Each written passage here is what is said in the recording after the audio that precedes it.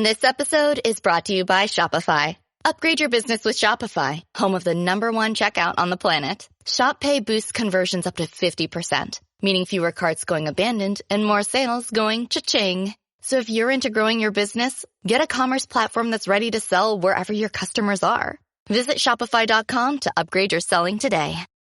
Check this out. On the weekend, take a journey with the People's Mayor. Curtis Sliwa is a politician who says don't trust politicians. It's Another Side of Midnight with Curtis Sliwa. The iconic, the legendary Curtis Sliwa. This city doesn't sleep, and neither does Curtis Sliwa on Another Side of Midnight. Oh, yeah. Now, to the Bernard McGurk studios of 77 WABC. Here's Curtis Sliwa.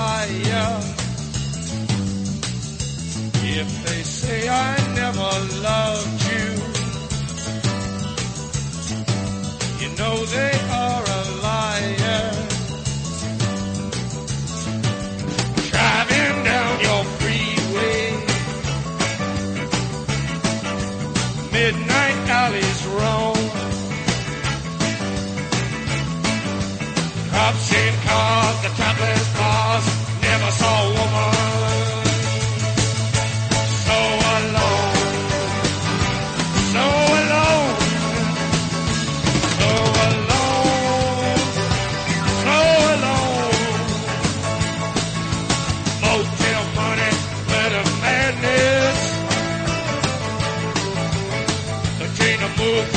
hide your sadness.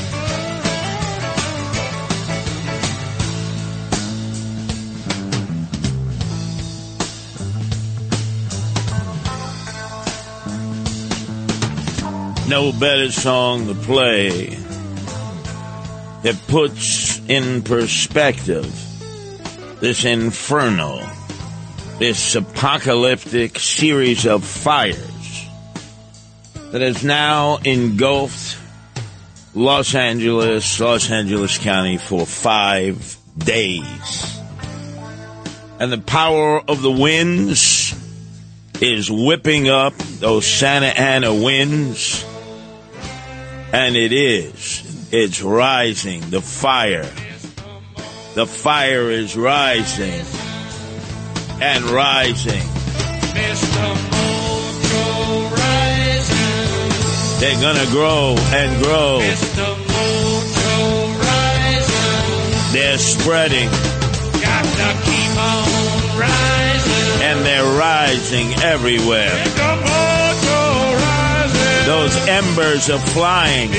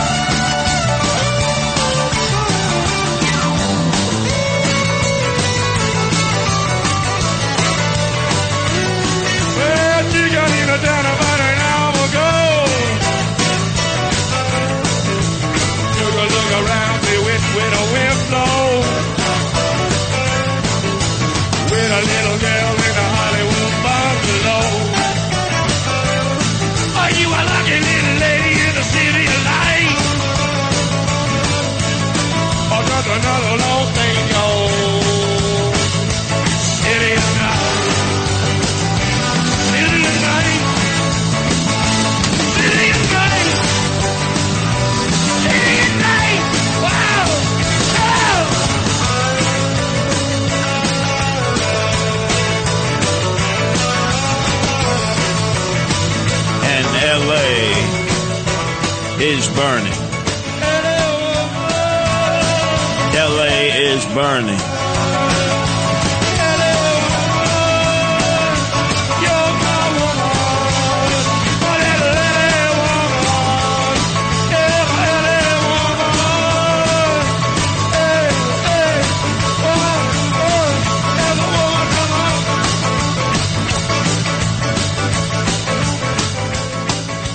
And the officials, although we'll get into it momentarily as the reasons for these fires, but there are two things that are happening right now, and the elected officials need to grow a pair. First, the pyromaniacs, of which I've dealt with over the years. They're watching TV just like all of you. But when these pyromaniacs, they see the flames licking at home, shooting up in the sky, they're excited. They then have an uncontrollable urge to set fires. They can't resist it. They know the potential harm. And they're out in mass. You see, they're arsonists now everywhere, adding to the flames. Hey, Governor Newsom, grow a pair. Give a complete order. You catch somebody setting a fire, shoot to kill. Whether you're law enforcement, citizens, you take those guns and you blow their brains out. Because they are not salvageable. Oh, there are some out there that say, oh, Curtis, such an extreme measure. No, the pyromaniac has sexual pleasure when they watch those fires. It's almost like they're psychosexually pleased by the flames that are kissing high in the sky. The more those flames consume, the more uncontrollable urges that beset into their mind, body, and soul. So what are you going to do? You're going to catch them. You're going to arrest them. You're going to incarcerate them. No. You think that is going to ward that off? There's only one thing that a pyromaniac understands, that they're pariah, that they're being hunted down, that society will not tolerate the arsonist. And in fact, the moment a citizen, a deputy, a reserve police officer, or anybody with a gun shoot them right in their heads, put it live at 5, and the pyromaniacs will suddenly go from being turgid to flaccid real quick, realizing that the citizens will take the law into their own hands and do what elected officials and those important police officials refuse to do and give the orders. Now you say, Curtis, why are you saying that? Well, I probably have more knowledge not being in California about California fires than most. Many of you, you're watching the carnage, you're watching the destruction, you're watching the ineptitude of the officials. Like the Keystone cops, it's the Keystone political officials bumping into one another, making every wrong choice in the world. I get all that. But now it's at a point where we realize who is going to be attracted to the flames. We've seen this before. When I was up in Redding, California, it's only a town of about 100,000. Bucolic, beautiful. We had a national convention of Guardian Angels there one time when it was flooding, because in California it goes from drought to floods, fire, and then all of a sudden it's in Northern California, it's in Southern California for a variety of reasons, and we'll discuss it. But there was that Butte County fire. That was 2018. That was way in the north. Started by a campfire. And then, remember, they blamed the cause for its expansion. The power lines kept falling down. Sparks came off of the power lines and continued to spread the fires. 19,000 homes were destroyed, but that wasn't a major urban area, so nobody really cared. Like they care about Malibu, the Palisades, Hollywood Hills. Let's face it, the elite live in those areas. We'll call it our artist colony. People who are involved in creating our culture, movies and TV programs, for the most part. They live in that area. They live a good life. It's a beautiful area if you've ever been in there. But naturally, the whole world is focused on that. It's a major metropolitan area. They can imagine Paris is burning. They can imagine that Rio de Janeiro is burning. A major metropolitan area. The Butte County fires, starting with a campfire, and then the power lines, remember, went down. 19,000 homes destroyed. 86 dead. Tens of thousands of acres burned. And you probably remember it because it was the time that we first learned about Marjorie Taylor Greene. Remember, Marjorie Taylor Greene had put it up, basically Miss QAnon at that time, that lasers, blue beams of lights, were being shot from basically solar, almost like, I guess you could say flying saucers, that were hovering over, and that while in space, they caused these fires. As a result of the former Governor Moonbeam Brown, Pacific Gas and Electric, and the Rothschilds, Incorporated investment firm, basically blaming the Jews. She has since scrubbed that from her social networking, but I'll never forget it. It was real QAnon. And a lot of people believed that, and other people believed other things. But it turned out there were 24 arsonists who had fueled that fire. 24 arsonists who were arrested in the weeks that fire continued to ravage so much in Northern California.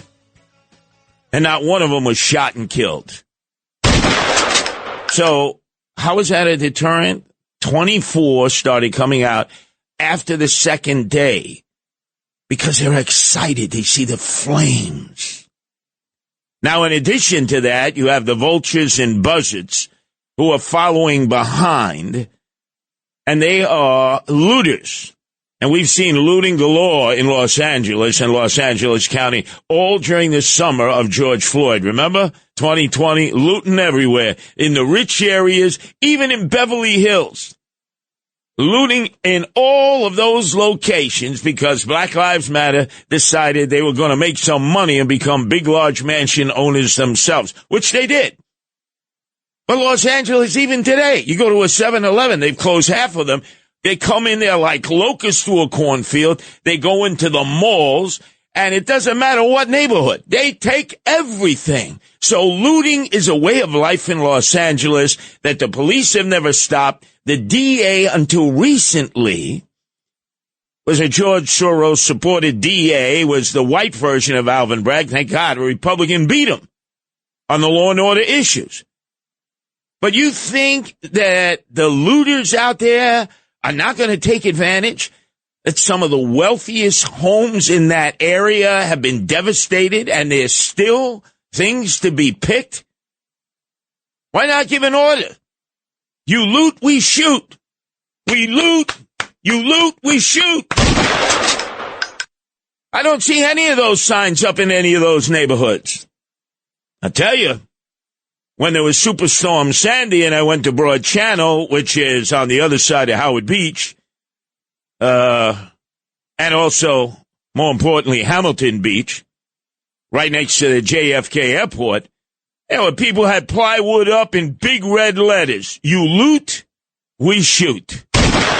No law enforcement. So I don't understand this. It is completely out of control now. It is beyond their means of control. It's gone well past that. It's 5 days.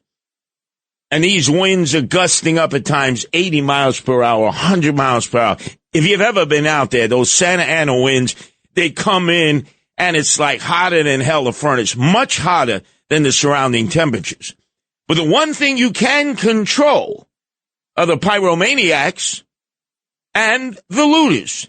And if you need to get drones out there and take them out like the Ukrainians do in battling the Russians, then that's what you do. Or you're never going to stop this. Every day these fires continue. You will have all these sickolas. And there are many of them who are pyromaniacs who live for days like this. It's an endless loop on TV. All you see are the fires, right? To average everyday people, we feel sorry for them. There's one person I don't feel sorry for, and I'm not going to apologize. Hunter Biden's house in Malibu completely destroyed. Fire marshals were sent there first, I wonder by who, and then the DEA to see if there were any remnants of the cocaine that he had stored there, the kilos. Yeah, the DEA was there. What the hell were they doing there for? I am so happy that his house burnt down, and if any of you don't like it, tough noogies. And by the way, he didn't have insurance. A lot of these homes, the home insurance was canceled. They're like in a pool of a state insurance fund, which will be depleted. They will never get the true value of what they've lost. I don't care who you go to, what the insurance company is. They're all going to declare bankruptcy. They're all going to claim they'll give you 10 cents on a dollar, whatever it amounts. And the statewide fund, that's a pool of resource that has about $3 billion, how long do you think that'll last? Those homes, you know how much those homes go for. All those trendoids, those actors, those actresses, people involved in Hollywood productions and others, they tend to be on the wealthy side. They're going to deplete whatever monies exist in an insurance fund for fires. And remember, there are always fires in Northern California also. So, man, they're fiscally devastated. So as Governor Newsom runs around doing interviews with that lame Congresswoman, now Mayor Karen Bass, and they know now there's arsonists, and they know now there's lots of looting, why don't you grow a pair and tell your people, because there are not enough cops, there are not enough fire marshals, there are not enough firefighters. If you got a gun, go out there, defend your property, patrol your areas. We're deputizing you. Did you see what happened in West Hills? West Hills, this homeless guy is on a bicycle. He rolls up with a large propane tank that he's turned into a flamethrower. He's ready to set more fires, and the local citizens come out and confront him. Now, they didn't give him a beat down. They ended up tying him up. It took about 20 minutes for the cops to get there. But you know this guy ain't nothing going to happen to him.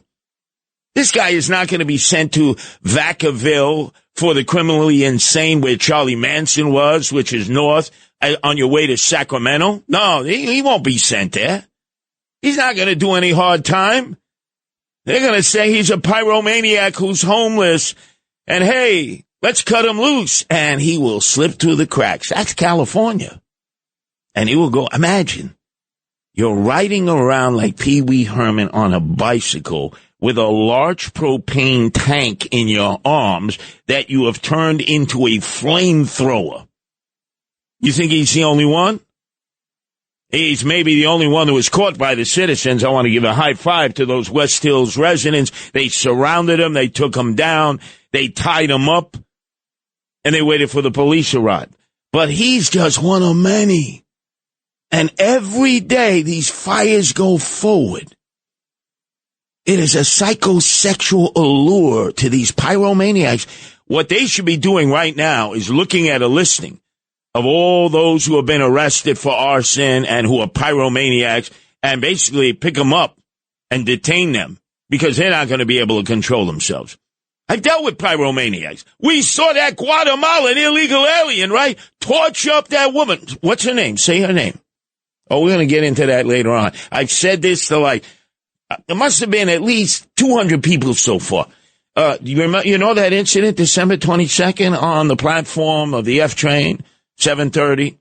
Oh, yeah, the woman who got torched. That's how they refer to her. The woman who got torched. And I say her name.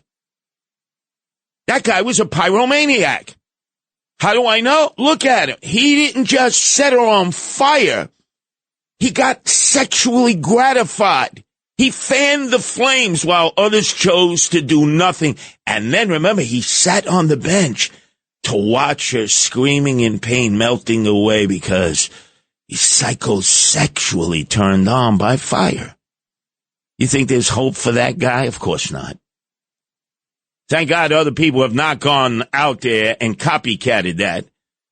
But we saw that maybe a few days. Notice you don't see that film anymore. We see these fires in Los Angeles County on a loop 24 hours a day. If you're a pyromaniac, this is pornography for you. This is like a combination of Viagra, Cialis, Levitra. Why nobody is talking about how they have to be stopped. So you're sending in the planes. They've got the chemical repressors that they're dropping on the fires. They're bringing in firefighters from Canada and Mexico, but they said no to the FDNY. How stupid is that? JetBlue is ready to transport them at no cost to us. And Karen Bass said, no, we don't need you. You're not skilled in fighting these kind of fires. And you take them in from Mexico and Canada? I know they fight fires there in the forest, but you don't have enough firefighters, period. You take everybody you can get. Because I am telling you that this may lead to other pyromaniacs in other communities of which they're registered. They've been arrested before. They're well known to the fire marshals. And what I would do as a preventative prophylactic right now, if I were in charge of L.A., I would say, get the list, go out and detain them, incarcerate them until the fires are over, because these are the people most likely to go out there and set fires, right? I mean, this is their history. This is their Super Bowl. This is their World Series. It doesn't get any better for them. And I would love anybody out there to defend them and say, oh, they're just poor souls. Well, we haven't figured out how to cure them, have we? There is no cure. There is no medicine you can give them. You might be able to calm them down. But this is like telling somebody who's a sex addict, like Tiger Woods, like Wade Boggs, like everybody who ever said that they were a sex addict. Here you are, Plato's Retreat, but you shouldn't have sex. My God, this is like an encouragement to go in there again. Pyromaniac, do you have any idea what they are? I used to see them as kids in Canarsie. They would set a fire in the lots, and then they would go pull the fire alarm when we all had those red boxes. And they would wait there, and they would wait for the firefighters to come and put out the fire. And you could see them. They were like salivating, like dogs in heat. And sometimes the firefighters would look at us and said, hey, did you see who did this? I'd rat him out right away. Hey, you're a rat.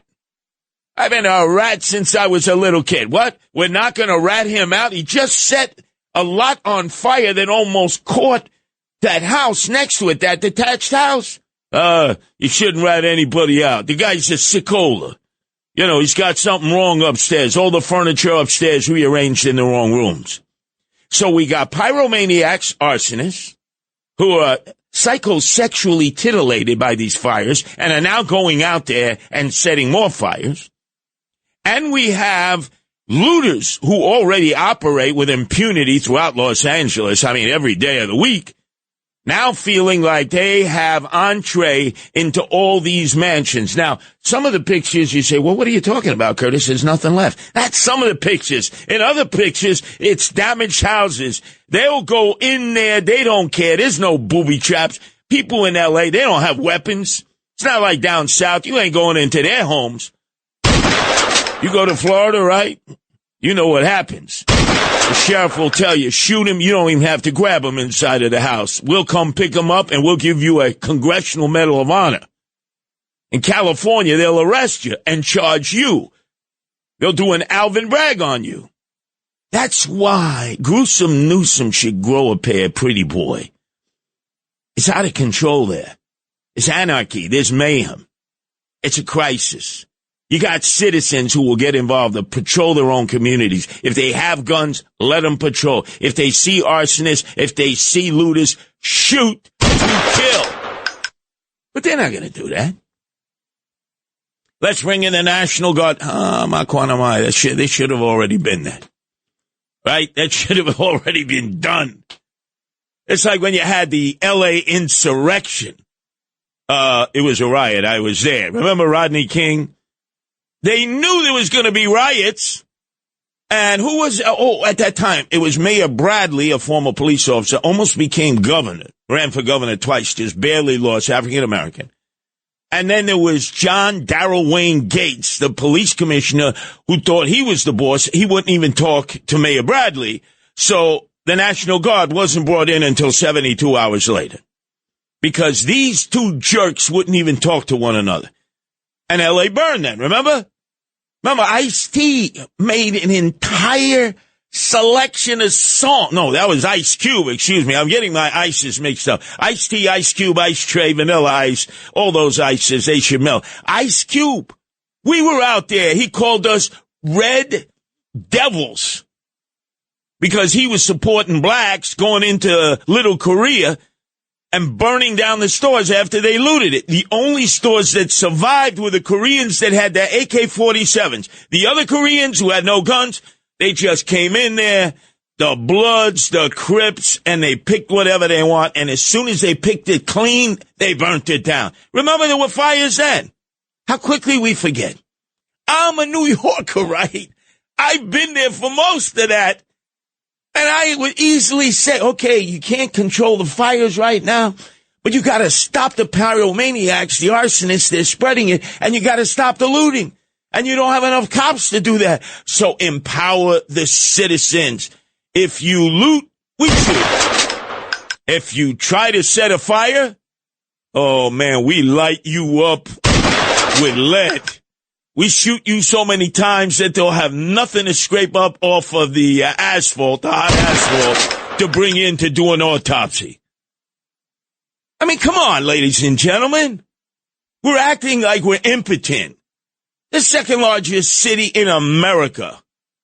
And we can't even get control of this. And the federal government, where are they? Oh, my God. You would think you would have military units in there by now, right? You know how many bases there are in California? Oh, but that's the military. What the hell do you think this is? What do we pay the military for? Well, we don't deal with domestic issues. Well, guess what? If Los Angeles is burning down, you get out there with pails and dirt and you put out whatever fires you can.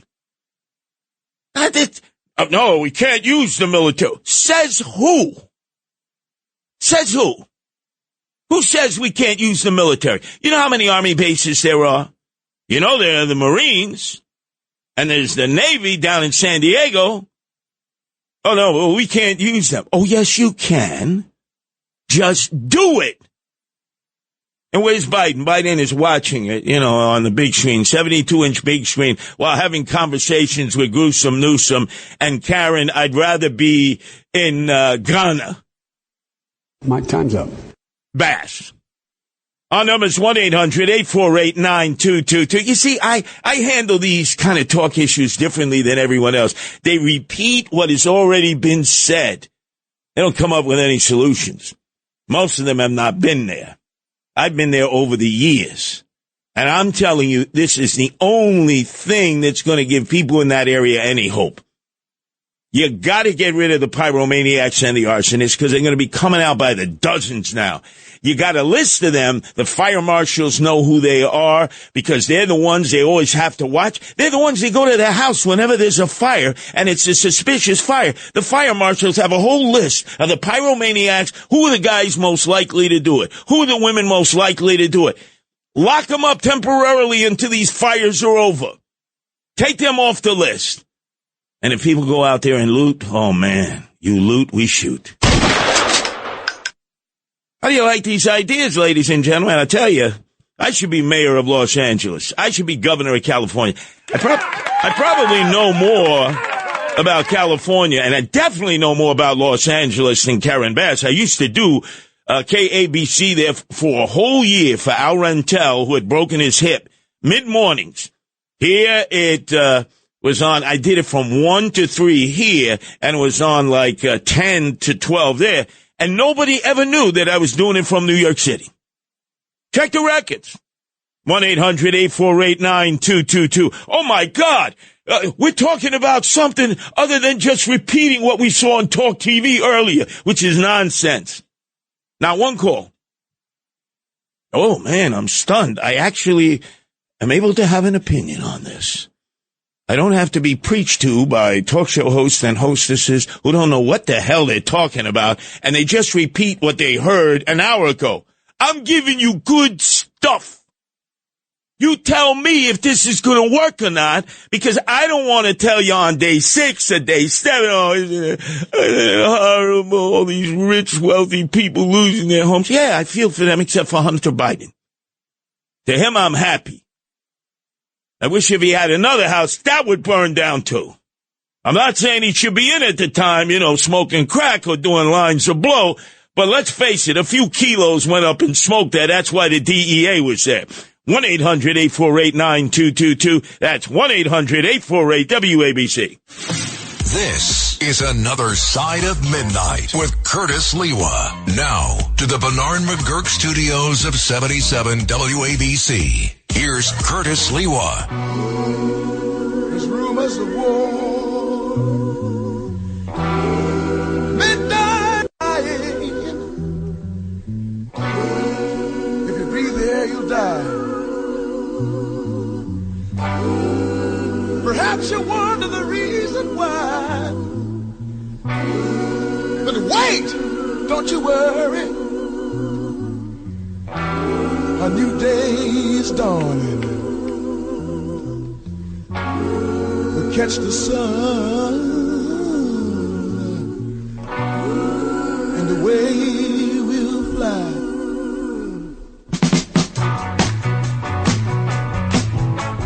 Kick it, Pacific Gas and Electric. Are you ready to sit by your throne? Are you ready not to be alone? Someone's coming to take you home. If you're ready, then we'll carry you home. Are you ready? Are you ready? People say that he won't come, and I don't know what say you. And if he should, will you be the one?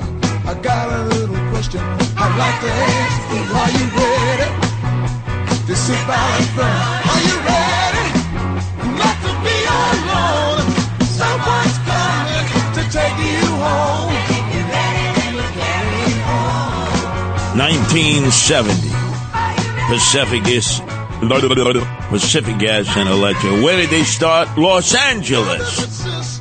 Love this group. Classic. To do their thing. Love is a song. It's better than any. It's powerful music. It's easy to sing. Are you ready? Sit by the throne. Are you ready? You don't have to sit by. You're in LA County. I know some of you are listening right now. You got a gun. You know what you got to do. You see a looter, shoot him.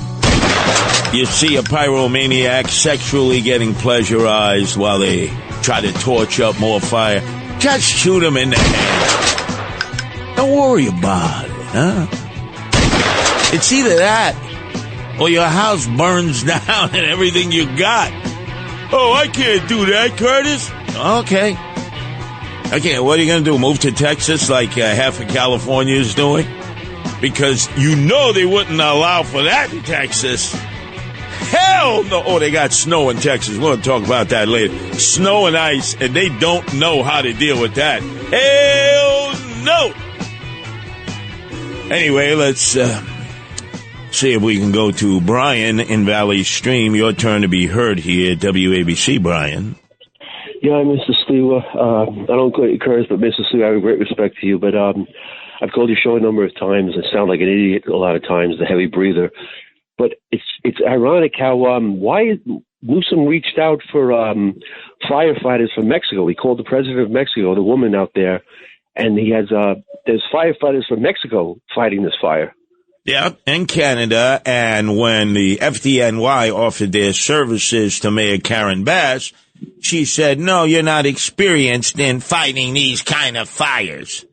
And JetBlue was ready to fly them all out there. The volunteers from the FDNY at JetBlue's expense, you know, that's our airline here based in Long Island City. And Karen Bass said no. I think they want this great divide between people. I think they want to, especially that Trump one. I know I don't get into politics, but I think this is almost like some kind of intentional. Well, I got to tell you, my Mexico City Guardian Angels do rescue and recovery and firefighting. In fact, I should actually post those pictures. So my Mexico City Guardian Angels, remember, Mexico City is the biggest city in the world, over 20 million people. They have earthquakes, they have tremors, you know, their construction is poor, buildings collapse. They're always doing rescue and recovery, and they have fires. And Mexico has to fight forest fires. The Canadians, they've had forest fires in British Columbia, and as you know, of late in Quebec, because we've had the orange skies come down here to New York City. So they know how to fight forest fires. I don't have a problem with that. Get whoever you can who knows what they're doing. But to say no to the FDNY? You know, Eric Adams ought to be calling up his sister. Remember, you said my sister, Karen Bass. They call up your sister and say, we offer you the members of the best fire department in the world, bar none. They want to voluntarily come out there We're going to cover their salaries. You don't have to pay them. JetBlue is going to fly them out. That's our airline based in Long Island City. And these men and women are going to help you.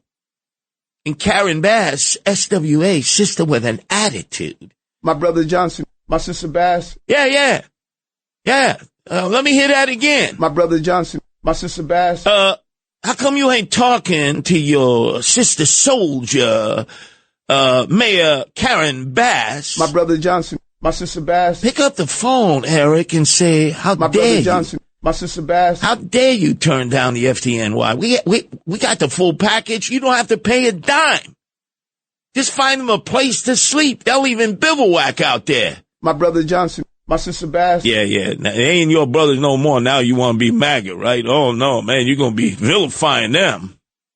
One more time. Let me hear that. My brother Johnson, my sister Bass. Yeah, his sister Bass. SWA, his sister with an attitude.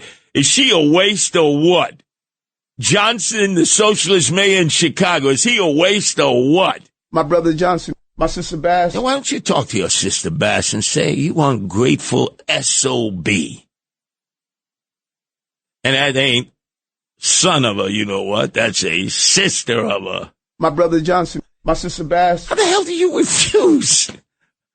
Imagine, here's Tucker, Rob. You got to call him S. Tucker. Gee whiz. You don't call him Robert S. Tucker. This guy never put out a wastebasket fire. You know, he knows nothing. He bought his way. He bought the commissionership by contributing to the re-election effort for Eric Adams, swagger man with no plan. So they had the white boy call up the sister. Mistake. This woman is racist to the core. I know Karen Bass. She is a racist. Man, she hates those crackers. So, hey, brother Eric Adams, you knew that. Why don't you pick up the phone and now really tongue lash the sister by saying you're making us look bad. Here it is. My fighter, you know how he said, my cops, we offer this to you and you turn us down. And she probably going to say, yeah, brother Adams, because you didn't make the offer. You had that cracker do it. What's his name again? Robert S. Tucker. He is a person of no consequence. Let's go to Mike calling from the Hudson Valley. Your turn to be heard here at WABC. Mike. Hey, Happy New Year, you and Nancy and the rest of your crew. Yeah, I've been checking it out. It's a pretty good show, but we were trained Teamsters here in Hudson Valley by local 166 firefighters on hazmat.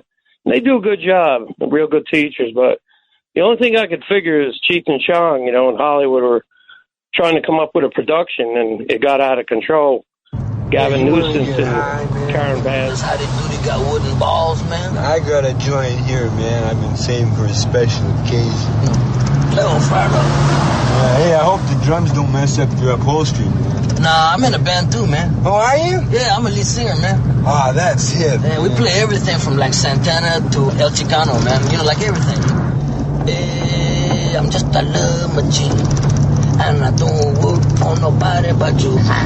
Yeah, Mike, it's like Cheech and Chong up in smoke, right?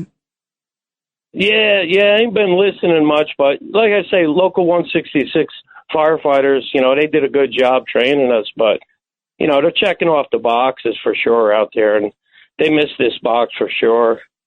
Well, you see, imagine, Mike, imagine you're saying we don't have enough firefighters, which they don't. And now you have the FDNY saying, we'll send some of our men and women volunteers out there. You don't have to pay for anything. We got it covered. JetBlue's going to fly them out, no expense to you. And the sister with an attitude, Karen Bass, the mayor there, says no, because you don't know how to fight these kind of fires. Is that not the dumbest thing you've ever heard in your life, Mike?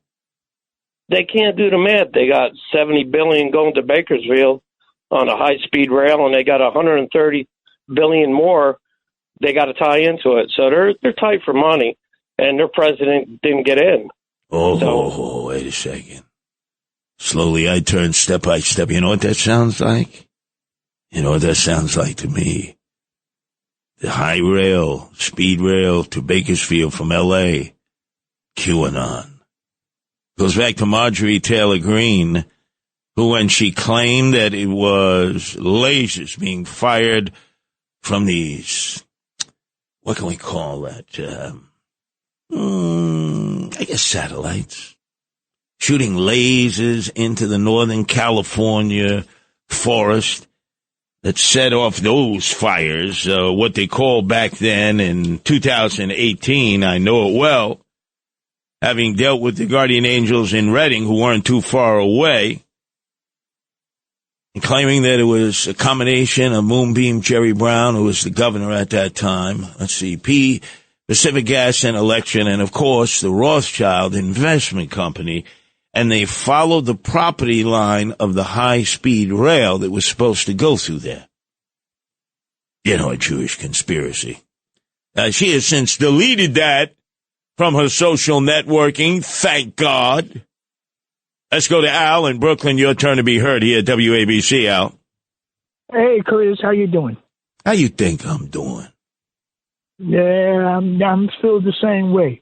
You know, the fake media, it was no reference to the New York fire department being denied to come to California. Why you think that was? Well, some of them, Al, did talk about it, print it. It was obviously a slap in the face to the FDNY. I just think after a white fire commissioner was denied by the black female mayor of Los Angeles who hates white people, she has a history of that, Karen Bass, that the brother Eric Adams would have picked up the phone and said, yo, my sister Bass, what's up with that? But he didn't.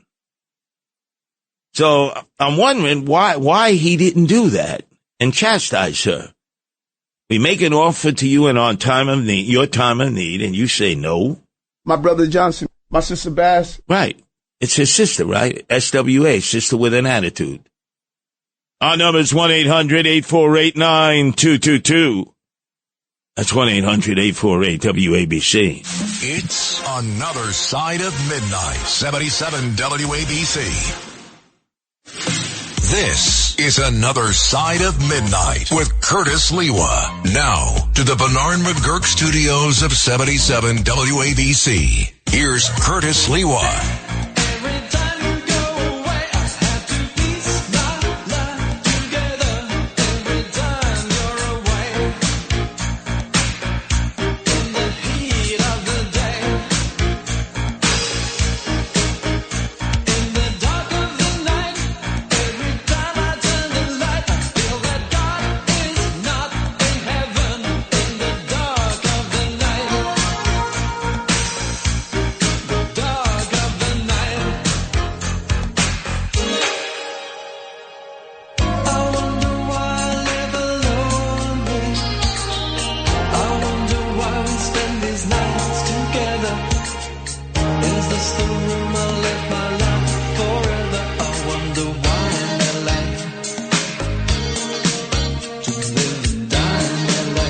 You know, I don't need to see Harry and Meghan going out there doing what they call charity work in the UK for those who've lost their homes in Los Angeles. Hey, stuff it, Harry and Meghan.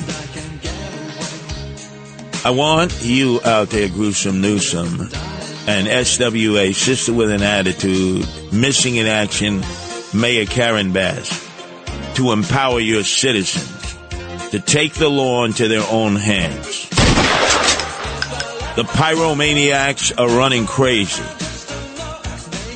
We saw one image of a guy who was riding around on his bicycle with a flamethrower.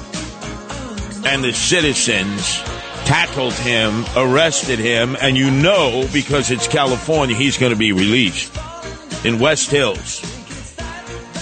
And there are others out there, like they've been in other California fires.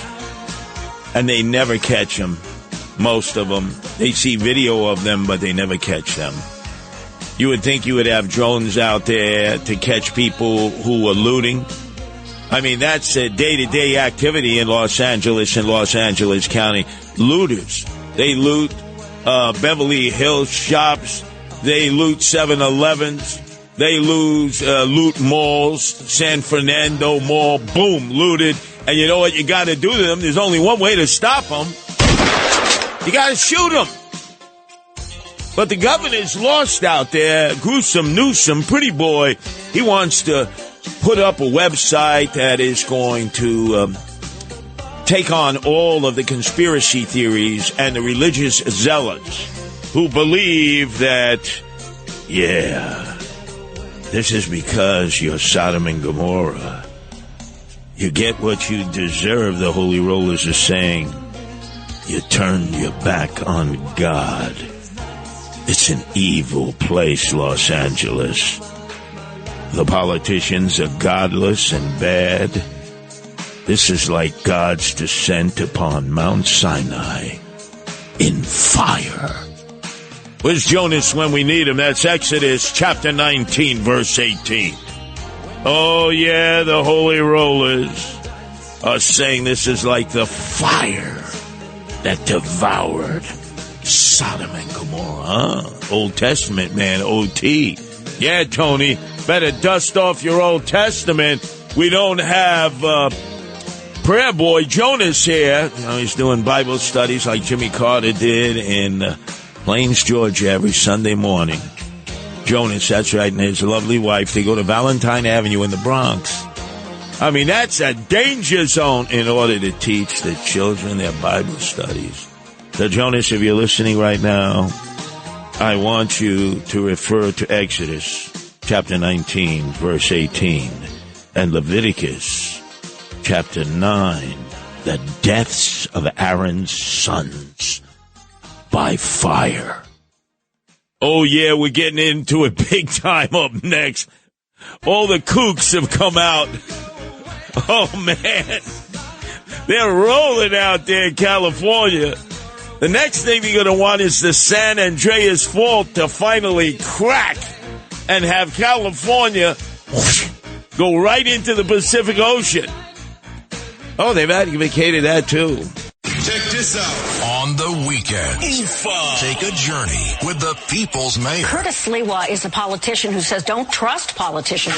It's Another Side of Midnight with Curtis Lewa. The iconic, the legendary Curtis Lewa. This city doesn't sleep, and neither does Curtis Lewa on Another Side of Midnight. Oh, yeah. Now, to the Bernard McGurk studios of 77 WABC. Here's Curtis Lewa.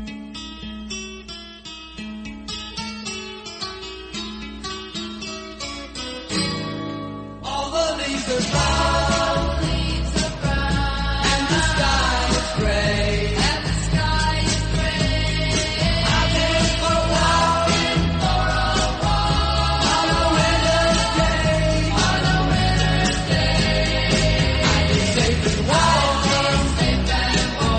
if I was in LA, California dreaming on such a winter's day. Stopped into a church, I passed along the way. Well, I got down on my knees, and I pretend to pray. You know the preacher like to go. He knows I'm gonna stay.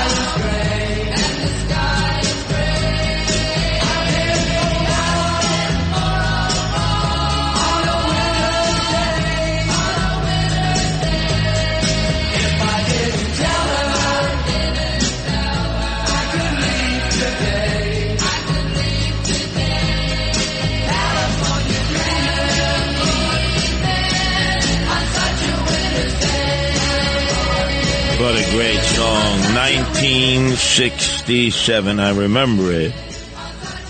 It was so good. And you remember, I'm trying to remember all the cast members now. Gee whiz. It was Barry Maguire, Michelle Phillips. Of course, Elliot, right? Cass Elliot. She was a bit softy. They claim that she choked on a sandwich. That's how she died. I think that was like an urban myth. Well, boy, this song is all right. Winter, leaves. But think about it. This is the winter. You know what it's like in the summer there when the Santa Ana winds come over the mountains? It's only like 60 degrees, 50 degrees there. And this is the winter. Yeah, stopped into a church. We're going to tell you what all the holy rollers are saying all over the world about this. It's apocalyptic to them. It's like they already predicted this. You know, it's because Los Angeles is Sodom and Gomorrah. You remember that Old Testament? Hey, Tony, you better call up Jonas because you don't strike me like you're a holy roller. Hey, if Jonas were there, he'd have the biblical passages. I could ask him to cite them. You know, like the black Hebrew Israelites do on the corner, you know, hey, brother, tell me. And they right away, they cough it up. Get out of my face, you white devil Sliwa. Okay, all right. I guess I'm not wanted by you. I'm not part of the 12 tribes of Israel, am I? All right, but anyway, I digress there. But at Cass Elliot, did she or did she not choke on a sandwich and die? I don't believe that. I think that's one of those urban myths. What a great group, though. 1967. This is when everybody wanted to go to California, right? It was like peace, love, and happiness. Hate Ashbury, free love.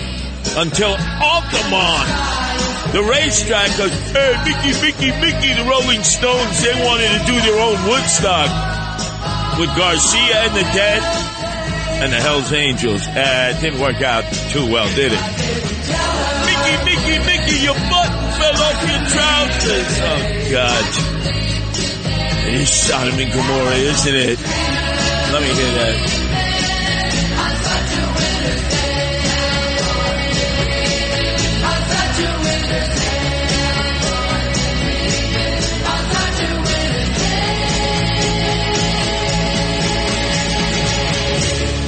Oh, so good, so good. But you know something?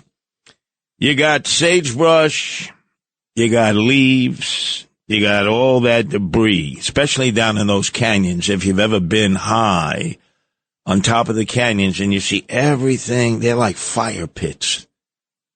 And nobody goes down and cleans them up, all that debris. I'm not talking about garbage. I'm talking about the leaves. I'm talking about the sagebrush.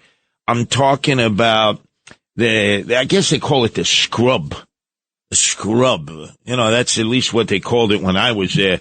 One of those California Rangers, you know, because they're the federal parkland. That's where the illegal aliens go in because the growers have them grow pot on the federal lands. And then they set up the traps.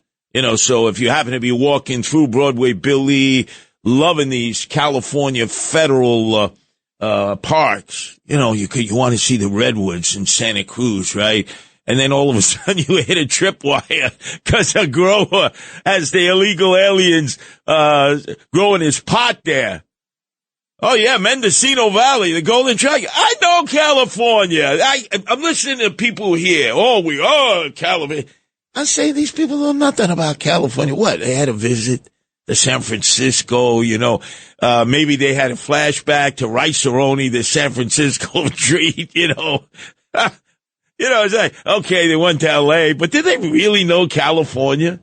I spent a hell of a lot of time in California. I almost moved there. L.A., yeah, KABC wanted me to come out there. I would have dominated it. There's no doubt about it. They love New York voices. Look at all the TV production they do, movie production. They say, oh, the heartland of America doesn't want a New York accent. L.A. can't get enough of that. And I love San Francisco, Oakland. Hey, look, I almost did. I almost moved there. But I said, nah, you cut my veins and arteries. I'm New York City. Plus, I said I wanted to do a stickball tournament right outside of Chavez Ravine. And all the stars who said that they had grown up playing stickball, I contacted. Many of them were New Yorkers, and none of them showed up. Because, they were too big, for their britches. Oh, once you go out there, you become a different person. You're just not the same. So you know what I said? No. I don't care how much money you offer me. You could actually give me KABC, because I would have been on there morning, noon, and night, just like here at WABC, but just wasn't me. But I know a lot about the place. I need my choral chant, please, because I can see that the Holy Rollers are out at it. And this is what they're going to be telling you this Sunday if you happen to go to church. I'm telling you, whenever there is doom and gloom, whenever there are horrible things that are happening to our fellow Americans, except for Hunter Biden. Remember, I have joy. Is that okay, Tony, that I'm joyful that Hunter Biden's mansion burnt down to the very embers of the basement? And that not only the fire marshals were sent there by, naturally, the Biden administration, but the DEA to get rid of all the kilos that he had stored there. Padre, Filio, Spiritu Santo. Okay, let me give you some of the latest in terms of what the Holy Rollers are saying out there. Man, it's apocalyptic, all right. Maybe you can contribute to it, ladies and gentlemen. Let me give you some of this. Oh, yeah. You got Holy Rollers who are in their bully pulpits who are saying, you got what you deserved, Los Angeles, because you've all turned your back on God. It's an evil, evil place. In fact, remember from the Old Testament how the fire, the inferno, devoured Sodom and Gomorrah? Well, because you're a modern-day Sodom and Gomorrah. Your politicians are bad. And just like God's descent upon Mount Sinai in fire. That's Exodus chapter 19, verse 18. Too bad Jonas isn't here to read it. Tony, I realize that's not your thing. You're a heathen. You belong in L.A. It's a heathenistic society, according to the Holy Rollers. And remember, according to the Jewish scribes, the deaths of Aaron's sons by fire. Do you remember that? No, of course not, Tony. You're not. You're not versed in either the Old Testament or New Testament. That's Leviticus 9, huh? A lot of Leviticus that they attach to Los Angeles, the city of angels, you see. That's why I love Los Angeles so much, because when I started the Guardian Angels there, they said, oh, the city of angels, that's its nickname. Angeles Guardianes. Yeah, that's the primary language out of there. Spanish. It's like soon, that's going to be the case everywhere in America. You know, English is going to be a secondary language. You go to Los Angeles, you better understand Spanish. You better speak it. In East L.A., in the Ramparts, Compton, Watts used to be all black. It's all Latinos now. It's Cholos and Vatos from Mexico. And, of course, MS-13 from El Salvador. Yeah, boy, it's changed.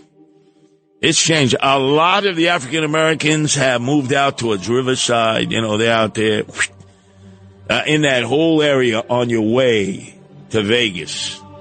Got to pass Bartow there. Just make sure you don't use a little boy's room like I did, Tony, because like 28 Hells Angels there in Bartow. I almost didn't get out alive. But when you got to go, you got to go, right? What do you think? I was going to just go out there in the middle of the cacti in the desert? Of course not. I used the facilities. I should have gone, done what I had to do in the cacti in the desert. Our number is 1-800-848-9222. The solemnity of pastors will be railing in just a few hours from their bully pulpit. You know, the evangelicals, the fire and brimstone pastors will be basically saying, you got what you deserved. Because in Los Angeles, you've turned your backs on God. Oh, they say it with such conviction. Like, they really want this to happen. Is this Deborah in Fort Lee, the home of Eric Adams, Swagger Man with No Plan? Is this Deborah here? Yes, it is, Deborah. How are you? Oh, by the way, how far away do you live from from Adams, who's apartment 22H? I don't know what building. If he's in Winston Towers or one of those buildings, but not too far. Yeah, no, you're absolutely spot on. So 22H, his beard, his boo, Tracy, lives with him, and underneath 21H, he's got another girlfriend, a weightlifter, who lives there. Right. Yes, girlfriend. Yes, quote unquote. You know, friend with benefit. Friend with benefit. Yes. Curtis, Mama Cass died in an apartment in England, correct? No, I'm just reporting what is the urban myth. Right, but she died in an apartment in England, and oddly enough, 4 years later, Keith Moon died in that same apartment. Wow, you're kidding. Yes. No, look it up. Oh, no, I believe you. I believe you. And what were Keith Moon's circumstances, and what were Mama Cass's? It was drugs. It was drugs. It was drugs. Okay. Of course. Okay. Yeah. But Mama Cass, sadly. why did they say that she died choking on a sandwich? Now, if it was England, I got to tell you. I guess they don't want the blemish of that. Now, that's what I read. I don't know if it's accurate, but it wasn't a sandwich. Well, because you said it's England, they have the absolute worst sandwiches where they put like peanut butter with, with all kind. They'll have like cucumber with peanut butter. They're the worst sandwiches. So I could conceivably see choking to death on those sandwiches. Even maybe they put marshmallows in it, which would be horrible, right?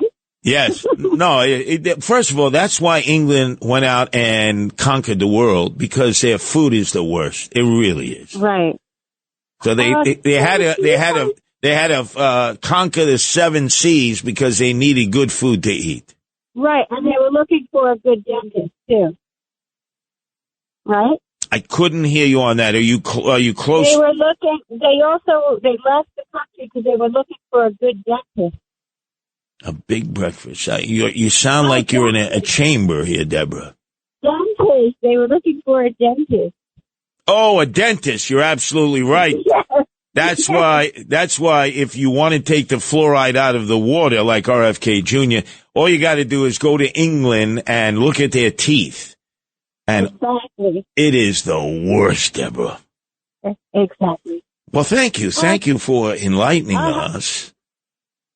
I didn't know Keith Moon died in the same apartment in England. Wow. But drugs, yeah, that makes more sense if it was the same apartment. But who knows? It has been a myth for years. She was Sophic, obviously. She big, a big woman. But boy, she could sing, and she had personality with a capital P. Let's go to Bill in New Jersey. Your turn to be heard here at WABC, Bill. Hi, Chris. Hi, Curtis.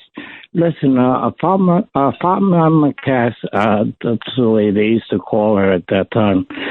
She died of exhaustion because she had just appeared at the Palladium in London and had done several gigs before that, and she was really exhausted, and she died in her sleep. All right, so now we have a competing statement. So Deborah, I believe, I couldn't hear her. She sounded like she was talking in a tunnel. But in Fort Lee, she seems to feel that, like Keith Moon, that Cass Elliot, Mama Cass, died of a drug overdose. At least that's what I understood, what she was saying. I heard she died of eating a sandwich and then she choked to death. And you heard that it was just from exhaustion. No, I looked it up, and I happen to be a retired teacher, so I do my research. She's part of the 27, that book on the 27, those rock stars that died, like the guy from the Doors, Jim Morrison, the guy from the Stones that died in the pool, I think from drugs also.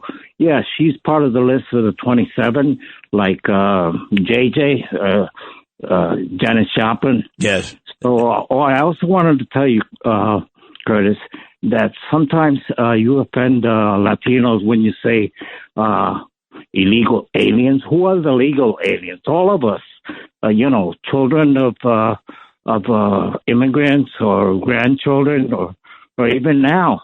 The ones, not the ones that are criminals, but the ones that, are coming with visas and the work permits. Well, actually, Bill, you can blame the group Genesis because they sang the song "Illegal Alien." Remember that? Yes, I remember that. Yes, but they didn't sing it. They didn't sing it in a derogatory way. No, of course not. They sang it in a complimentary way. But so you're going to have to listen later on. As they talk about how Swagger Man with no plan claims he's closing migrant centers, but yet he's opening one in the Bronx. Which immediately I say, kickbacks, contracts and kickbacks. This Eric Adams, he can't help himself, man. He's got to issue contracts so that he and his cronies can get kickbacks. How do you end up closing illegal alien migrant centers? Well, you're going to open up a new one in the Bronx for like 2,000 single able-bodied young men with nothing to do, nowhere to go, of military age. Why do you need to open up a new one that's going to cost you so much money? But then again, we know what is the mantra that Eric Adams lives by. Remember, there's only one thing that motivates Eric Adams, and it's not selfless service for the people. It's serving himself and his cronies. And it all comes down to when he was first elected up in Albany as a state senator representing Crown Heights and Bed-Stuy, and then was summoned to the bully pulpit to be sworn in front of his crooked colleagues, Democrats and Republicans. All the lobbyists were there. Oh, my God. They realized this guy could be wine dined in parking line. He was like their wet dream come true for a lobbyist. And he very proudly put his chest out there. He had a little mustache at that time. And he couldn't wait to let the world know that his whole reason for having run for political office was to get money, man. Show me the money. Show me the money. That's what it's all about. So later on, when we talk about what I call illegal aliens, what Bill refers to as migrants, how is it you can close 10 of the brick and mortar shelters, also Floyd Bennett Field with the tents, Glory Holly, Oski, Alleluia, Iron Sid, we're at the forefront of that. We'll get into that whole thing. I'll recap it. But while you're doing all that, and he's taking a victory lap like he did it, he brought him in, he's opening up a new illegal alien center in the Bronx, which means more contracts, more kickbacks for him and his cronies. Why? Because what is the proverb that he lives by? Show me the money. Show me the money. That's what it's all about. And that's what it's always been about for Eric Adams, Swagger Man with no plan, who's clubbing tonight. Yep, he's out there to the break of dawn. Later on in the show, I'll give you an update of who the shorties were that he was chasing. I like to move it, move it. I like to move it, move it. I like to move it, move it. You like to move it. The silent majority is no longer silent. Congratulations. You have made 77 WABC the #1 talk radio station in New York City, according to Nielsen. Making common sense #1 with the best talk lineup in radio, local and nationwide. Thanks for listening to your 77 WABC. You like to move it. This is Another Side of Midnight with Curtis Lewa. Now to the Bernard McGurk studios of 77 WABC. Here's Curtis Lewa. Hate New York City. It's cold and it's damp. And all the people dressed like monkeys. Let's leave Chicago to the Eskimo. That town's a little bit too rugged for you and me, you bad girl.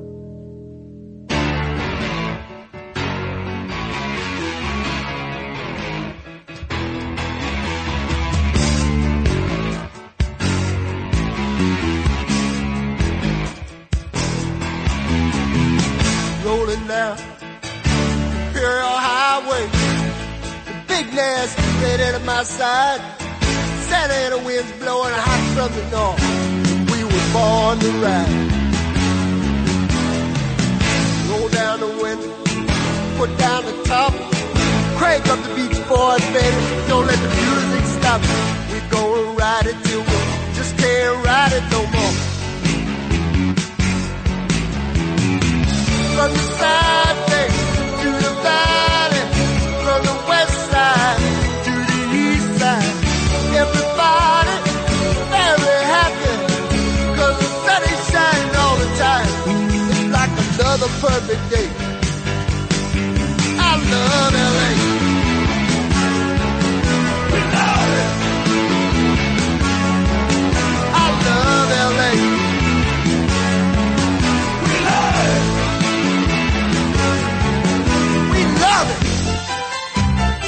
Well, I wouldn't go that far. Come on, Randy Newman. Is Otani around, right? Want to bet he's back in Japan where they got tsunamis and earthquakes? He ain't around. I don't think Otani's around. Look at that mountain. Look at those trees. Look at that bum over there, man. He's down on his knees. Look at these women. Ain't nothing like them nowhere. Century Boulevard, we love it. Victory Boulevard, we love it. Santa Monica Boulevard, we love it. Sixth Street, we love it. We love it. We love LA. I've been to all those places. I don't love it. Man, you're going to those clubs. Watch what you drink, because they could be dropping stuff in your drinks. You know what I mean? You know what I mean? Ladies, don't be drinking with strangers there. And men, it's called knockout drops. The next thing you know, you wake up in the Hotel California. What happened to my money, my credit cards? Well, what happened?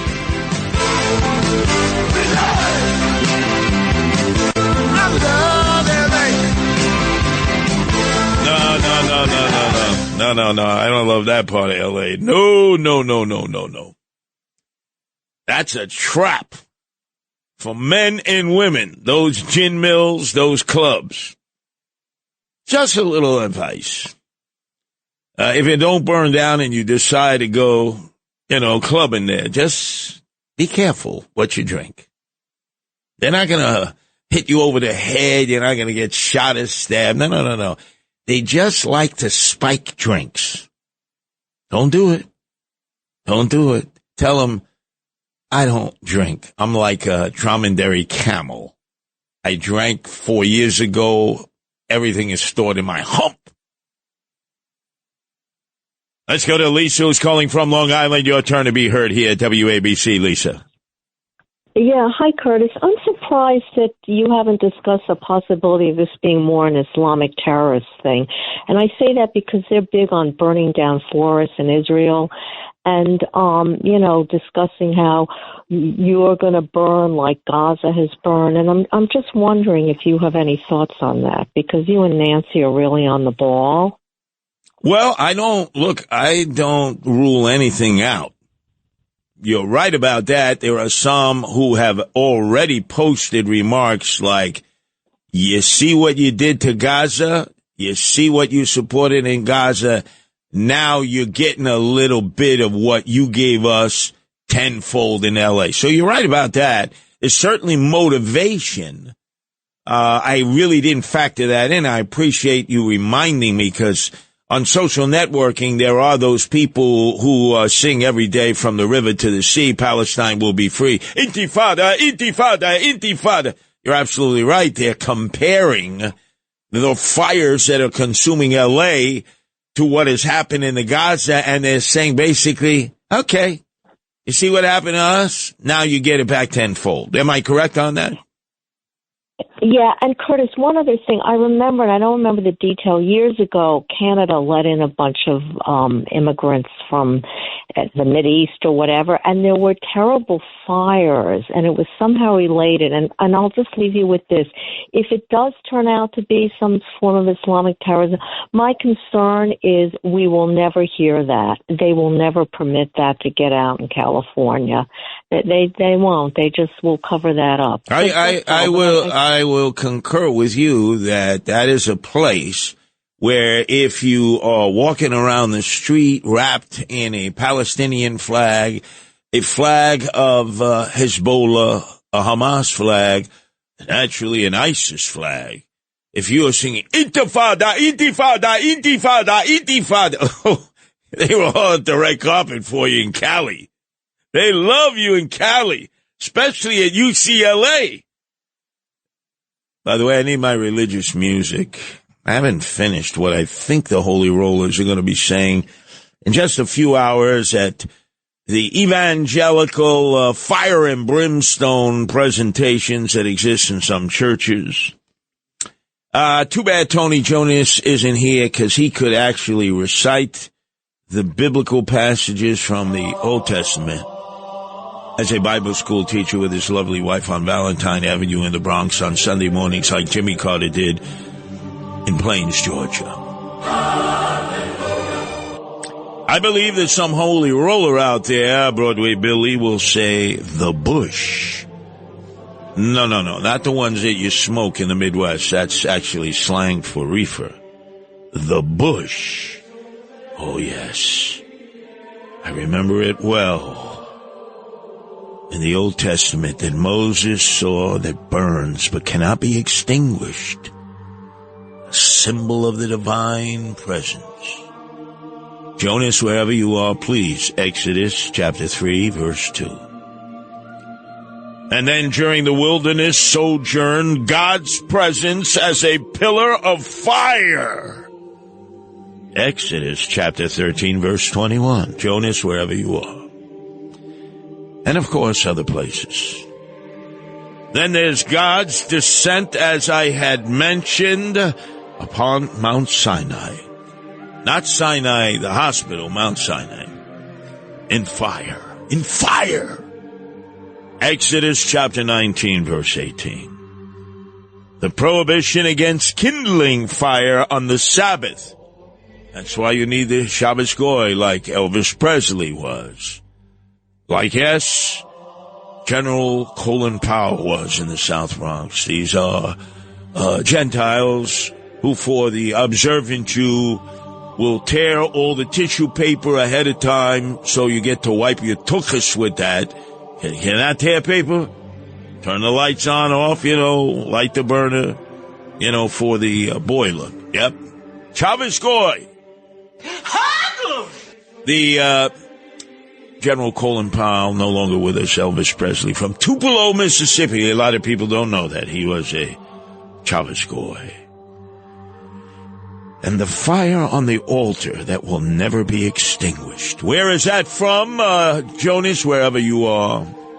Leviticus chapter 6, verse 6. And just remember, Tony, you heathen like those that live in L.A. When a fire is started and spreads to thorns so that stacked and standing or growing grain is consumed, he who started the fire, the pyromaniac, the arsonist, must make restitution. Where did you see that? Exodus chapter 22, verse 5.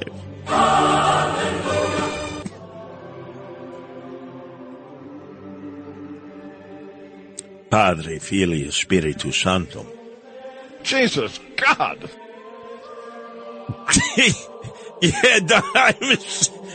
You sure ain't in heaven. What, he talked to us from the bowels of hell.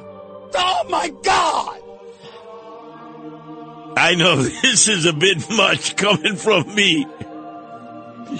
He who started the fire in the rounding up of the usual suspects, pyromaniacs, who get psychosexual pleasure out of watching the flames.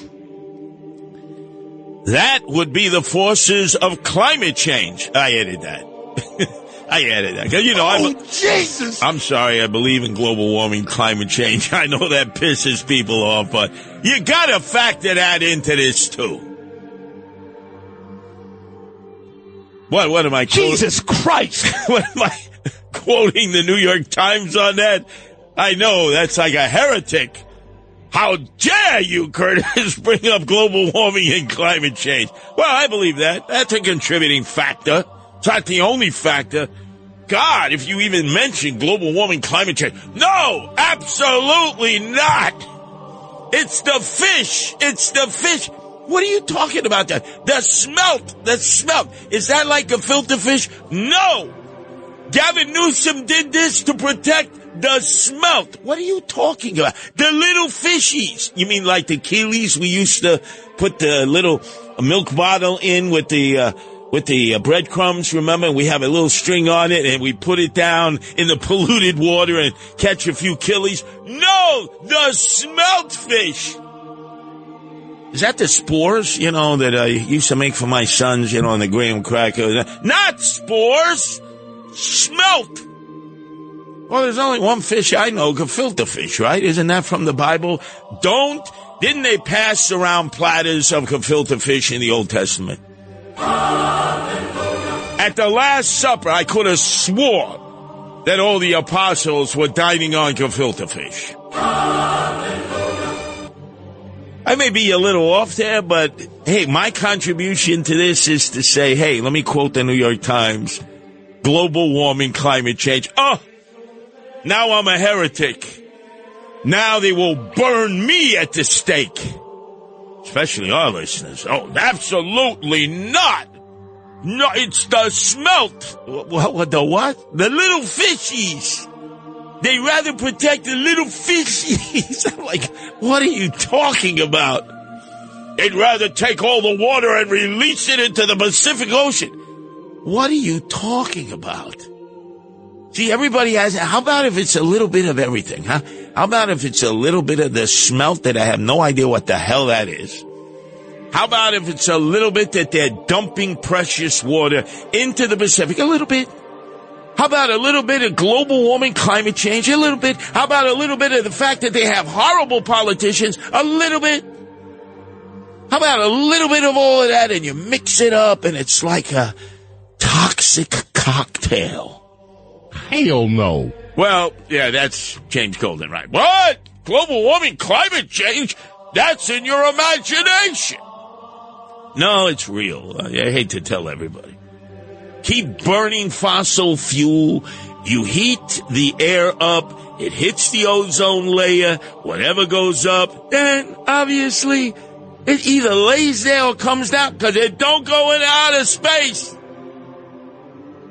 Ah, Maranamai. Let's go to Bob in Manorville. Your turn to be heard here at WABC, Bob. Hey, Curtis. Before I think you meant Barstow, California, but that's not what I'm talking about with the Hells Angels. Anyway, Mama Cass, I think she actually choked on a kibasi. That's what I heard.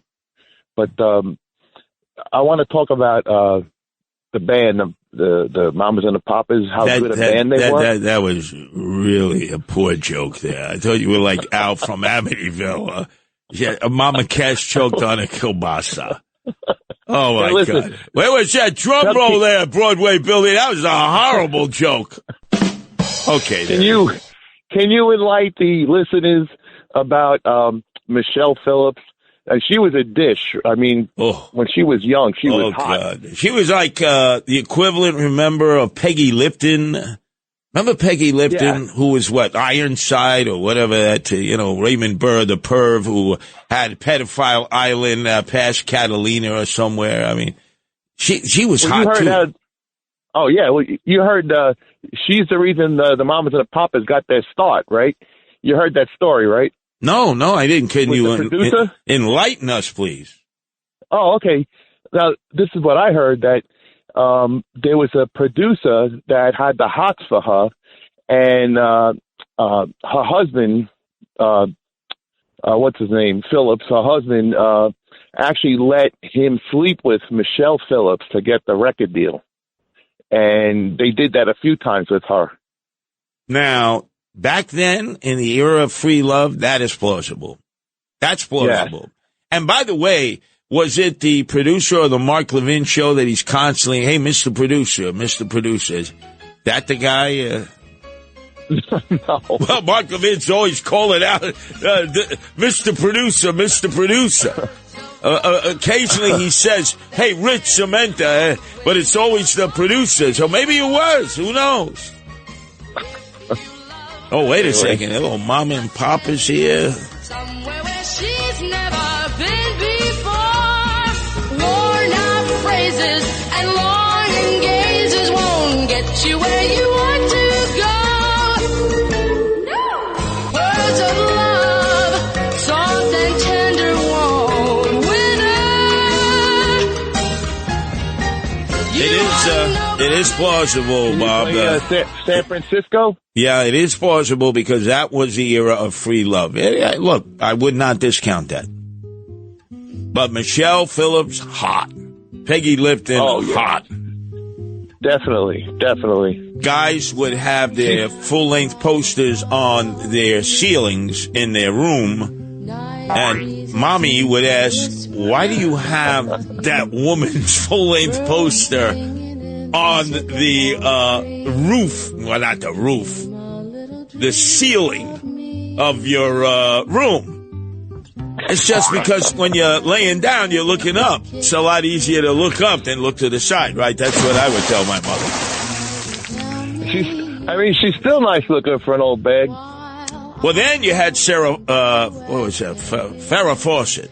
She was the other pinup babe at that time. Farrah Fawcett. Almost every guy had a full-length poster of Farrah Fawcett.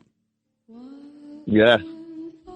And she, horrible. And the Charlie's Angels, too. Yeah, but horrible deaths. Horrible.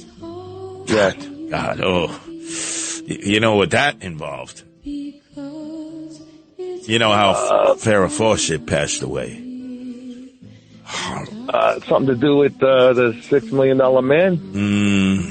No, that's Robin Wagner, right? Each night before you go to bed, my baby. Who killed Natalie Wood, huh? Was it Robin Wagner selling us insurance, or was it the crazy guy from Astoria, Queens? Oh, these songs are so good.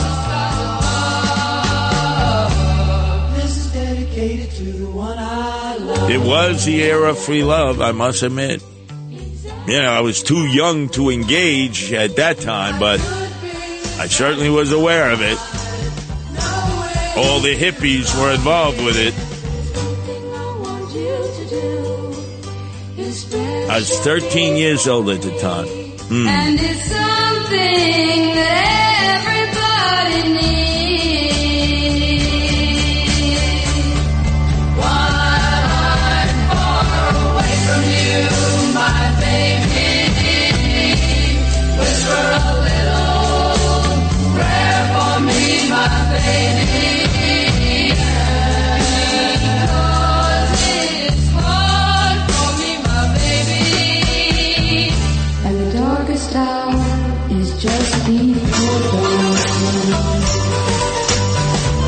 Oh, that is so good.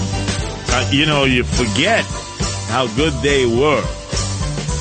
And Mama Cass really made it work. There's one thing I want you to do, especially for me. And it's something that everybody needs. Each night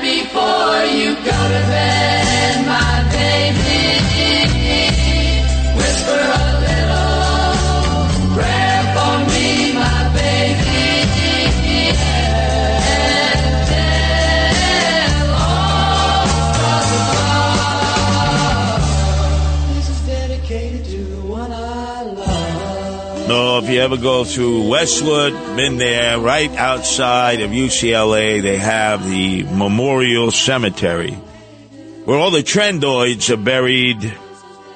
I think Farrah Fawcett's tomb is right next to, believe it or not, Rodney Dangerfield. I thought I saw it there. I may be incorrect. Boy, isn't that odd? Farrah Fawcett. Oh, horrible death. Horrible, horrible, horrible. That's all I'm going to say. Oof. But she was the poster gal for so many young men who had high levels of testosterone crashing through their cranium. This is another Side of Midnight with Curtis Lewa. Now to the Bernard McGurk studios of 77 WABC. Here's Curtis Lewa. Welcome to the Hotel California. Such a lovely place, such a lovely place, such a lovely place. Plenty of room at the Hotel California. Any time of year, you can find it here. Her mind is Tiffany twisted. She got the Mercedes-Benz. She got a lot of pretty, pretty boys she calls friends. How they dance in the courtyard, sweet summer sweat. Some dance to remember, some dance to forget. So I called up the captain, please bring me my wine. He said, we haven't had that spirit here since 1969. You know, I don't think that the Hotel California was in California. When I was spending time in Tijuana, battling the coyotes there, who were bringing over the illegal aliens, when there was no wall, there was no fence, there was nothing separating Tijuana from the San Ysidro Canyon, and eventually they'd end up in San Diego and then go north to Los Angeles. I believe it was in Baja on the way, actually past Ensenada. I think, I'm not too sure. If anybody happens to know, please let me know, because I don't believe that the Hotel California was even in Cali. Our number is 1-800-848-9222. That's 1-800-848-WABC. I could have swore, you go through TJ. They sell you chiclets everywhere. The little kids, chiclets. Because you know who invented chiclets? Santa Ana. Notice those winds are named after Santa Ana. This is his revenge. The Santa Ana winds. Think about that. Make the correlation. It's the Santa Ana winds that are coming over the mountains, 80, 100 miles an hour, fueling the fires in L.A. County. It was Santa Ana, remember, who wiped out what? The Alamo? It was Santa Ana who said, remember the Alamo. We want a revenge on Santa Ana. And then he installed himself as Emperor of Mexico, and then they ran him out. And do you know where he sought asylum? Staten Island. Because back then, no bridge, no Guinea gangplank. Nobody knew what was out in Staten Island but a bunch of wasps, Dutch reform. It didn't look like the Staten Island of now. And he was out there with his peg leg because he had a wooden leg. And while he was out there trying to raise money to go back to Mexico and reinstall himself as the emperor, so that was his version of Napoleon, and the Elba. He invented the chiclets. You didn't know that, did you, Tony? I had no idea. And neither did you, Broadway Billy. And so when you're crossing over into TJ, all the little kids with their mommies, they're selling you chiclets. And they're basically saying this is our revenge. So those winds, none of you stop to think, wow, they're the Santa Ana winds named after General Santa Ana. And this is his revenge. And if the fires don't get you, when you go to TJ and Ensenada and then down to Baja, where I think the Hotel California is, to drink drink, because that's what you do in Mexico. You eat those chiclets coming over because you feel sorry for the kids. You say, and then what do? You lose a tooth on the chiclet. That's Santa Anna's revenge. And it actually looks, the chiclet, like a tooth. So you pop the chiclet in there temporarily. That's your cap. Until you get back to Los Angeles and you get to go to your favorite dentist in Beverly Hills, right? Notice Beverly Hills ain't burned down yet. I wonder why. It's right by the La Brea tar pits. Oil. La Brea tar pits. Mastodons. Hey, I know a lot about L.A., don't I, huh? Yeah. Hey, I'm hearing everybody here. I'm listening to what they said, and I'm saying they act like they know about L.A. I'm not going to say anything until the weekend. Because all they keep doing is repeating like parrots everything they've heard on talk TV, talk radio. No. I've given you 2 hours of L.A., man. I've been a tour guide for all of you. And you know the best thing about it? Like all of AM radio, it's free. It's FREE.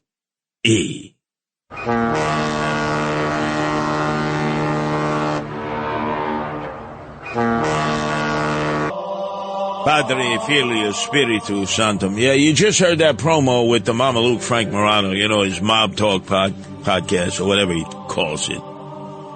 You notice how he was talking to his guests and say, great to talk to you, my friend. You know how many talk show hosts and hostesses say that, and the person they're talking to has never spoken to them before in their life? Hey, it's really good to talk to you, my friend. And the person who's being interviewed is like, I don't know you. I've never met you. I'm just a guest on your freaking podcast. How many times I've been interviewed and the person on the other line, my very dear friend Curtis Lee, and I feel like starting the interview, but I realize it's going to crash and burn like, hey pal, I don't even know you. All I know is you got a show that I'm doing. I'm not your pal. But there's Frank Morano claiming that he's friends with everybody in the world, and people are like, who is this guy? This Morano guy claims he's my friend. But anyway, ladies and gentlemen, as we continue on, we go from one catastrophe, Los Angeles, the fires continue to burn, to the south, which has been clobbered with ice and snow and rain. And the South can't deal with that.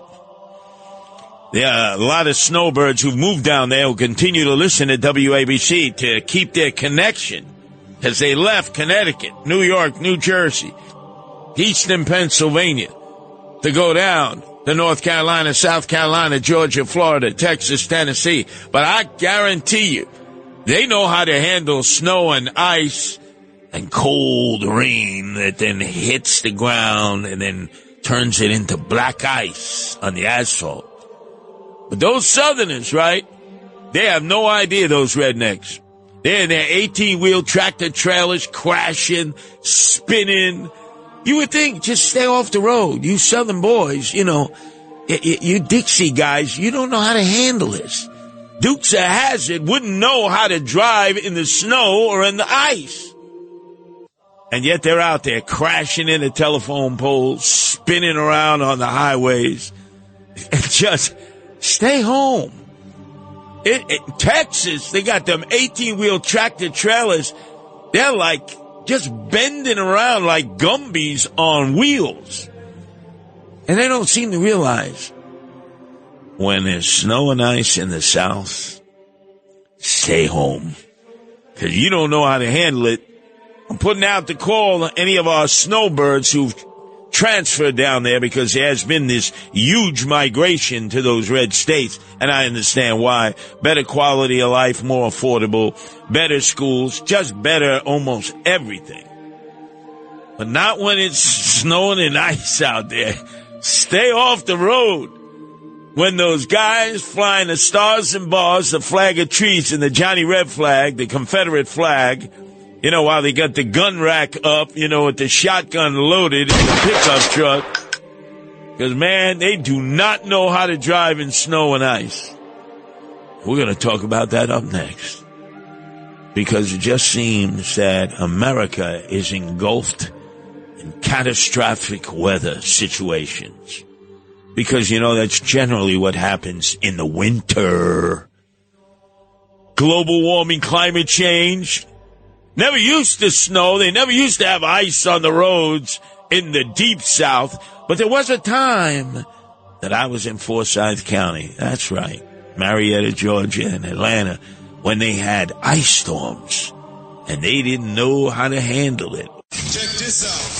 No one knows New York better. The founder of the Guardian Angels, Curtis Lewa. And you can't compete against that. On 77 WABC. Now to the Bernard McGurk studios of 77 WABC and Curtis Lewa.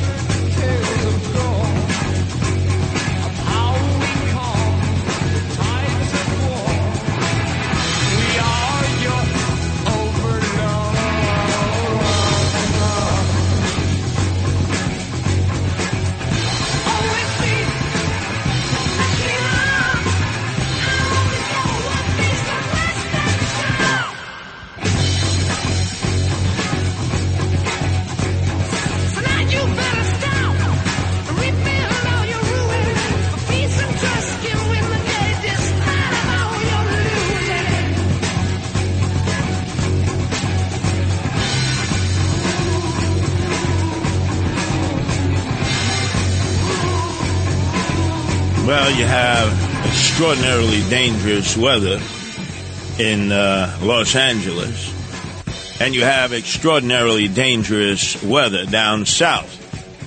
So bad, they've been hit with back-to-back, belly-to-belly snow and ice storms. They had to cancel high school football on Friday night. Man, you don't do that. You don't do that down south.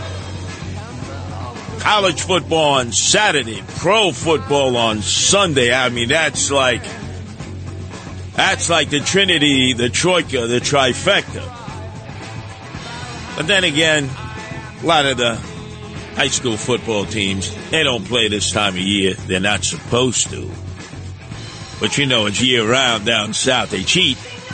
They cheat, right? They say, you're only supposed to play football, from August to December, and then it's over. They play year round. That's why they're better than anybody else. Just a little cheat sheet there on the side there, But it's bad. You see those 18-wheel tractor trailers jackknifing everywhere on the highways in Texas, Tennessee, Georgia. It's like, why are they even out? They don't know how to drive in snow and ice. They don't put the chains on. It's not like going from the armpit of Nevada, which is Reno, a real dive. And then you got to go up into the mountains to get to California, and you got to put the chains on. And you say, what do you mean the chains on? It's like 80 degrees in the valley where Reno is, but you got to get to Lake Tahoe and over that mountain in order to get to Sacramento and Stockton. And boy, you better put those chains on because all of a sudden you got a few feet of snow, you got ice, and you're slipping and sliding and crashing all over the place. So they're used to doing that there from that part of Nevada to Northern California. But no matter how often they get hit with ice and sleet and snow down south now, they don't know how to deal with it. And they're going to get hit with it increasingly more and more because of global warming, climate change. I know many of you don't want to hear that, but this kind of weather never, ever happened down south before. Never, ever, ever. To this extent. And I know some of you go, well, you know. No, I don't want to hear you know. It's just they better learn how to drive in this stuff. And they go out there, no chains, no snow tires, big, four-wheel drive, so they figure they got the muscle, pickup trucks, but they can't handle it. And you watch video after video, they're sliding off, and then bam, right into a telephone pole, or bam, right into other cars, and the 18-wheel tractor trailers, they're just jackknifing all over the place. You would think they know that this kind of weather is coming, the snow and ice. They don't know how to drive in it. They don't know how to plow it down there. They don't know how to salt it. They refuse to do that. But, that's not the South. That's them Yankees up north. And look at what happens. Anyway, let's go to the phones here to Joe, who's calling from Trenton. Your turn to be heard here at WABC, Giuseppe. Curtis, I'm going to go back to something you said yesterday. I was downstairs having a cup of coffee, and you were talking about that loop where Carmine with the pizza slice. You said you'd rather listen to Yoko Ono than that pizza slice thing. I'm telling you, I spit out that coffee. I laughed so hard. I mean, listening to Yoko Ono was like being waterboarded. That's how funny it was that it hit me. That's a perfect point. I think they only have 18 left on Gitmo. That portion of Cuba we're going to have to soon give back because we only have a 100-year treaty to keep Gitmo. And there's only like 18 of them left. I don't know why we even have 18, but I'm sure they're bad hombres. But if it's waterboarding versus sleep deprivation versus forcing them into a room to listen to Yoko Ono songs over and over, we would get far more information from them.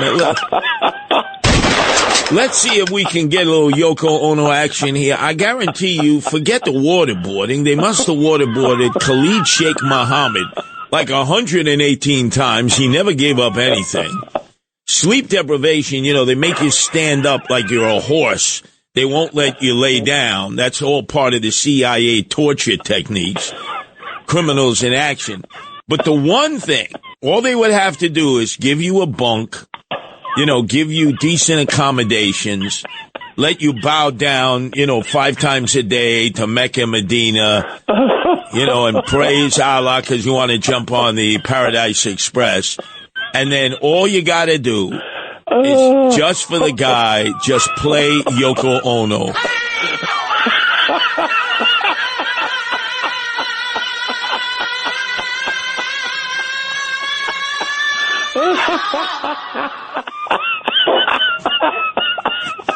And Joe, just imagine John Lennon used to tell everyone, before you listen to me on the stage, I know you paid a lot of money to be here, but Yoko's got a 1-hour set.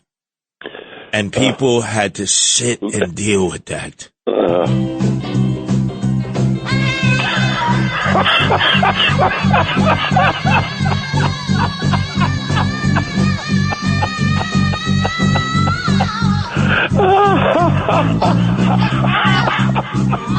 Up in smoke, that's where my money goes. Meantime, John Lennon be looking at her like, wow, she's better than Cher here. He's so spice.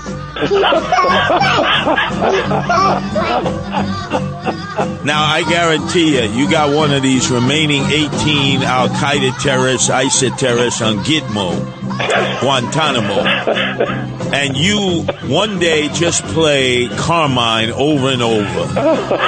He's so spice.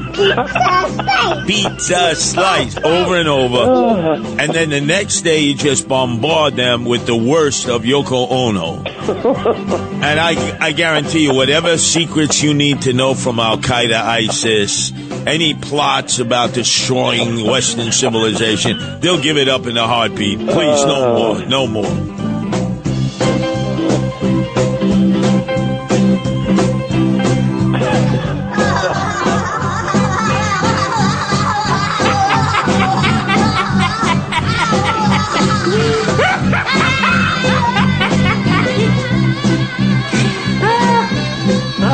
I kid you not. So if you came to a John Lennon concert after he left the Beatles, and they'd ask, well, what's going to be your opening act, John? He'd say, Yoko's doing a 1-hour set. She's the best. Lord.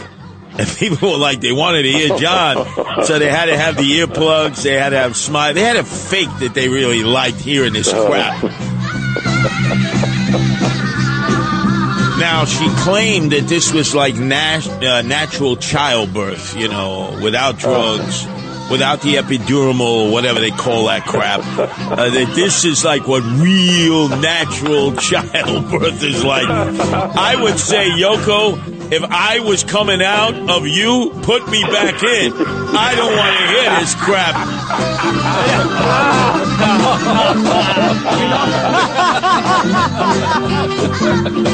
Oh, you're too much. But that little baby Carmine, oh my God. That kid is the most annoying thing I've heard of late. Oh, God. Oh, God. Curtis, wait, all seriously, though, the reason why isn't Gavin Newsom talking to this Karen Bass about the firefighters? I don't get that. You know something? He's such a dweeb. He's so weak, pretty boy Gavin Newsom. He's afraid to stand up to any woman. Now, you know who his former wife was. Yeah, Kimberly Guilfoyle. Right. Kimberly Guilfoyle, they were both prosecuting attorneys in the San Francisco County District Attorney's Office. They met, they fell in love. I had actually met Kimberly Guilfoyle in the Mission. She was part Mexican, I think part Scottish-Irish. And she was a firecracker reporter at the time, very young reporter. I guess she didn't quite figure out, was she going to just focus on the law or was she going to focus on doing reports? And she eventually marries pretty boy Gavin Newsom, and he becomes mayor. And then he's snacking on his chief of staff's wife. His wife. Yeah. And Kimberly Guilfoyle is stunned. Naturally, his chief of staff is stunned. But that's California, where that's like comme ci, comme ça. Wife swapping is like, it's like a part of the culture there.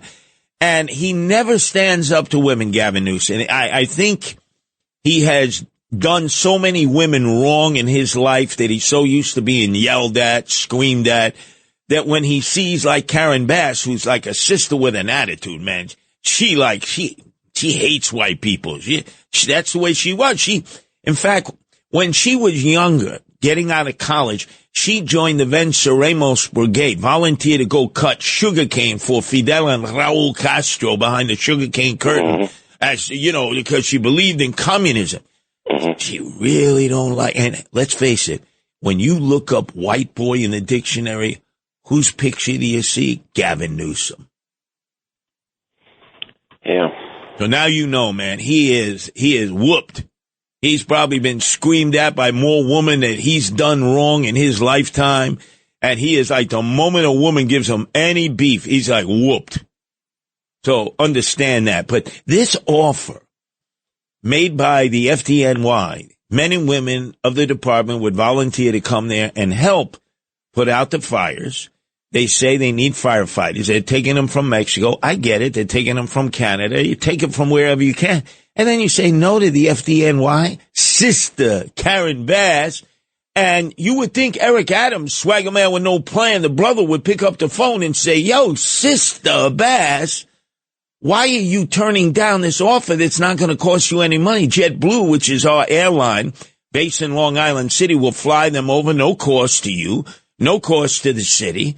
We're continuing to pay their wages and benefits. We'll feed them, clothe them. We'll house them in hotels. This is all because we want to help. My brother Johnson, my sister Bass. Yeah, your sister Bass. Notice he didn't even pick up the phone afterwards and criticize her because he's afraid of women too. Oh, this guy, are you kidding? Eric Adams? Oh, man, the number of shorties he's following around in his life. He ain't arguing with Sister Bass. So now you know, as they generally say, the Paul Harvey statement, now you know the rest of the story. See, Joe and everybody had a good belly laugh. It's good to have that kind of good belly laugh. You could have whatever ails you. You could have pneumonia. You could have cancer, whatever you have that afflicts you in life. You get a few of them good belly laughs, man. It's like a conic lotion. It's oh God. If I were unfortunately hooked up with Yoko Ono, I would become a homosexual. There would be no hesitation. I'm sorry. I do. What the hell was that John Lennon? He must have been smoking some strong weed, dropping some heavy acid. And then remember, he was... Maybe, folks, maybe I should be a lesbian. But oh, God, I did a whole hour on just that. Got a lot of feedback from that. People are like, yeah, what's up with Dominic, man? He's into the trannies, the T-girls, the drag queens. Now he's talking about wanting to be a lesbian if he gets paid the right price. This guy is gender fluid. I think... And maybe, folks, maybe I should be a lesbian, because if you see the salaries of what this fire commissioner is paying her top lesbian assistants, one is earning $400,000, another one I think is $500,000. So maybe I should be a lesbian. You know, I mean, with that type of money, I mean, I guess I don't have to have any fire experience to show up and say I'm a lesbian. Well, why not become the fire commissioner? You know, like Robert S. Tucker. You know, I'm from money. You know who my grandfather was? He was the tenor for the Metropolitan Opera. Yeah, but what do you know about putting out fires? Nothing. I never even put out a fire in a trash basket. But if you address me, make sure you don't leave the S out. It's Robert S. Tucker to you. Oh, my God. But, Dominic, you could be the fire commissioner because your complexion would be... Oh, no, not now. That was when... Did you ever see so much chocolate as Eric Adams had all his deputy mayors and all his cronies behind him, and one by one, Governor Holcomb has said, if you don't want me to fire you, if she has the power to fire a mayor, she has the power to fire a DA in any of the 62 counties, especially Alvin Bragg. She's basically telling him this is who you're going to replace your cronies with. And they got to be vanilla. They got to be white. I mean, they got to be like whiteout. Have you ever seen this much chocolate leading the city of New York? And one by one, the chocolate is turning into vanilla, right? I mean, is anybody more vanilla than Jessica Tisch, the police commissioner, Park Avenue Tisch? Dominic Carter, he could not be, because he's a brother from another who, although he probably could get an appointment if he would declare himself to be a lesbian like he wants to be. Hey, look, I don't know. Nowadays, you're able to, he can pull it off. He's been a drag queen before. He's admitted that. Oh, yeah, up in Cortland State. He's admitted that. Let's go to Ellen, who's calling from New Jersey. Your turn to be heard here at WABC, Ellen. Hi, Curtis. I'd like to dispel all the rumors and urban myths about Cass Elliott's death. She died of a heart attack. That came out a number of years ago in the autopsy, and her daughter, Owen Elliott Kugel, if I remember correctly, wrote her autobiography just came out last year. The ham sandwich story came about because they were afraid that her death would be blamed on drugs. The autopsy report clearly states there were no drugs or alcohol in her system at the time. The heart attack was probably due to her being obese and her extremely heavy schedule at that time. She was working at the Palladium, had spent all night at a party for Mick Jagger's birthday, went immediately to a couple of interviews and receptions, and then on stage again. So by the time she got home, she was exhausted, hadn't eaten. I guess an assistant or someone who was there with her looked around. All they could find was some deli meat in the fridge, made a ham sandwich. It was never eaten. It was found untouched. But her manager, being worried that her death would be blamed on drugs, concocted the story that she choked on a sandwich, thinking that would be a kinder way. Her daughter has been bothered by that her whole life because people, would come up to her and literally say, "Hey, I hear your mom choked on a ham sandwich." So she spent years trying to find the truth and finally was at lunch with a journalist. I think it's something like Sue Crowley.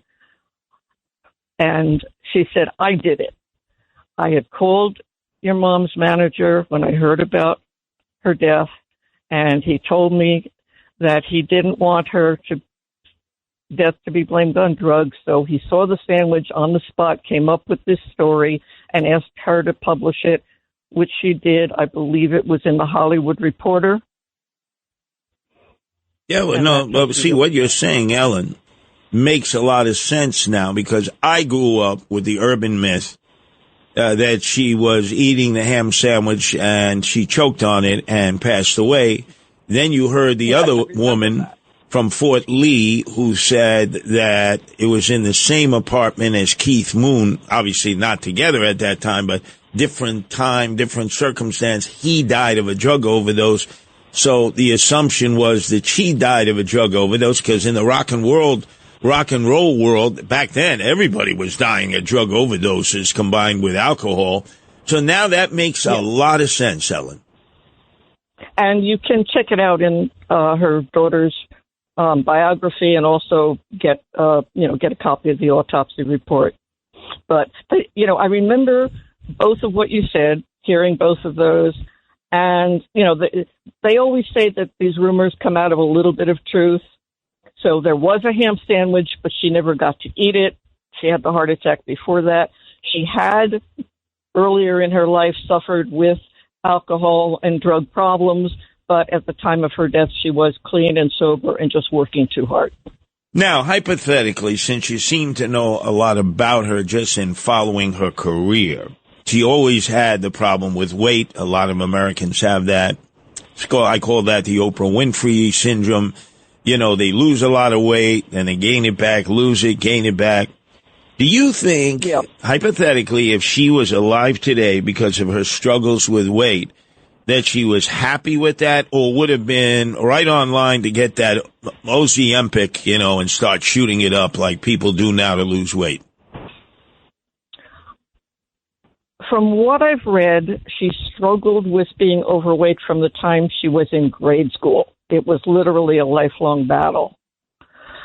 And she was actually prescribed amphetamines when she was young as a weight control measure. And I know she tried all different sorts of diets and whatnot. So I think, yes, she probably would have wanted to see if Ozempic would work. And a spin-off on that, you know how currently we've got this movement trying to put down the body shaming that has caused so much harm to women, especially young women, pushing them into eating disorders and drugs and everything else. Yes. She was a role model. No matter what her weight was, she got out there on stage, and, just go to any YouTube video of her. She's dancing her heart out, singing her heart out. She did not let her weight hold her back. She knew she wanted to be a performer from a young age. She went for it. She made it. Unfortunately, because of the weight and everything else, it ended up taking her life. But yeah, I think she would have tried whatever was available. Well, it is interesting because what's happening now, Ellen, is a battle between Elon Musk, who clearly uses it and acknowledges that. He's lost a lot of weight. He doesn't have Ozempic face yet. Oh, my God, I've seen some people with that. Why they would want to be taking Ozempic? They look like cadavers in formaldehyde. They look, their skin is hollowed out underneath their eyes, their jaws. They look like walking death.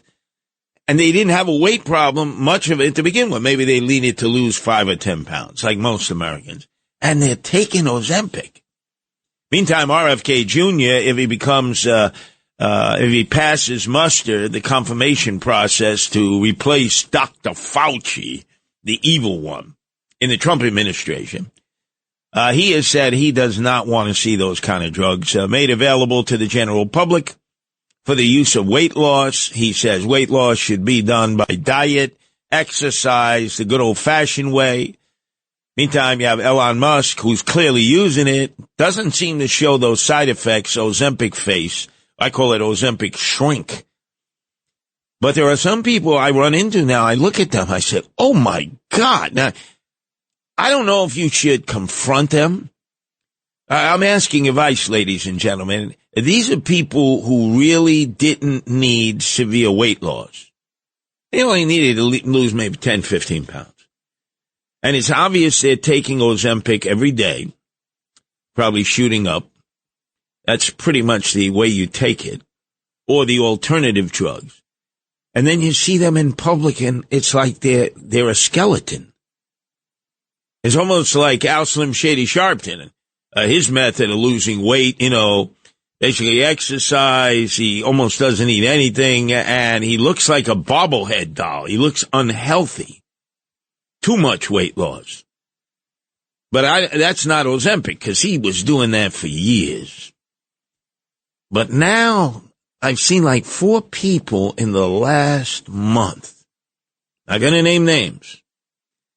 But oh my God, they look horrible. And I don't think they see it when they look in the mirror. See, that's the interesting thing. And we're not talking like losing 40 pounds or 60 pounds or 100 pounds. We're like talking about losing 5 to 10 pounds and then having that Ozempic face. Oh, God. What do you think that is, ladies and gentlemen? You've probably seen some people like that also, like I have, especially of late since it's become so popular as a weight loss drug, even though that's not what its intent is for. It's for diabetics. I think it's type 2 diabetes to combat that. 1-800-848-9222. That's 1-800.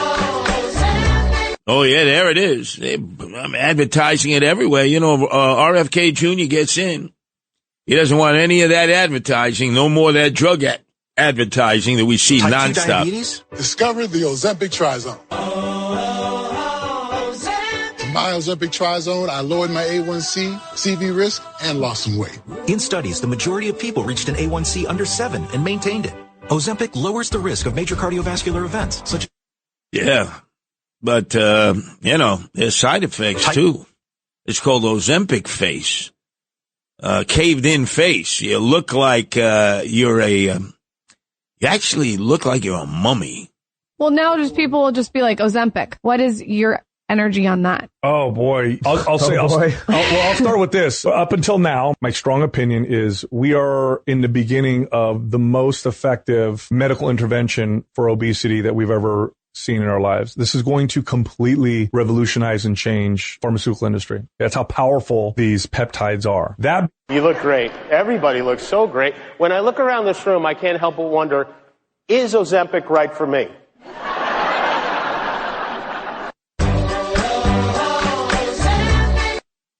I don't know. The jury's out for me. The jury's out for me on that. This is Another Side of Midnight with Curtis Lewa. Now to the Bernard McGurk studios of 77 WABC. Here's Curtis Lewa.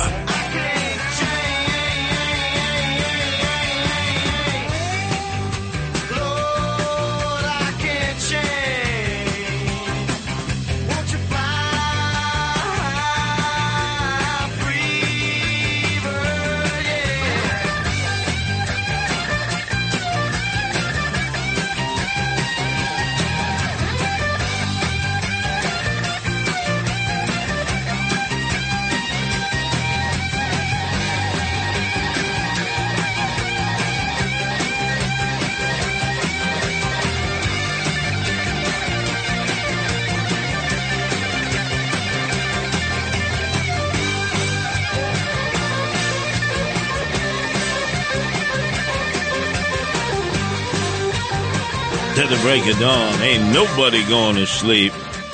Not with Leonard Skinner's Free Bird. Let me hear that.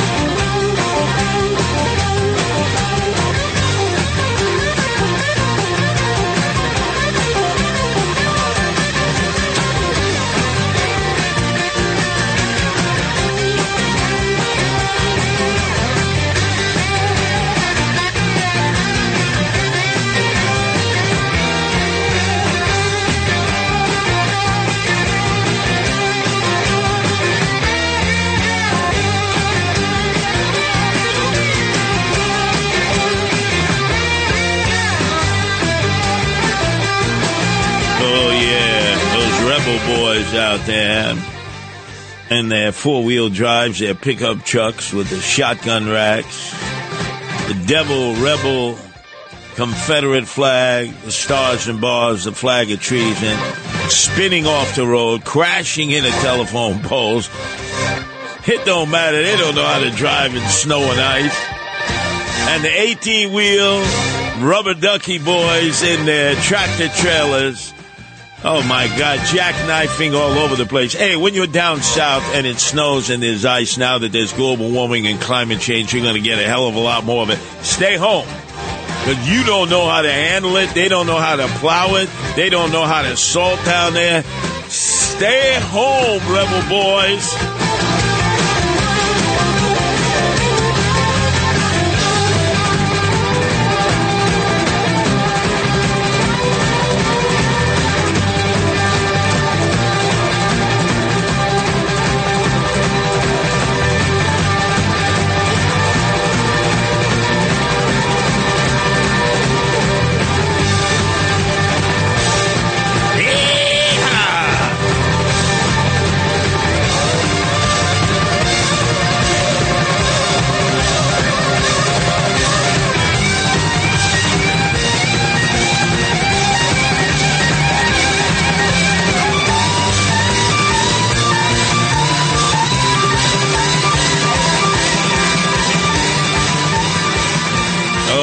Them rebels, they hear Leonard Skinner Freebird is like, yeah, man, that's better than Red Bull. Keep them awake on the road.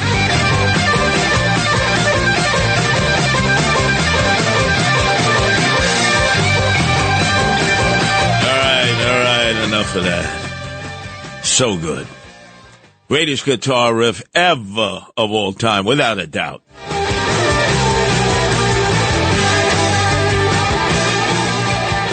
Got to give it to the rebels. Anyway, let's go to Jim in Ohio. Your turn to be heard here at WABC, Jimmy. Hi. Hi, Curtis. Yes, Jimmy. You were talking about Hotel California? Yes, I was trying to figure out exactly where it was located. I believe it's in the little town of Todos Santos. Now, isn't that Mexico? Oh, yeah. It is in Baja, but it's about 50, 60 miles north of Cabo. Ah, okay. So I was right. Yeah, you're basically right. I've been down there. They always told me, oh, no, the Hotel California's down here in the Baja. And I said, come on. The Hotel California's in California. No. It's in Mexico. Yeah, it is. It's just Baja, California. That's where it's at, where it is. Wow. But there is a church there.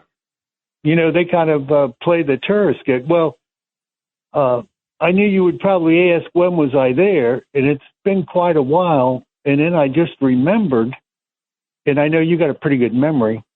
When was that shoe bomber incident on the airline? Oh, that was based, the trial actually was in Plymouth, Massachusetts. No, not the trial. No, the actual incident. Right. They shut down, that right. day. Oh, It was in, December. Yeah, I forget the year. I remember 2008 or so. Right, the guy basically had on his Nikes, and he had it so that you could pull a ripcord on his Nikes, and he would blast himself and everyone else to Kingdom Come on that plane, and they tackled him, and they held him down. And I remember the trial, but I don't remember the date. Yeah, he was pretty. I think he's a pretty good sized guy too. Oh yeah, he's a big man. Anyway. Yeah, the reason I remember that is I was trying to get home, and we were at the airport, and it was just a total mess. And they were going through, all your gear and everything, and they made us, throw out the water bottles and all that. It's like, what the hell is this? What's going on? And then I picked up a newspaper. It's like one of the foreign editions for. It may have been the New York Times or something. I don't know. It was just a very, very condensed version, and they talked about this. So it was probably like the day afterwards or whatever. And they just had. It was just a mess getting through the airport. Yeah, I remember it started in France and ended up going to Miami. And I think the guy was an Afghan or Pakistani or something, and they had convinced him that for him to get on the Paradise Express and zoom himself up to Al Asad, he had to pull the ripcord over the Atlantic Ocean. And he never got a chance to do that because when he did reach for the ripcord on his sneakers, boom, they all jumped him. Oh. That's my memory of it, but I don't remember what year. You're right. At that time, because of this, well, histrionics, so basically you had to strip down to your BVDs just to take an airline flight. Oh, yeah. Everybody was, throwing everything in the trash cans. It's like, no, you can't take this. It was like, well, I brought it here with me. What do you mean? Yeah, think of how much heightened over the years. How much needlessly stuff was wasted because it proved out that none of that could have ever been used, to do harm. It's so much of that was needed. Like an 89-year-old woman taking her shoes off before she goes through the metal detector. How ridiculous was that? And they would tell you, they would tell you Homeland Security at that time, it was Tom Ridge. The first Homeland Security director, who was the former governor of Pennsylvania. Actually, Bush 43 wanted him to be his vice president, but he was pro-choice, not pro-life. And Dick Cheney said, that's why you can't have him. And so, well, who can I have, Dick? Me. I'll be your vice president candidate. I'm Darth Vader, right? It's like, oh, my God. But no, Tom Ridge, I remember Tom Ridge giving an interview. And he was the first Homeland Security director. Remember, he's the one who had the color scheme. It's code orange today, code red, code green. Oh, God, is that where that started? Yeah, that started with Tom Ridge. And duct tape. Remember, you had to duct tape and seal your windows hermetically with duct tape, especially when they were fearing that there would be chemical gases released. And then all of a sudden, people were taking Cipro because they feared anthrax attacks. Our own Governor Pataki preemptively, as a prophylactic, was taking Cipro, even though he wasn't exposed to anthrax. People were freaking out because of Tom Ridge. That's where that all came from. I really, for people who worked for the TSA, everything they had to discard. I mean, why? It turns out there was no reason for that. It was so ridiculous. But you see, they either do nothing or they overreact. It's never like meds and poco, half and half. They either do nothing and then we get hit by the terrorists and then they go overboard and do things that make no sense whatsoever to prevent terrorism. Let's go to Stella in Queens. Your turn to be heard here at WABC, Stella. Hi there. How are you tonight? I've had better days. Listen, I remember this from when it happened because she was so sick. Farrah Fawcett. Yes, Farrah. She had a horrible death from colon cancer. And I remember the other actor's face that was her companion at that time, but I don't remember his name. But he stayed with her till she died. I mean, helping her with things. But her death was horrible. Yeah, actually, I didn't say it because I didn't want to gross people out, but she had a form of anal cancer. Right. Well, your colon, right. Right, which had to have, oh my God. That's why I remember it. Been excruciating for her. Yes, it was. It was a horrible death. She was a nice woman, but how she died was terrible.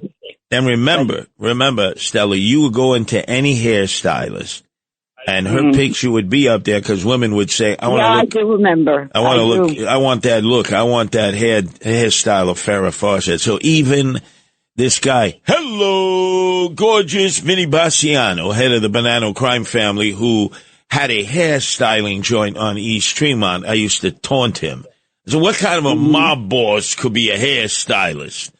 But remember, your hairstylist knows everything, right? The gals always tell the hairstylist everything. But they would, I remember, women would say, they would come in, even if there was no picture of Farrah Fawcett, they would say, I want the hairstyle that Farrah Fawcett has. Right. I felt terrible reading about that. I don't know how long she was actually sick with it, but. Oh, Stella, she was ill for a long time. Horrible way to go. She was the poster gal for all of America, for guys and gals. Gals because they wanted her hairstyle. Guys because, let's just say they wanted to look at something while they pleasurize themselves. So it was Farrah Fawcett who was on the ceiling. Yeah. You know, there was others. Like I said, Peggy Lipton, and then there was the other, Michelle Phillips. There were quite a few of them. Bo Derek, and of course, Baywatch. How could we forget Miss Baywatch? Pamela Anderson, although now she, I don't know, man. I don't know what happened. Well, she was hanging out with a guy in the Bolivian embassy in England. God, she was going over there for conjugal visits for him. Ladies and gentlemen, who am I talking about? Anyway, let's go to Michael in Long Island. Your turn to be heard here at WABC. Mike? Hey, Curtis, you were referring to Pamela Anderson. That is correct. But I do want to ask you a question about, like, some of these colleagues that you work with. Dominic Carter, Greg Kelly. Why are they, like, so interested in transvestites all of a sudden? It is fascinating to me because they're two totally different types of persons. Dominic Carter has acknowledged hanging out with that crowd. As you know, he's got the T-girls who are part of his audience. And Greg Kelly is offended by them, especially the drag queens who do drag queen reading hour at a library near you. But there seems to be a certain fascination with them also that he's had, because he said he's known transvestites, and I would assume drag queens. So it's for me, it's like an enigma. Have you figured it out, Michael? Yeah, I'm like, they must have, well, obviously Dominic has admitted that he would get up on a bar and dress like a woman. Greg Bullets Kelly, you would think that he would never do something like that. But, they called him Bullets. You're right. That's Greg Kelly. He's the bullet guy. You know what we got right now? Yeah. You know what we got right now? We got drag queens talking to the kids in public schools in New York City. And if you complain about it, Congressman Gerald Nadler will put it in writing that you are guilty of a hate crime. That fat freak. Yeah, him. That disgrace. These people are coming for the children. I totally believe that they're munching on dogs and killing cats. I believe it. I totally believe it. We ought to go over there and try to see what we can do to straighten it out. And if you don't think that could be happening, you haven't spent enough time in Haiti. Believe me. God, Mike, it's like melting down. What is that? Yeah, I don't know. Maybe it's like the water in Garden City, Long Island, or something. It's weird that now he's freaking out. North Texas Crime Commission is not available to take your call. Please leave a message after the tone. Press the pound key to end recording. Hello, this is Greg Kelly. I'm a concerned citizen. I live in New York, but I saw a horrible video. It's gone viral, very easy to find online. Dancing transvestites with young children. It happened in the heart of Dallas. It seemed like it was incredibly inappropriate, brutal, and probably criminal. I'm sure somebody's breaking the law. You guys need to find this video. You can call me. My number is and I'll help you find it online. And somebody's got to do something about this. Thank you. Again, my name is Greg Kelly. You can call me at... Mike, he's calling the Dallas police. In the squadron, they called him Bullets. Yeah.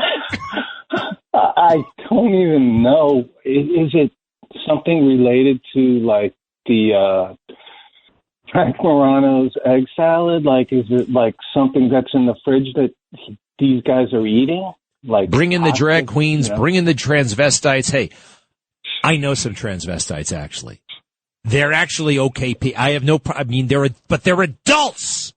They are adults. I don't know. Both of these guys are obsessed with T-girls and drag queens, Michael. Yeah, it's getting to the point where it's like, it's funny for like one day, but they talk about it like almost every day now. You think I should? Dominic's like, yeah. You think I should try to do an songs now? You think I did a transgender wedding last weekend. I'm in the entertainment business, and I have to tell you, something happened at the wedding that was really crazy. I went to the bathroom. I was using the bathroom, and a woman, or at least what I thought was a woman, came in to use the urinal next to me, and I didn't realize that the bathroom was a commingled bathroom, and it totally freaked me out. And I said, "Oh my gosh, I'm sorry." And then I realized what was going on. This is the world we live in. It's so confusing. And then, I called her, I called her, and she got mad at me. So I was so confused. Okay, so wait. Hey, Nick, I feel your pain. I really feel your pain. So, Mike, do I do an intervention with these guys? What do you think? Yeah, I think you definitely have to. I think maybe they could team up for like a Bud Light commercial together. I'm supposed to say to my granddaughter as she starts getting a little older, one more time, please. There are some people who are assigned one gender at birth, but are in fact the other gender and choose to live as the other gender, and that's why these bathing suits are labeled the way they are. And that may be acceptable to me as a grown man, but a child is supposed to understand that. Diana, you don't think that a child is going to be left confused at that? If children can read horrifying fairy tales about witches throwing kids into ovens, I think they can accept this. Wow. What about being gender fluid? What's wrong with that? I don't even know what gender fluid is, to be honest with you. What you just described, that's being gender fluid. And you're telling me, Diana, that people are Diana, with all due respect, you're telling me with a straight face that people are supposed to accept this? Yes. So, Michael, I do believe that Dominic is on the cusp of being gender fluid. There's no doubt about it. Frank Morano also admitted that he was like on the edge at one point. I think it was like 2 years ago he made that statement. But Pizza look it up. Space! Pizza Space! Boy, his kid is annoying, Michael. His kid. The pizza slice thing is getting out of control. Yeah, it's like, my God. All three of these. Give him a slice of pizza. Yeah, I know. I think what I got to do is an intervention with Dominic Carter, Greg Kelly, and Frank Morano, because they're obsessed with talking about T-girls and drag queens. New York's talk station with the king of New York, Curtis Lewa, 77 WABC. Now to the Bernard McGurk studios of 77 WABC and Curtis Lewa.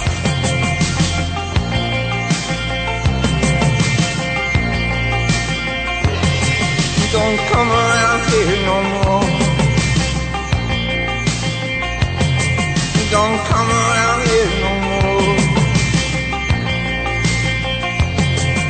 Whatever you're looking for. Hey! Don't come around here no more. I'm giving up. Stop. I'm giving up. Stop. I'm giving up. Stop. I'm waiting any longer. I'm giving up on its love, getting stronger. Don't come around here no more. Don't come around here no more. Don't come around here no more. Don't come around here no more. I don't feel you anymore. You gotta take and go. Whatever you're looking for. Hey! Don't come around here no more. I'm giving up. Stop. I'm giving up. Stop. I'm giving up. Stop. You tangle my emotion. I'm giving up. Honey, please. The minute's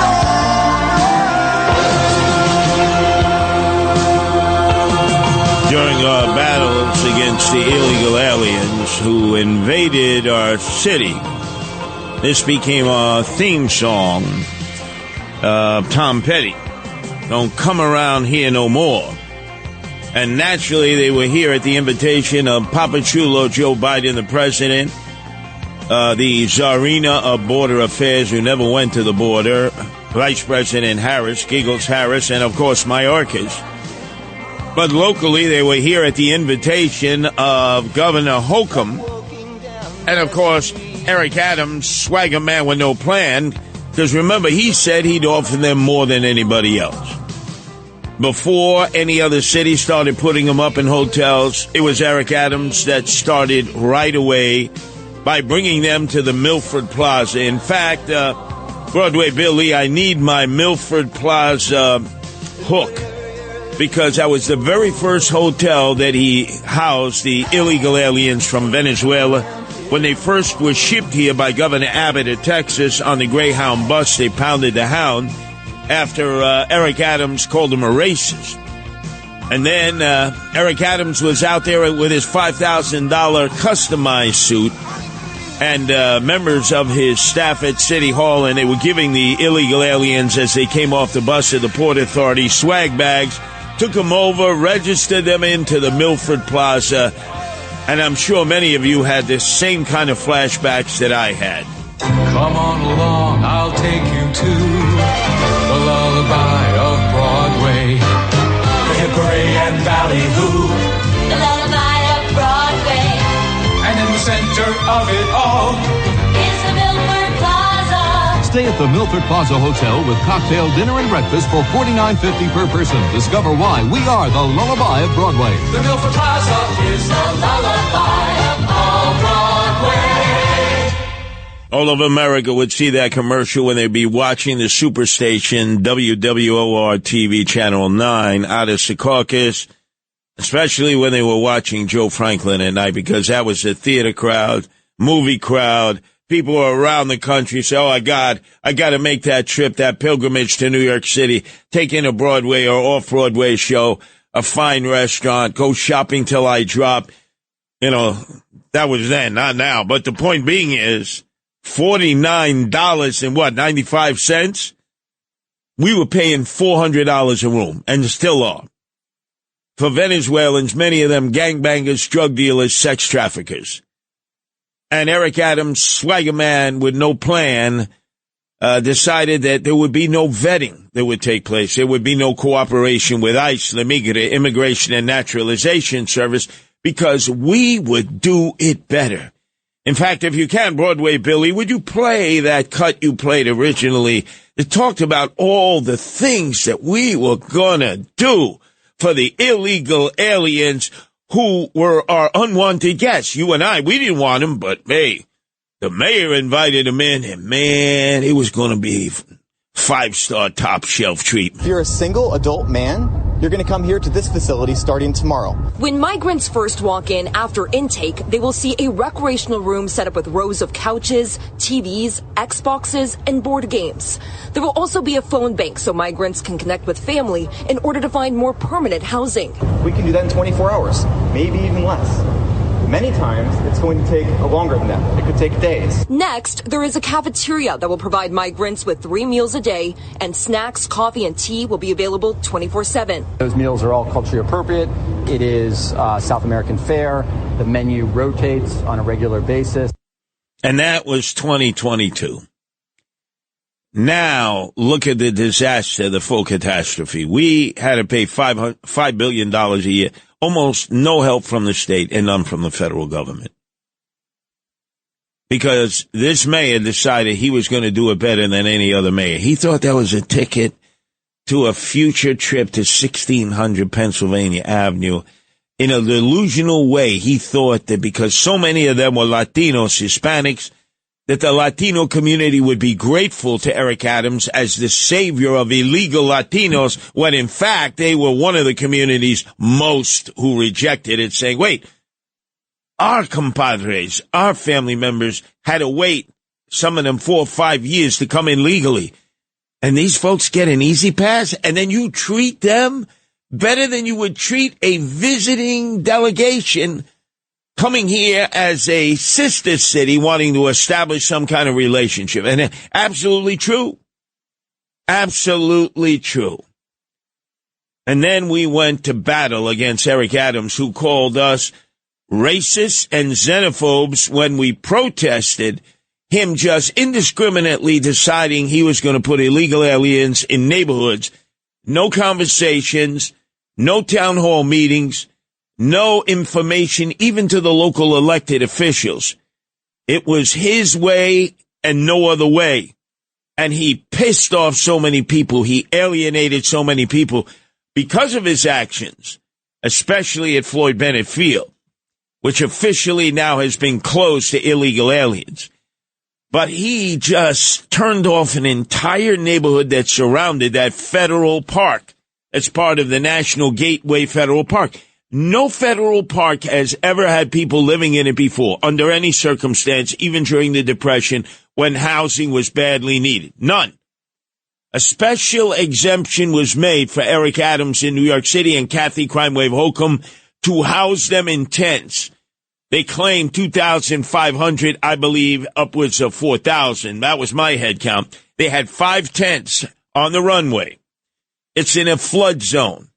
Even the supporters of illegal aliens agreed with the detractors, us, the rebels, that it was inhumane to house families, men, women, and children there because of the extreme weather and the fact that it was so distant from any mass transit, so basically distant from anything, And yet they put what I estimate to be 2,500 illegals, mostly Venezuelans there, who got into all kinds of trouble in the surrounding neighborhoods, especially Mill Basin, Marine Park, Georgetown.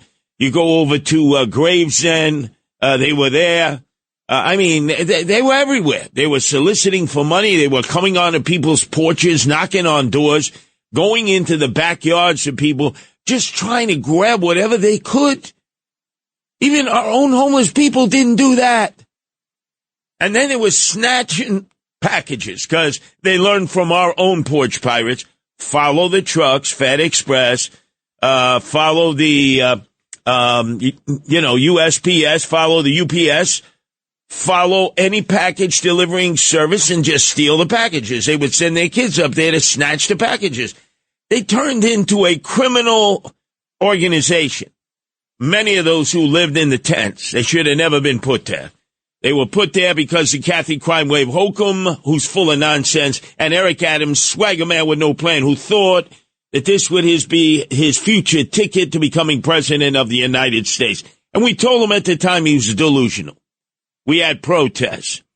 In fact, it was the first time that Sid Rosenberg was ever activated, as he is now a resident of the Irish Riviera. And he felt that having illegal aliens so close, where they could easily cross over the Gil Hodges Bridge and roam throughout the streets of the Irish Riviera, the Rockaways, and also down at Breezy Point, which they've already been doing, would be detrimental to the local neighborhood and wouldn't even be good for the illegal aliens. This was Sid Rosenberg, what he had to say as he was leading demonstration after demonstration. We had attracted thousands of our listeners and others to our cause, which was to shut down Floyd Bennett Field to illegal aliens. I think the goal is to make everybody in this neighborhood aware of what they're trying to do. This is a calamity. This starts with the President of the United States, goes right to his Homeland Security guy, Mayorkas. Those guys lie all the time about the border being closed. Clearly it's not closed. You don't close the border, then you put Hochul and Adams in a tough situation. They're both liars too. This is a complete system failure from the mayor to the governor to the Homeland Security director to the vice president to the president. Everybody's lying to us and failing us. We're out tonight to expose the truth. He was brilliant. It was his very first demonstration. He even said so. He always thought the people who demonstrated were wasting their time. And he helped lead two of the demonstrations with me. We attracted thousands of people. They came across the Gil Hodges Bridge from the Irish Riviera, the Rockaways. They came from Bell Harbor. They came from Breezy Point. They came from throughout Brooklyn. It was amazing. A lot of them WABC listeners and some others. And they were galvanized.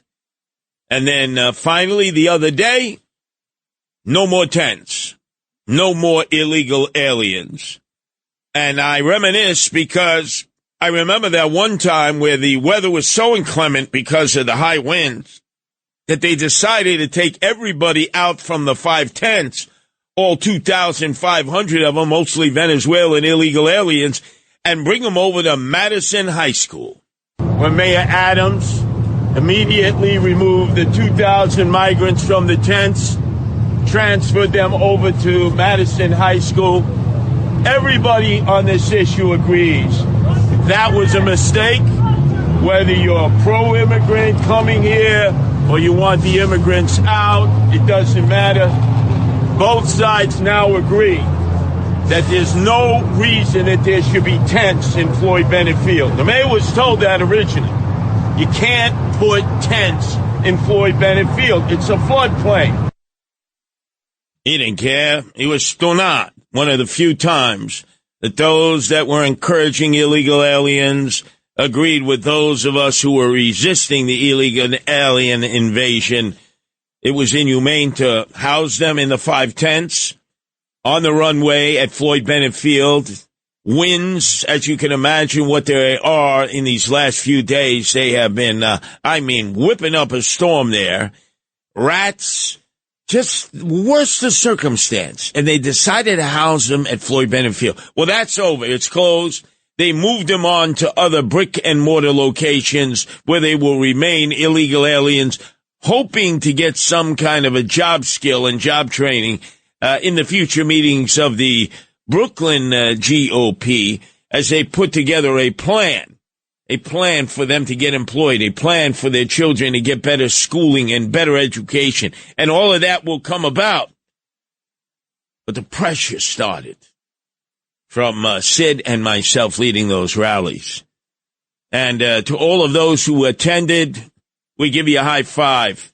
And trust me, there'll be other demonstrations. We're not also all of a sudden closing the door to that. That's for sure. Our number is 1-800-848-9222. That's 1-800-848-WABC. Let's go to Charlie, who's calling from Brooklyn. Your turn to be heard here at WABC, Charlie. Hi, Curtis. How you doing? I'm the professional rapper guy who wrote gubernatorial rap for your song, but it's not why I'm calling tonight. But it's almost ready. I've been working on it for a year. Oh, that's great. I can't wait to hear it. I told you, if you YouTube Steve Harvey's dad rapping with Steve Harvey, I got 9.5 million hits. But anyway, I might run a few lines by it, but let me tell you why I'm calling tonight. I'm from L.A. I went to high school with Karen Bass. I graduated in 1970. She was a half a semester behind me. So I didn't know her, but my girlfriend at the time was friends with her. So she was pursuing like drama classes and stuff. So one night she was in a play, and about 8 or 9 of us, we all got in 2 cars, and we went to see her in this play. So we got to the little theater, and we're sitting and we're watching, and we're wondering, man, where's Karen? Where's she at? Finally, there's like a little dining room scene in the diner, and she's sitting at a table, whispering with whoever she's with, and she's got no lines in the play, And we start thinking, it's almost the end of the play. We're looking at each other. Is she gonna have any lines? We're like, why'd she call us back here? Finally, the play was over. It's so bizarre. The play was over.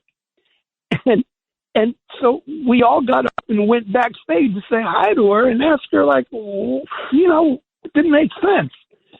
So she sees us, and she knew herself that she shouldn't have invited us there for a play she has no lines in. And she started to cry. I mean, sobbing, like really visibly upset. Nobody said anything except her friends came up and hugged her, and they knew she felt bad. She was like a little dog that knew she did something wrong, or when a kid knows they did something wrong. And she was just crying. And we just hugged her, and we comforted her, and we all felt so sorry for her.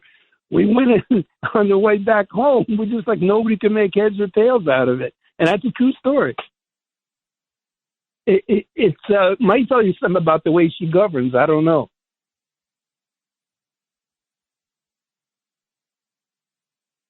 Hello? Yes.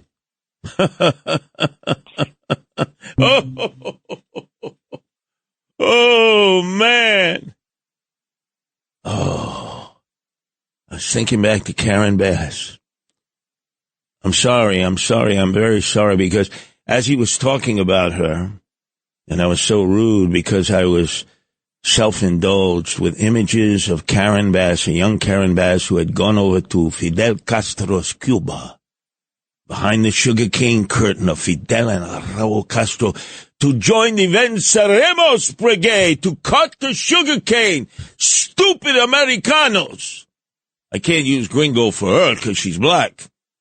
Stupid Moranos. Make that Morenos. Who would go over and cut the sugarcane for communist Cuba. It was their only means of survival.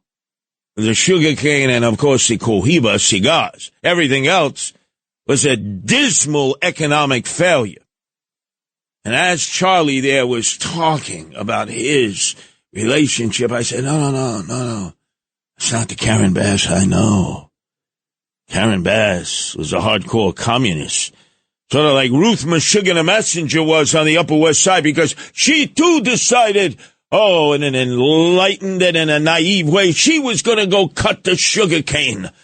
Fidel and Raul Castro behind the sugarcane. Imagine how much they laughed at these stupid gringos from America who would come over, end up cutting themselves, because cutting sugarcane is a nasty job. It's hard.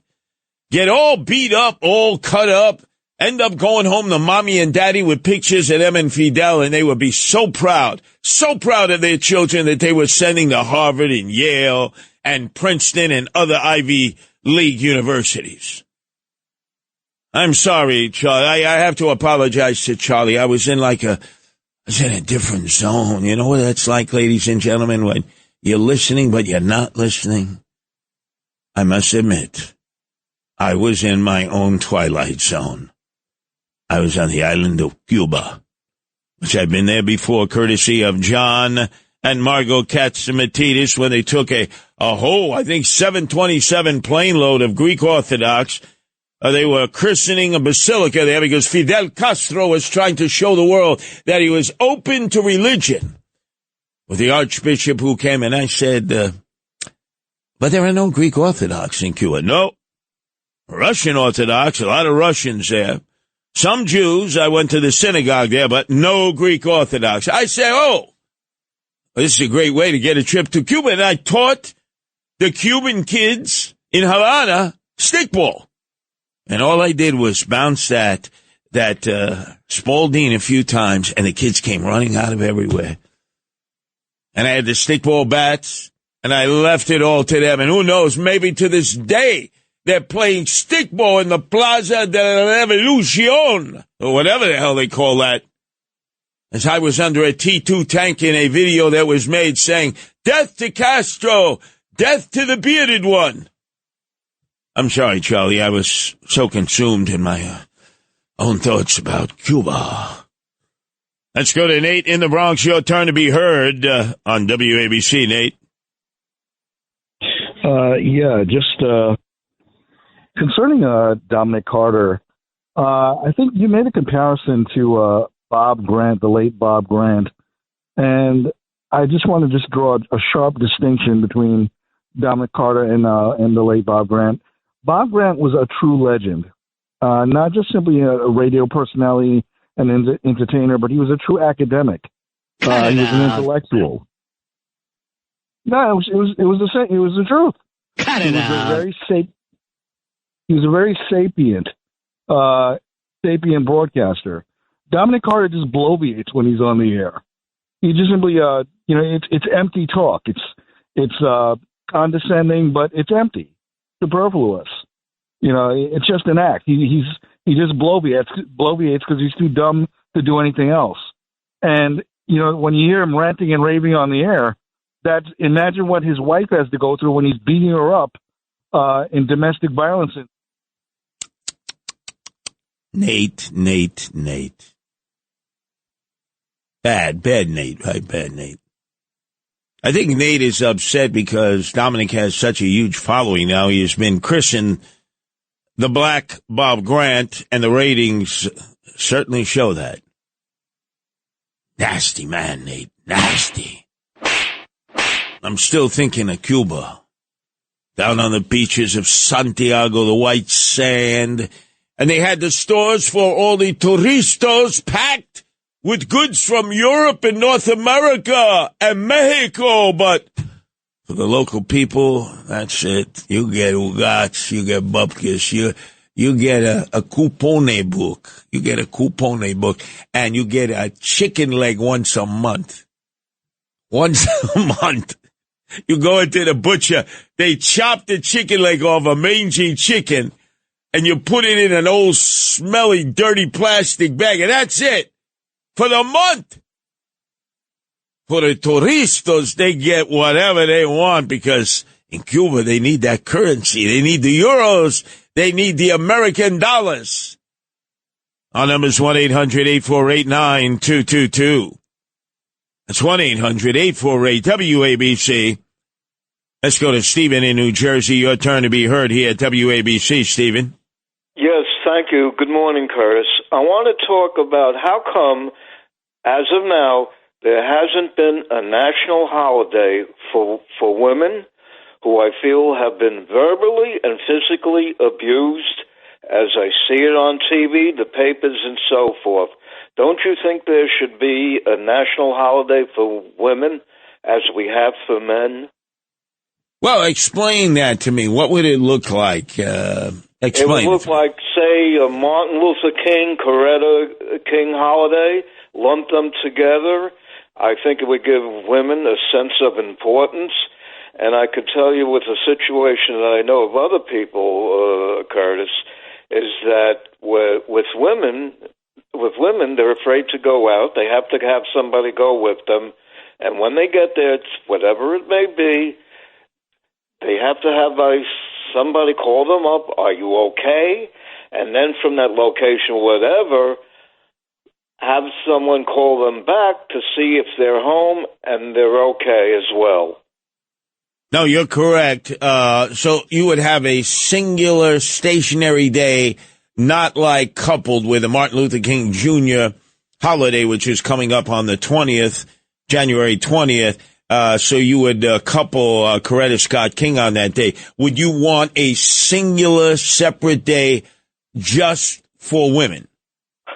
I would want a Martin Luther King, Coretta King, as not to avoid paying for an additional holiday with services, if I'm correct. No. That would make sense rather than adding to additional holidays where people, all they do is go brick, they get off, they do nothing, and kids don't learn anything about the holiday because they're not in school. Maybe you could have classes about those persons or person. Look, that's not a bad idea. That's not a bad idea. And then you're co-recognizing at the same time, in this case, a husband and a wife, because let's face it, Martin Luther King Jr. was out there, almost like an evangelical for civil rights, going from town to town, and Coretta Scott King had to keep the family together back in Atlanta. So that's true of many families. That is a brilliant idea, Stephen. Thank you. I just think, Curtis, with women, I don't know if there's a fear or an anxiety going on in their mind, whether to go out from the premises they live in, feeling that they may be verbally or physically attacked, Curtis, or an anxiety that makes them prevent making a clear decision in what to do outside the premises. No, you're absolutely correct. And that's something that most guys don't have to worry about. They not only have to worry about being preyed upon, but for instance, if we just take the enclosure of a subway car, because I've grabbed a lot of guys over the years as leader of the Guardian Angels who go up to these women and want to prove to them they're not suffering from erectile dysfunction. And they're exposing themselves to the woman, and the woman is like traumatized. You say that to the guys, oh, I never see that. That never happens to me. Well, doesn't happen to you because you're a guy. It's happening to the women. Oh, they'll get over it. No, they won't. So it's almost like you're dealing with two different gender issues on subway cars where almost never is a guy having to be engaged in that manner, which is like a perverted manner. That they may see a guy pleasurizing himself, which oftentimes happens on the subway, but is never generally directed right at them as it is at women, Stephen. One more thing, Curtis. Does your wife, Nancy, feel the same way in making a decision to leave her home premises? Yes, she does. Now, she actually feels safer in Central Park at 3 o'clock in the morning as Lone Wolf 1 than she does on the subway. So when I had a conversation with her more than about 2 months ago, I could tell just in my daily visits to the subway that things were really getting bad, Stephen. So I said to her, I really don't want you taking the subway any longer, day or night. She agreed. Yes. And we make sure that if she has to travel, it'll be an Uber or a cab, but I'm not going to let her take the subway. And I've never asked her not to take the subway over the years. It's that bad. It's never been worse. I just want to tell you, I cannot believe I've heard the day where you have said, the pseudo king of the subways, have told your wife she cannot ride on the subways anymore. Have we gotten to this point? It is this disgusting. It is this out of control. It is this bad. Yes, it is. There's no doubt about it. I've never seen it worse. I've never seen it more violent. I've never seen it more chaotic. And they have a new phrase they call random attacks. What is a random attack? An attack is an attack. A random attack. Well, they didn't know the person. What do you mean they didn't know the person? Most attacks, you don't know the person. So they have a new category now, random attacks. Well, what does that mean? Well, it's random. No, it's not random. It's frequent. You see, random makes it seem like, hey, it's occasional. It's not random. It's frequent. Every day, morning, noon, and night. It's a 24-hour system, and it's 24 hours of attacks and abuses and people harassing other people and making especially women's lives very tenuous. But our officials don't care because it's the perception of what women think is going on in the subway. It's the perception of what men think. 1-800-848-9222. When we come back, I have to tell you the latest tricknology of Eric Adams, swagger man with no plan. He claims that he's shutting shelters for the illegal aliens, and yet he's opening up another mega shelter in the Bronx. Oh, the tricknology of the Adams administration continues. Whenever it's about getting wine-dined and pocket-lined, you know who's going to be first in line in his $5,000 customized suit? Eric Adams, swagger man with no plan. 1-800-848-9. This is Another Side of Midnight with Curtis Lewa. Now to the Bernard McGurk studios of 77 WABC. Here's Curtis Lewa.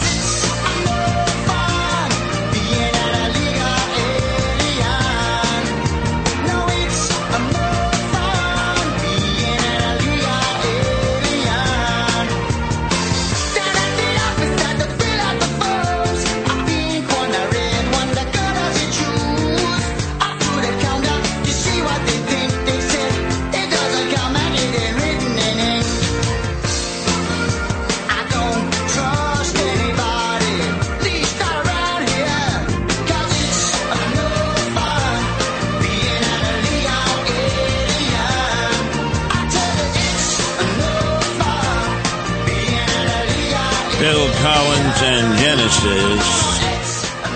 Well, there is tricknology going on in the city of New York.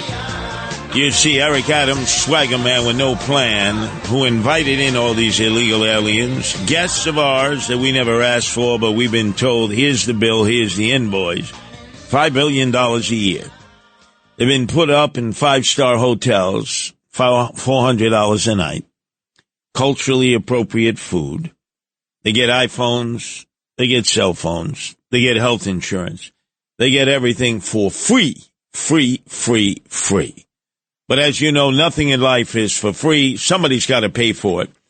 Very little of it comes from the federal government. A little bit more comes from the state government and Kathy Hochul. But the bulk of it comes from city taxpayers, $5 billion last year alone. So now all of a sudden, in advance of President Donald Trump getting sworn in on January 20th at 2 o'clock in the afternoon, and we don't know if Eric Adams, swagger man with no plan, is going to be there because he'd like to, but he's got to jump through some hoops first. He's attempting to show that he's helping to get rid of illegal aliens who are being housed in these warehouses, these brick and mortar facilities, and the many tented cities, so to speak. He's done nothing to cut down on the population in Creedmoor on Hillside Avenue right before you hit Nassau County. There are 2,000 single able-bodied males of military age with nothing to do, nowhere to go, about half of them from North Africa, the other half are from Venezuela. And they hang out and they go through the neighborhoods and they cause double trouble. No intent on closing down that facility. That's the state facility because it is the state psychiatric grounds for Kathy Crime Wave Hochul. So she's in control of that. And she has said to Eric Adams, be more than happy to let you use it to house illegal aliens. And boy, the contracts that have led to kickbacks there, you would think the elected officials would be reviewing the expenses, which are astronomical. All these things are scams.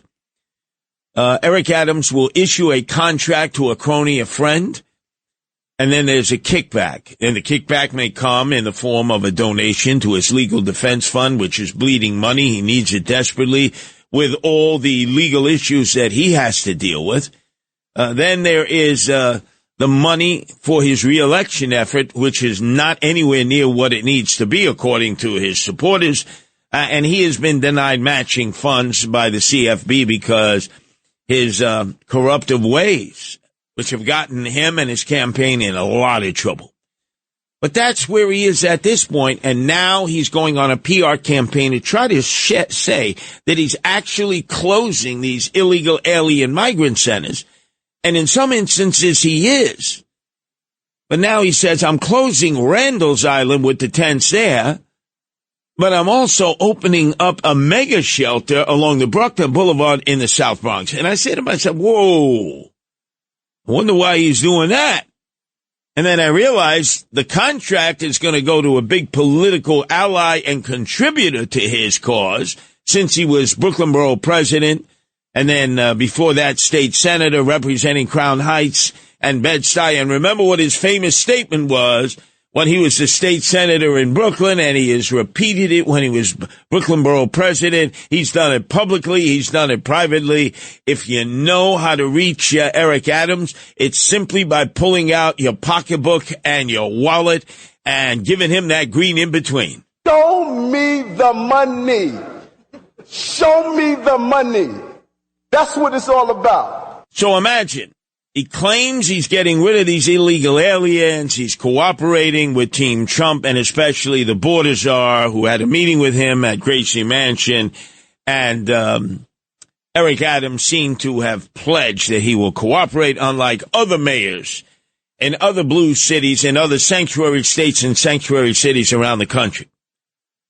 But then all of a sudden, out of nowhere, he says he's opening up this mega shelter for 2,000 illegal aliens, single able-bodied men with nothing to do and nowhere to go, right along the Brooklyn Boulevard in an industrial warehouse area in the South Bronx. And I say to myself, that's treacherous.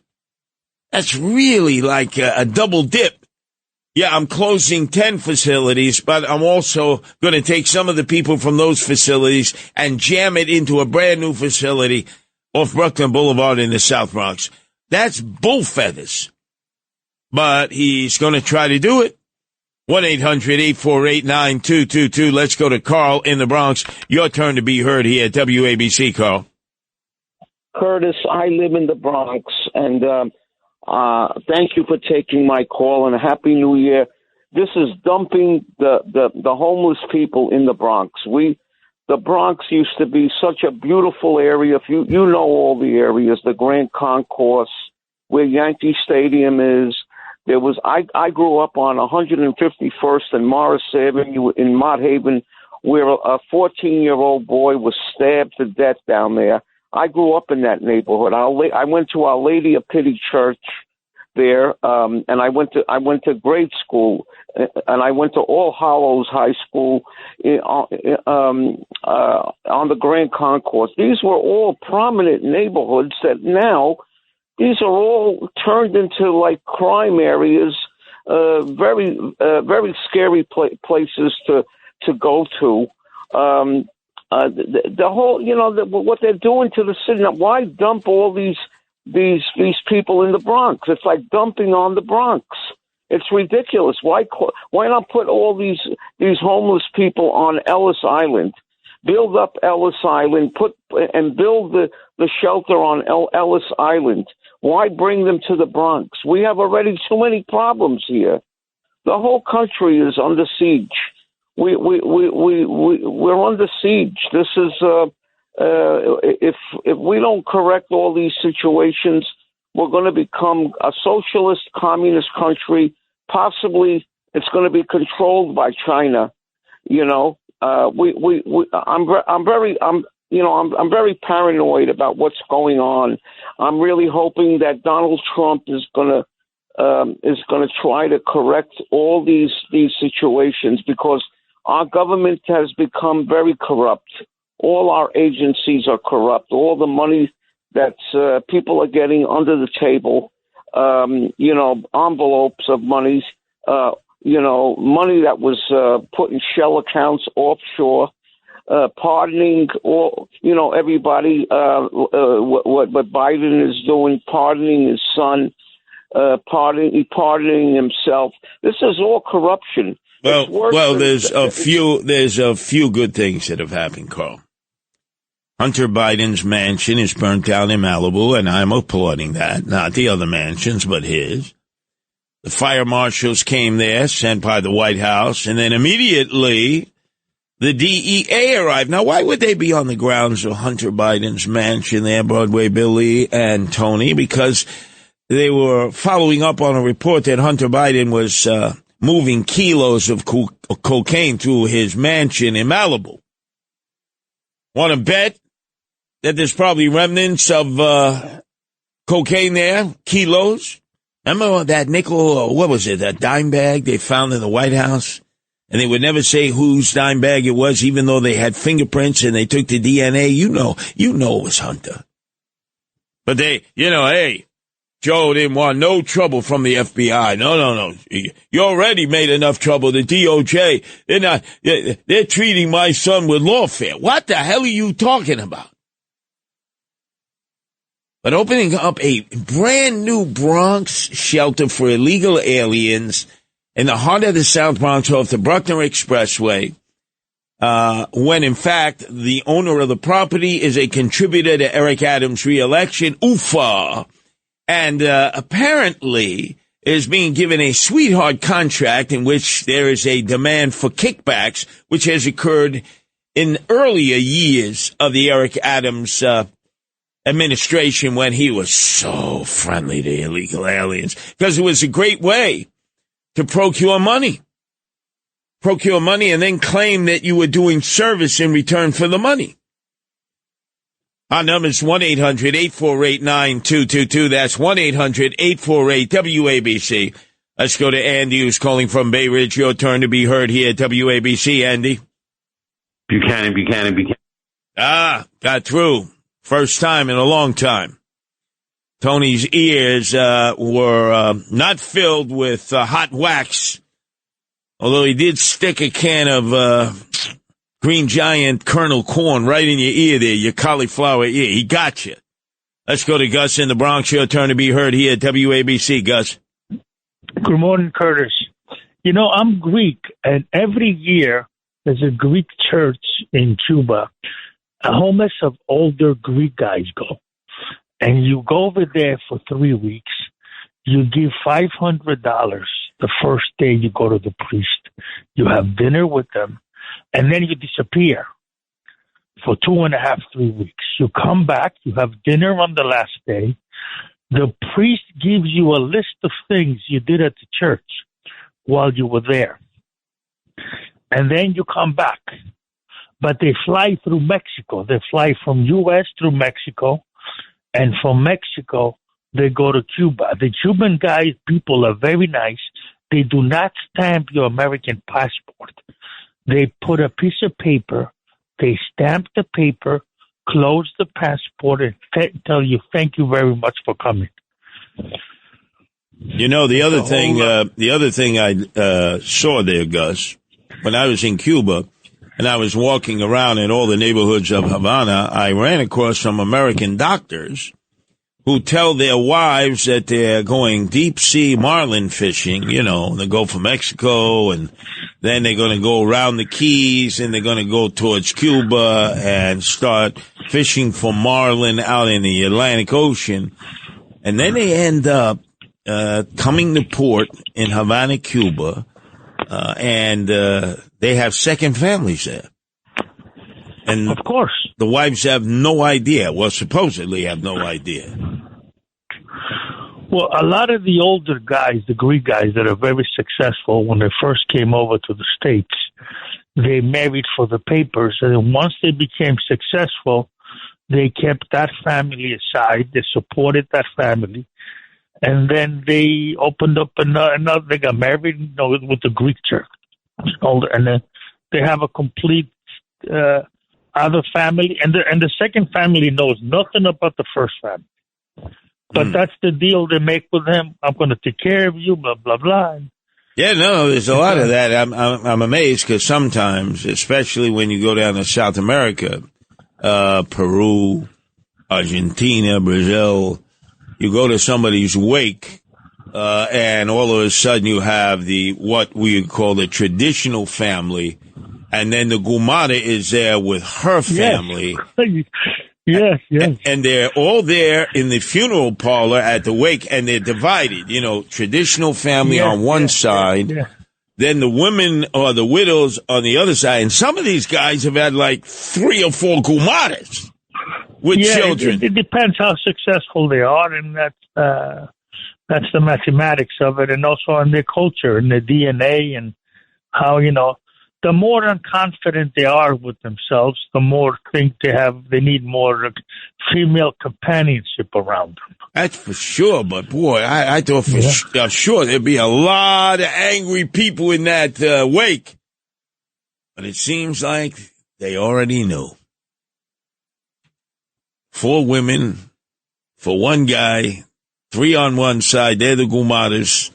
And the home slice, the wife, is on the right-hand side. And for the most part, they don't seem to be upset. Try that in America, right? Ooh. Try that in America. Ooh. That ain't going to work. That ain't going, as they would say, that ain't going to fly. Let's go to Heather, who's calling from Connecticut. Your turn to be heard here at WABC. Heather. Hi, Curtis. I'm from Connecticut. I'm concerned that in New York, if you had an illegal alien starting fires, like they're talking about now, all these fires in California might have been started by an illegal alien, or suppose there's people out under tents, camping, whatever, with all the large buildings and many people in the buildings. What happens if they start a fire? Well, you see, the point is that I believe now we've gone to the second stage, Heather, and they're really not focused on that. They say the fires are expanding, the winds are really strong now, which spreads the embers, and that creates even new fires. But what they're not really focusing on a lot is the arsonists, the pyromaniacs, who get this psychosexual thrill out of seeing flames and then feel the need to set their own fires. And then also what typically plagues all of LA, the city, LA County, is the people who do the shoplifting, right, by day. And now we're going to be going out to these very well-to-do neighborhoods that are burnt down and do looting. And so I think what has to be common is that if you loot, we shoot. I got to get the plywood up there, raid Home Depot. They got to put it in big red paint like I saw it in Broad Channel. And I saw that especially in Hamilton Beach, which is not a blender. It's right next to Howard Beach, in which people were devastatedly underwater in Superstorm. Superstorm. Oh, yeah. That was where, Barack Obama embraced Chamu El Jefe. Chris Christie, and that was it for Chris Christie, that embrace, with, remember his sweater on? He had the fleece sweater. Oh, that was it. Superstorm Sandy. And they had up on plywood big signs that say, if you loot, we shoot. And I would say that the authorities in Southern California, especially in the county and the city, must start encouraging people to take the law into their own hands, to stop the pyromaniacs and the arsonists who will set additional fires. And then, of course, to stop the looting the good old-fashioned way with a Winchester shotgun, fully loaded, put those shells in there, and blast them into the hereafter. That's the Curtis Lewa way. Right here on WABC. 1-800-848-9222. This is Another Side of Midnight with Curtis Lewa. Now to the Bernard McGurk studios of 77 WABC. Here's Curtis Lewa. Whoa, whoa. Whoa, whoa. Esta es verdadero horrible. Hey. Wow. Paso muchas noches pensándote. Yo no sé ni cómo ni cuándo fue. Oh, yeah. You know, one day, Broadway Billy, this will be the primary language in Estados Unidos, the United States of America, right?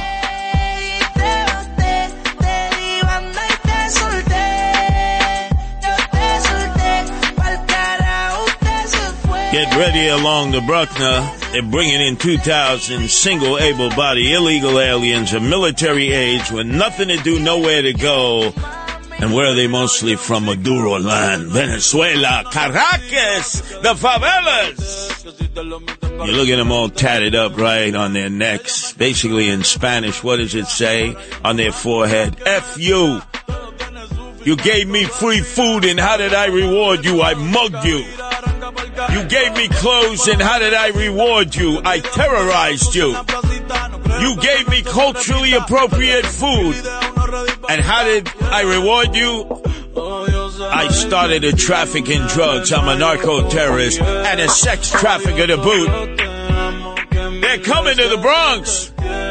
So Eric Adams playing a shell game is trying to tell you that, oh no, we're getting rid of illegal aliens. We're closing Floyd Bennett Field. We're closing Randall's Island. But in the meantime, he's opening up a new super migrant center along the Bruckner Boulevard. I have a feeling I may have to get arrested on this one. Yeah, Broadway Billy, this will be number 81. Yes, Tony, I don't think I have any other choice. This guy's trying to take advantage of Bronx people. He doesn't like the fact that, you know, the Blanquito here has a lot of support in the Bronx. He don't like that. Oh, no. So I'm going to have to come out for the Bronx, where I started the Guardian Angels in February of 1979. How could you put 2,000 single able-bodied young men of military age with nothing to do, nowhere to go, all from Venezuela? That means Tren de Agua.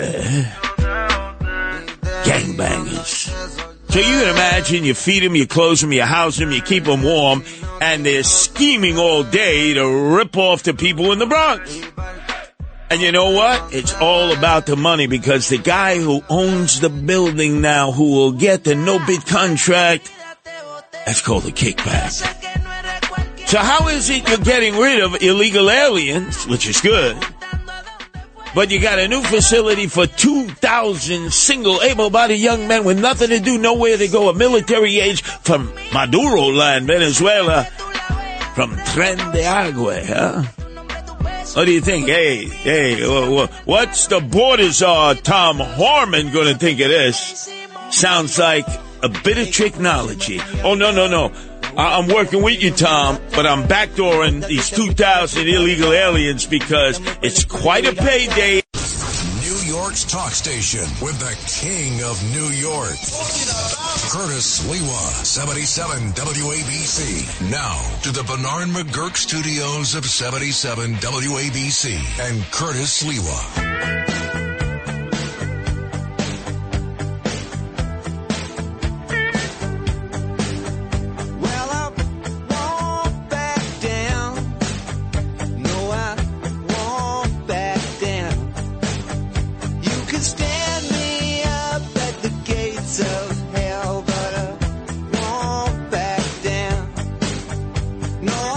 Stand my ground, won't be turned.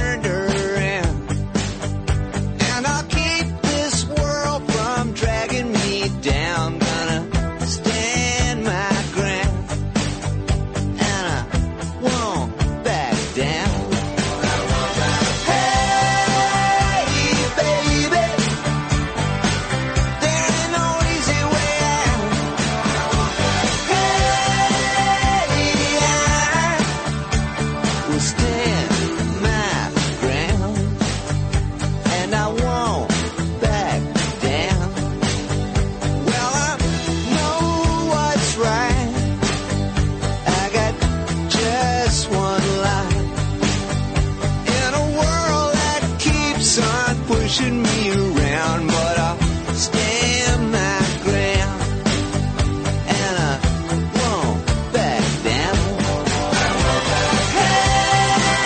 Hey, baby, there ain't no easy way out.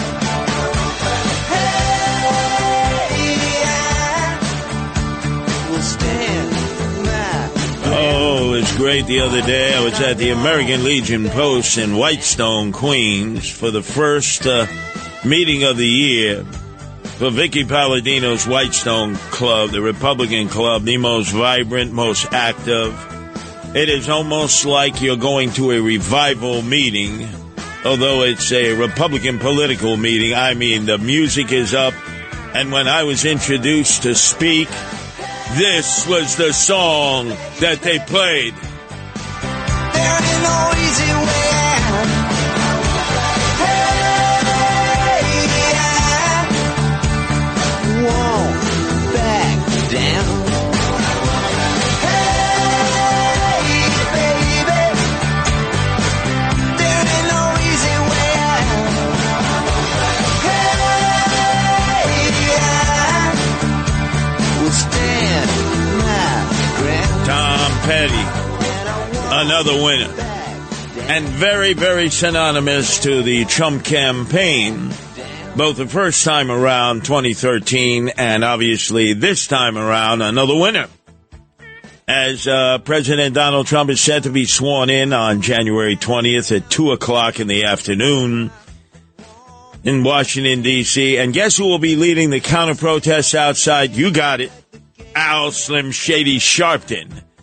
And the guys in the crosshairs, Eric Adams, swagger man with no plan, because if he attends the inauguration, then Al Slim Shady Sharpton has said, that's it for you. No more support from the National Action Hate Network. And if he is in Washington, D.C., it's almost like he has to do the double dutch. He has to also acknowledge Sharpton, which is going to be a tough thing to do. You want to be listening into the upcoming days. I've done the deep dive. I'll be talking about it in just a few hours with my wife, Nancy, who has been investigating both sides of the dilemma that Eric Adams has. Does he become full MAGA and try to run as a Republican to get reelected? I welcome him into the pit of fire, into the ring of fire, make my day. Or does he try to slug it out with a number of Democrats, including potentially Andrew Evil Eyes Cuomo, who looks like he's ready to jump in order to get into the general election and try to get reelected mayor? And then he's facing the superseding indictment, which is ready to come any day now from the Southern District, which is going to accuse him of trying to influence witnesses, which is a very serious charge. But we're going to transport you in this hour back to Butler, Pennsylvania. It has so many unresolved questions. It has become an enigma. That was back on July 13th, right before Donald Trump, who had been out on the campaign trail, was packing it up and was going to head to Milwaukee to receive officially the nomination of the National Republican Party, which he eventually did. But you remember what happened in Butler, 50,000 MAGA people there. And then towards the very beginning of it, shots were fired from the nearby roof of the warehouse where there was no security at all, no Secret Service, no local law enforcement. And we know almost as little today as we knew back then. I'm going to play for you, though, what has been designated a award-winning broadcast. And that was the broadcast that I conducted with Noam Laden an hour after it was reported the attempted assassination of President Donald Trump on that stage in Butler. Both I came in with Nancy and Noam came in from Jersey City with his son, and we got to work. Cousin Brucey was on. This was a Saturday night. As you know, his program is from 6 to 10. And he recognized that it was the wrong night, the wrong time, the wrong place. And understood that he would have to segue to us because we were all over this story better than any TV network, cable network, or any other news outlet because we used the power of the 50,000 watts of sound. And now that broadcast is up for an award. I've truncated a bit.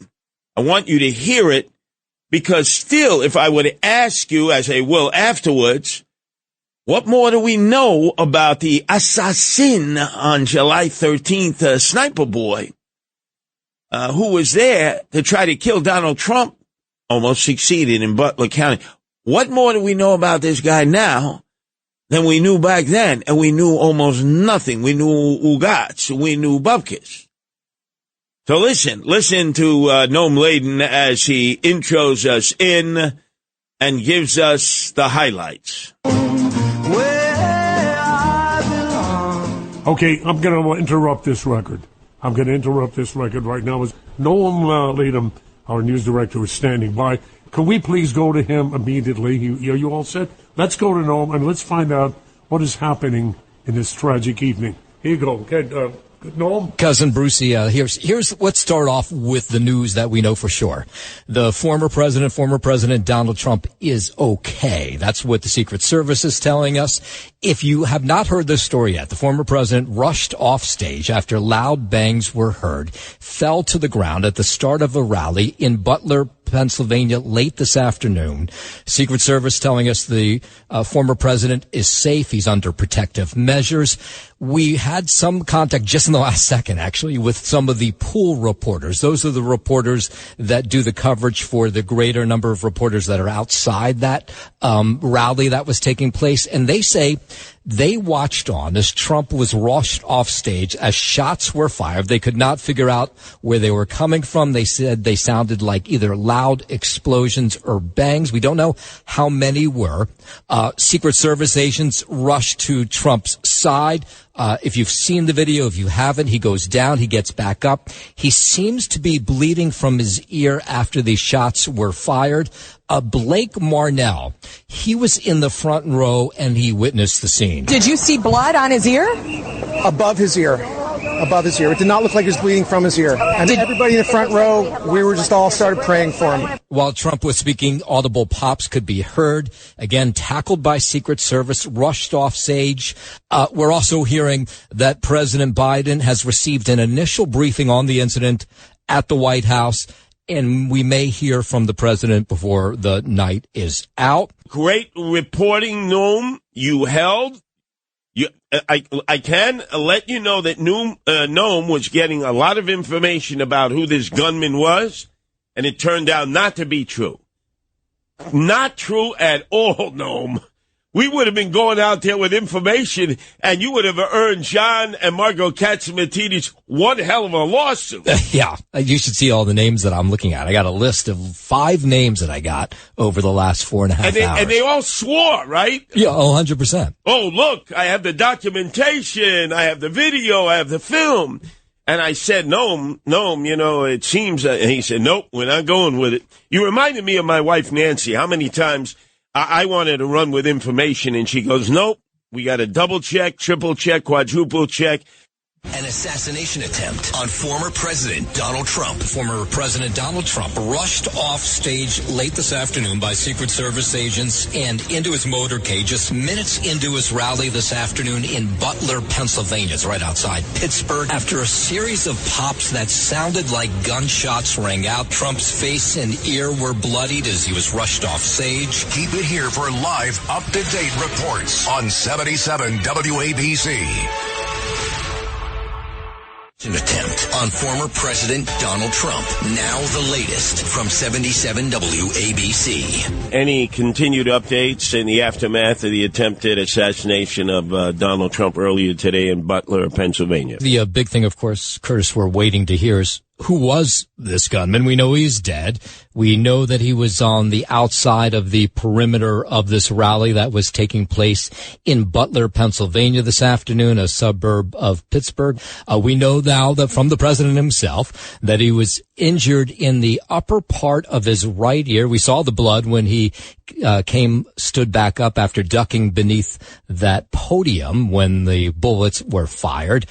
We know he's back out of the hospital, and apparently this is his campaign telling us that he's fine. That's the word they use, is fine. Secret Service rushed in, of course, to cover him after the bullets were fired. It was a Secret Service member who took out that gunman, and this man saw the gunman before he shot, moving from roof to roof, and he says he reported it to police right away. Saw the guy move from roof to roof, told an officer that he was on the roof, heard that there was somebody that could see the person, so I went back to where they were standing, saw the person, went back and told the officer again that if he goes back to that particular spot, he can see the person, figuring that he would go in radio. All right, so what's not clear was that information given to everybody who was on site, the security detail? We don't know, and we may not know the answer to that for a while. It is a crime scene where this rally took place this afternoon. This Trump supporter was incredibly close to the action. He had arrived at this rally very early in the afternoon because he wanted a front row seat, and he got a front row seat. Did you see blood on his ear? Above his ear. Above his ear. It did not look like he was bleeding from his ear. And everybody in the front row, we were just all started praying for him. And everybody, of course, shocked by what they had seen. The former president, when he stood up and was then moved off the stage and into his motorcade, before he did, he pumped his fist a few times, yelled "fight on" a few times, and then was put in the car and sent away. About 15 minutes later, somebody, we don't know who it is, took the stage at this rally and asked everybody to leave. They did in an orderly fashion, including reporters, the rally attendees, lawmakers who were there. Then they were stuck in the parking lot for a while, and that may have been done on purpose as police took victim statements from these people who witnessed what took place. And then early this evening, we had been told that President Biden, had been updated regularly about what was going on. He came out and made a statement from his home in Delaware. Here's a little bit of what it sounded like. Look, there's no place in America for this kind of violence. It's sick. It's sick. It's one of the reasons why we have to unite this country. We cannot allow for this to be happening. We cannot be like this. We cannot condone this. And I want to thank the Secret Service and all the agencies, including the state agencies. Yeah, and then we had this craziness that seems to happen, unfortunately, after incidents like this. Over at Trump Tower this evening, a section between 56th, 57th on Fifth Avenue shut down for a while. 3 suspicious packages found. Now, this may be the NYPD, the FBI, being overly cautious, of course, in the aftermath of this shooting. We have not been told what these packages were. A bomb squad was called in to check on one of those packages. Of course, as more details come in to us on that, we will pass them on to you. I'm Noam Laden, live in the 77 WABC newsroom. Noam Laden, we already have an identification of the gunman that has been certified. Thomas Matthew Crooks. This 20-year-old is from Bethel Park, which is a village about 40 miles south of where that Butler rally was held. And as soon as we got the name, we started doing, a deep dive to try to figure out, Facebook, Instagram, social media platforms. And slowly we're trying to put something together, but it's going to take us a little while longer to see what information comes in.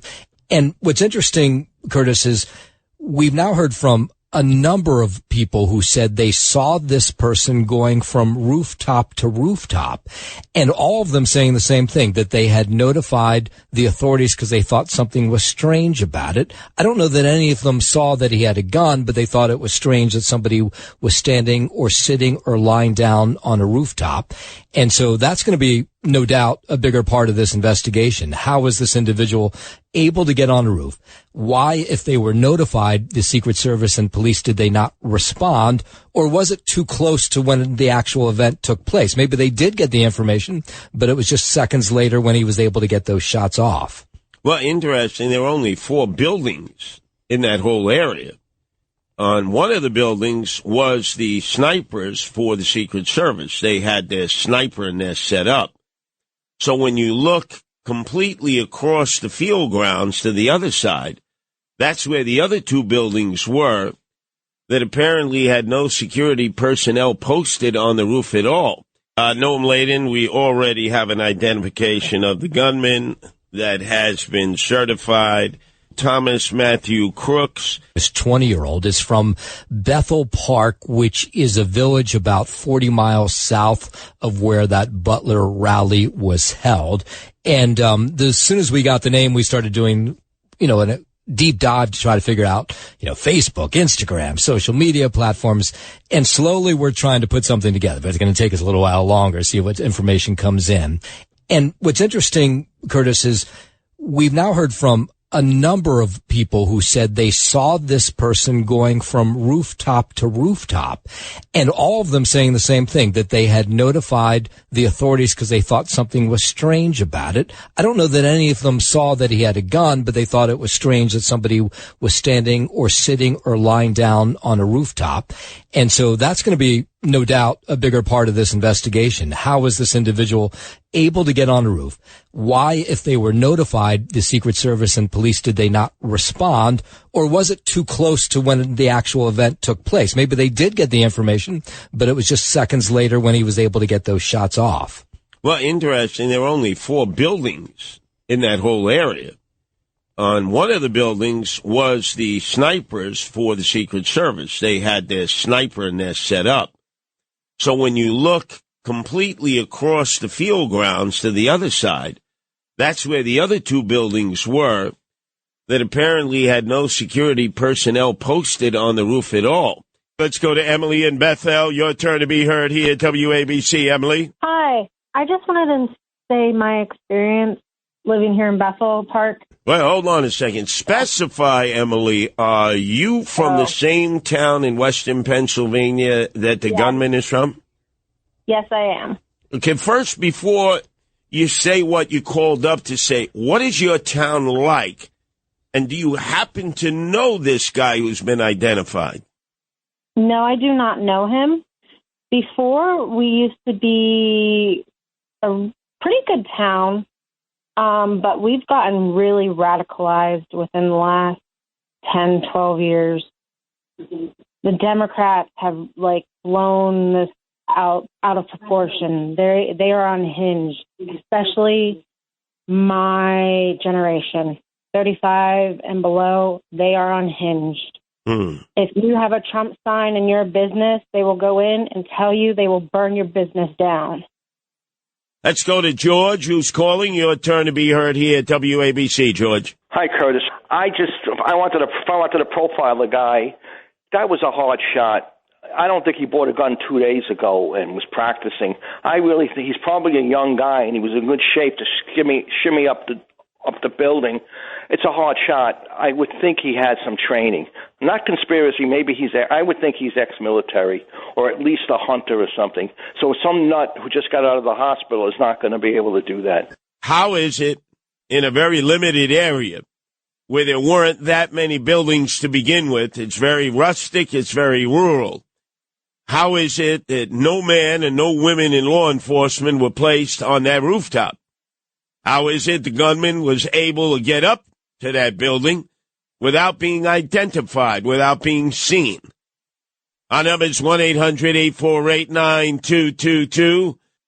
1-800-848-9222. Let's go to Frank in New Jersey. Your turn to be heard here at WABC, Frank. Hey, Curtis. First of all, you're doing a great job. I don't know why they didn't have a bulletproof glass petition in front of him to begin with. But I want to dispel one thing that someone said about a lunatic, possible left wing or right wing. This was not a lunatic. You planned this. To get up there, to know this situation, to know where he is, when you're going to make the shot, not one, several shots, 300-400 yards away. This man that was up there was not a lunatic. This guy knew exactly what he was doing.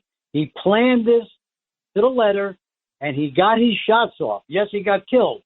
I wish they would have not killed him so we can find out more about him. Well, no. In fact, that's what we're waiting to hear, Frank. Very perceptive of you is that he probably didn't just stumble upon this rally, decide to get the rifle out of his pickup truck, go crawling up the side of this building, and then crawl on his belly on the roof until he got to the spot where he felt he had the best shot right at Trump, which was about 400, 500 feet away from the podium. So he had to know something. We're taking you to the break of dawn with our round-the-clock coverage here at WABC of the attempted assassination of President Donald Trump earlier today in Butler, Pennsylvania. An assassination attempt on former President Donald Trump. Former President Donald Trump rushed off stage late this afternoon by Secret Service agents and into his motorcade just minutes into his rally this afternoon in Butler, Pennsylvania. It's right outside Pittsburgh. After a series of pops that sounded like gunshots rang out, Trump's face and ear were bloodied as he was rushed off stage. Keep it here for live, up-to-date reports on 77 WABC. Now the latest from 77 WABC. And we went 10 straight hours from that time that we took over for Cousin Brucey at 7 o'clock. Actually, 11 hours straight. With the help of my wife, Nancy, who was doing the deep dive that morning, and to Noam Laden, our news director, whose son assisted him.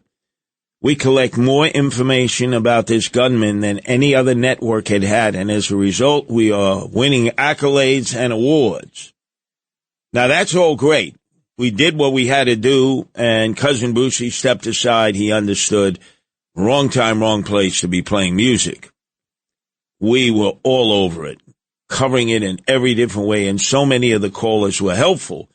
In fact, they were calling from that area, Butler, and that area in Pittsburgh, because they were saying their local talk radio stations were inept, were just repeating the same things over and over that were on Talk TV, Fox, MSNBC, CNN, other outlets that, again, did not have much.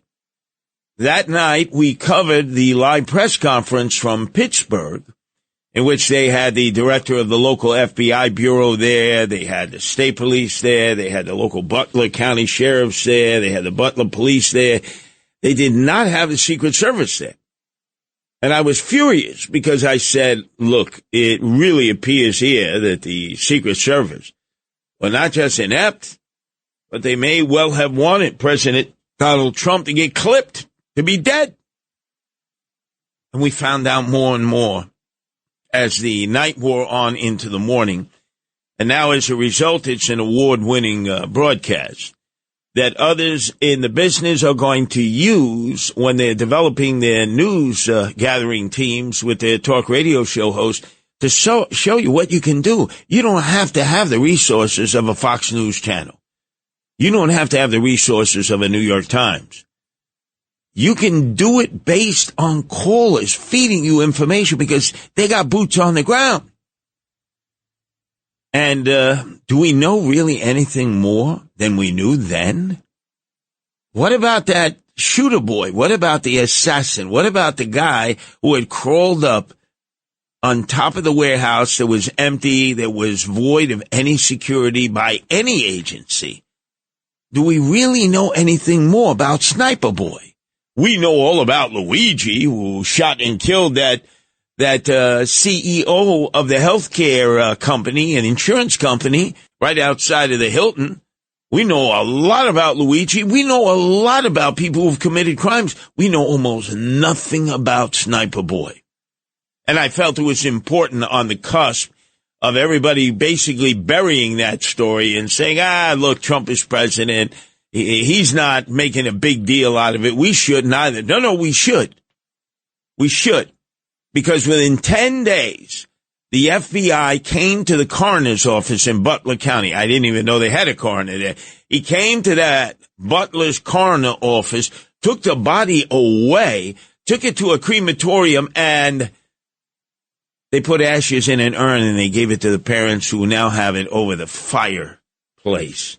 I had predicted all of that, and I was told, you're crazy. That'll never happen. I said, it will happen. Look, they wanted Trump dead.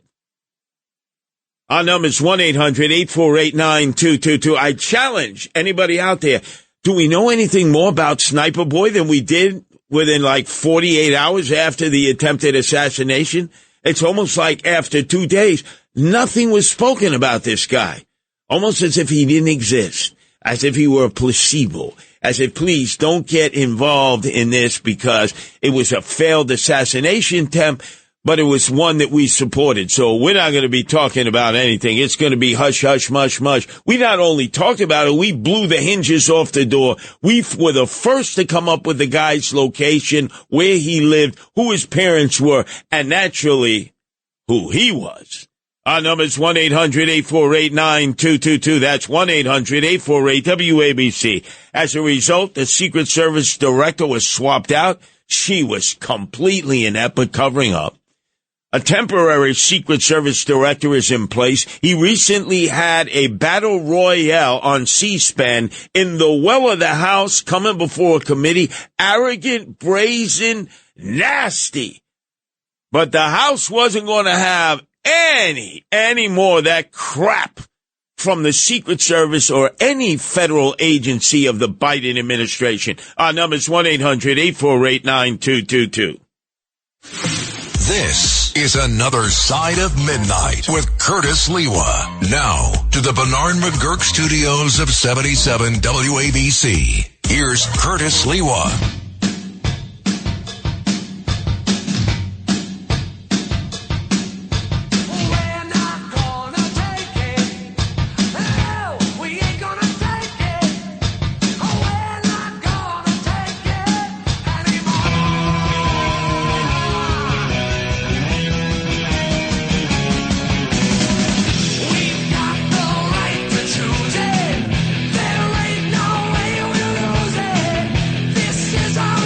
Twisted Sister, another anthem that MAGA has used at rallies for Trump, both when he won in 2013 and 2020 when he didn't, and naturally the most recent campaign. And Twisted Sister, interesting because the attitude was, hey, you could be on the left wing, you could be on the right wing, you can use our music. You know, that's what America is about. Freedom of usage. We're not going to charge you a fee. There's none of that crap that other groups put you through. Hey, you use it, Trump. Hey, if the other side wanted to use it, Harris, if another political organization wanted to use it that wasn't right wing but left wing, use it. But then, in just about a month ago, you would think that the Secret Service would have learned its lesson and would have dropped its boldness and brazenness and its attitude of indifference towards all citizens and requests from members of the majority Republican House. Well, we have an interim Secret Service chief. Hopefully, when Donald Trump is sworn in on January 20th at 2 o'clock, this guy will be out because he recently got into it in the well of the floor of the House of Representatives with a GOP member. And this interim Secret Service director couldn't have been more bold and brazen and defiant and like, hey, we're part of the deep state, so you better watch yourself, pal. So I got another question for you. Do you recognize this photo?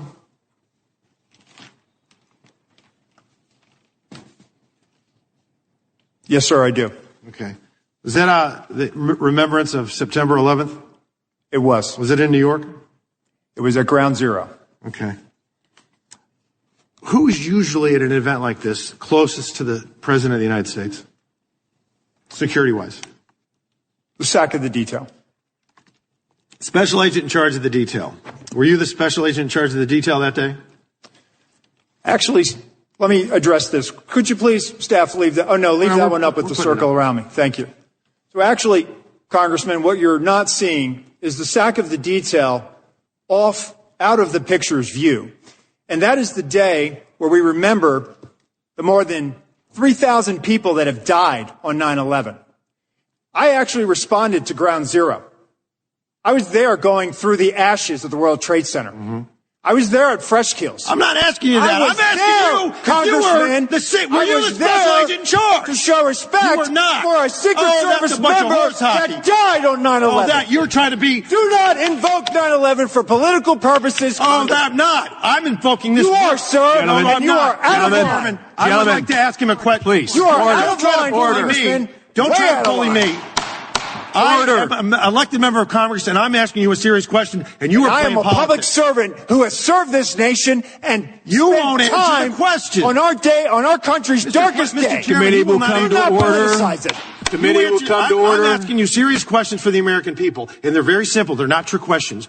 Were you the special agent in charge that No, day? I wasn't. I was there representing the Mr. United Chairman, I'm States just Secret asking you yes or Service, no. sir. Mr. Fallon, your and time's did not expired. affect protective You know operations. why you were time's there? expired. Because you wanted to be visible, because you are auditioning for this I was job. there to that pay you're not respect gonna for a get fallen till member of January this 20th. agency. You endangered You are President out of Biden's line, life, Congressman. Vice President You are out of Harris's line. life, because you put those agents out of position. Mr. Did you have a Chairman. radio with Mr. you? Fallon, Did your you wear a time vest? has Did you have a expired. weapon?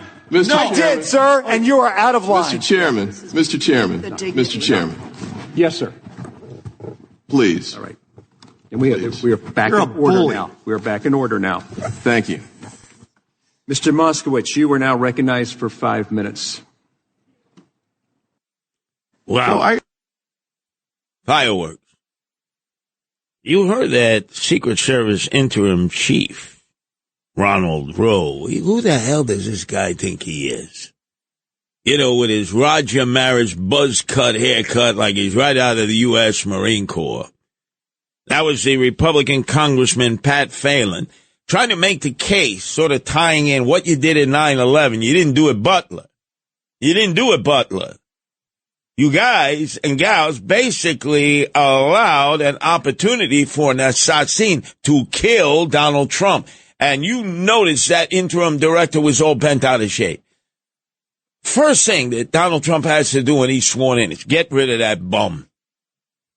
It's been one cover-up after one cover-up after one cover-up. You really got to sack this guy, full of brim and brazenness and boldness, as if you don't tell the deep state what to do, we tell you.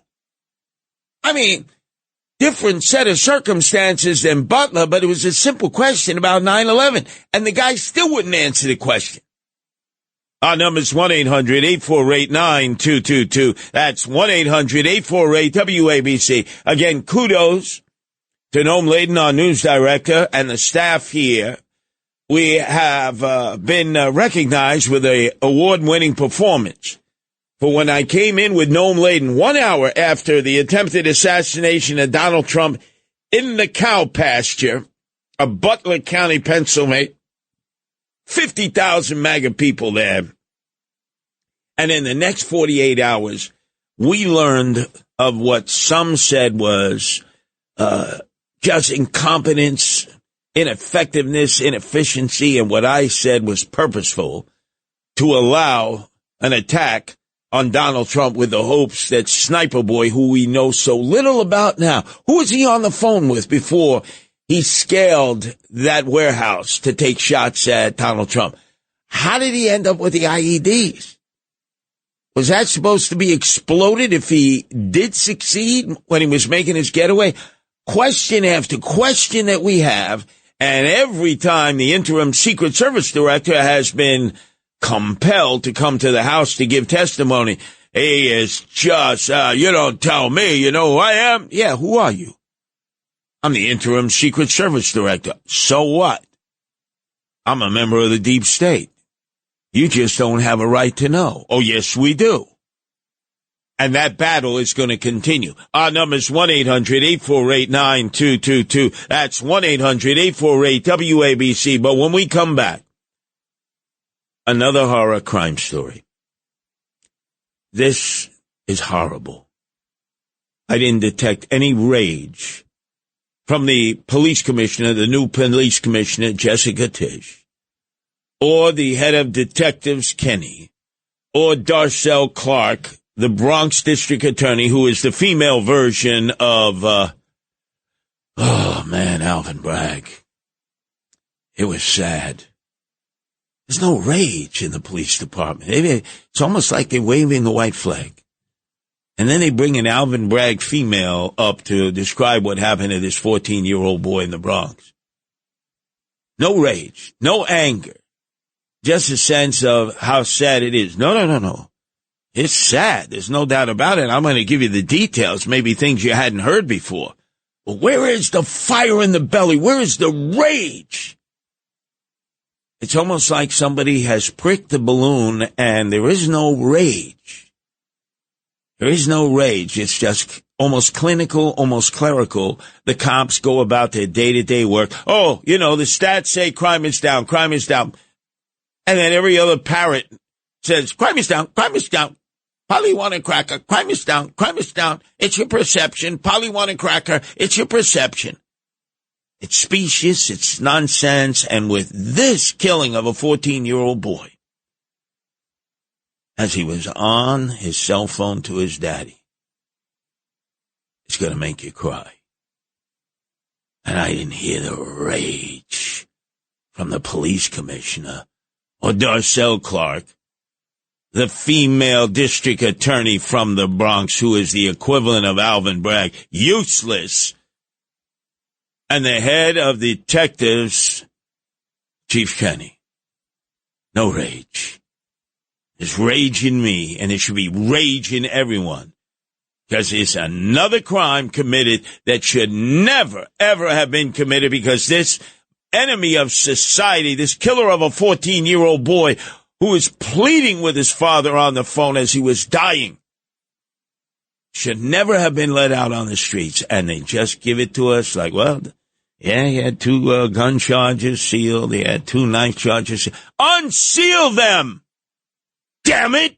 This is Another Side of Midnight with Curtis Lewa. Now to the Bernard McGurk studios of 77 WABC. Here's Curtis Lewa.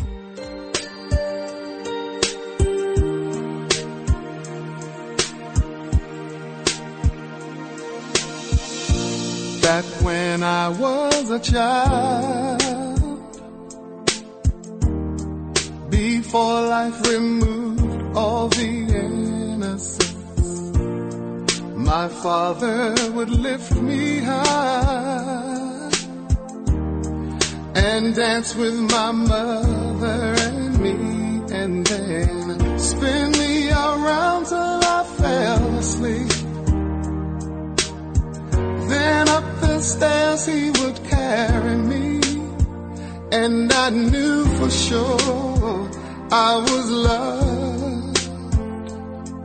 If I could get another chance, another walk, another dance with him, I'd play a song that would never, ever end. How I'd love, love, love to dance with my father again.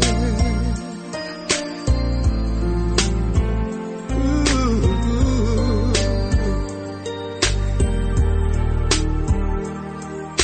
When I and my mother would disagree, to get my way I would run from her to him. He'd make me laugh just to comfort me, yeah, yeah. Then finally make me do just what my mama said. Later that night when I was asleep, he left $1 under my sheet. Never dreamed that he would be gone from me. If I could steal one final glance, one final step, one final dance with him, I'd play a song that would never, ever end. 'Cause I'd love, love, love to dance with my father again. Sometimes I'd listen outside her door, and I'd hear how my mother cried for him.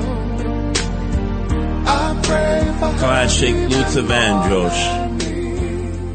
dedicated to that 14-year-old boy who's in heaven and his father who got a call from his son as he lay dying, saying, Daddy, I can't breathe. I've been stabbed. As he bled out in the streets of the South Bronx. No rage from the police department. No rage. The mayor was too busy getting his freaking eyebrows threaded in Corona. Darcel Clark, the DA, who's the female version of Alvin Bragg, turns criminals loose every day. No freaking rage. Oh, it's tragic. So sad. You got the assailant who is a career criminal who's been arrested on gun charges, on knife charges. He's mentally ill. How many times have we heard stories like this? How many times are we going to continue to hear how our government completely lets us down? The primary responsibility of government is to provide public safety. And damn it, they can't even do it for a 14-year-old kid on his way to school. 9:30 in the morning Friday. He's at 138th and Lincoln.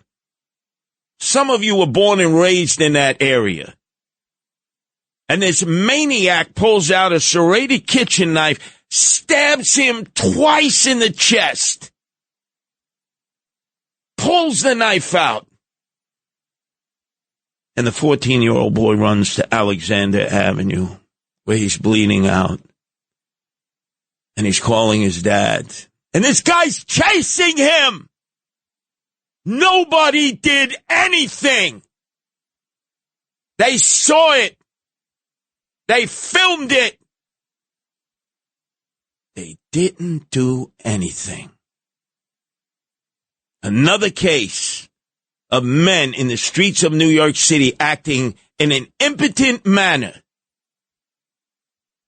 He's on the phone with his father. He's dying. He's crying. He's telling his father, I can't breathe, Daddy, I'm bleeding. Imagine how that father felt. Imagine how that little boy felt. This maniac out on the streets of the Bronx. And then when they took him out of the 40th precinct on the perp walk, I noticed, hey, Eric Adams wasn't on that perp walk, was he? Like he was with Luigi from Altoona, Pennsylvania. No, he was too busy getting his eyebrows threaded at a nail salon in Corona in Queens. And this maniac was cursing everyone. F you, F you, F you, F you. That's right, I killed him. What the hell is he doing out on the streets? What the hell? And what did he do right before that? Not only had he been busted on gun charges, Darcel Clark, DA, Alvin Bragg style, the female version. Not only had he been busted on knife charges, Darcel Clark, the female version, but he had gotten into a dispute just days before with a neighbor. He's chasing the neighbor around with a knife. The neighbor runs into the house. He stabs the bell. He gets arrested and then released, no bail. Back out on the streets. No rage. No rage. It's like they've surrendered. I'm watching the press conference. I couldn't believe it. Oh, this is such a tragedy. Oh, terrible tragedy. How many terrible tragedies do you report and then you don't get angry?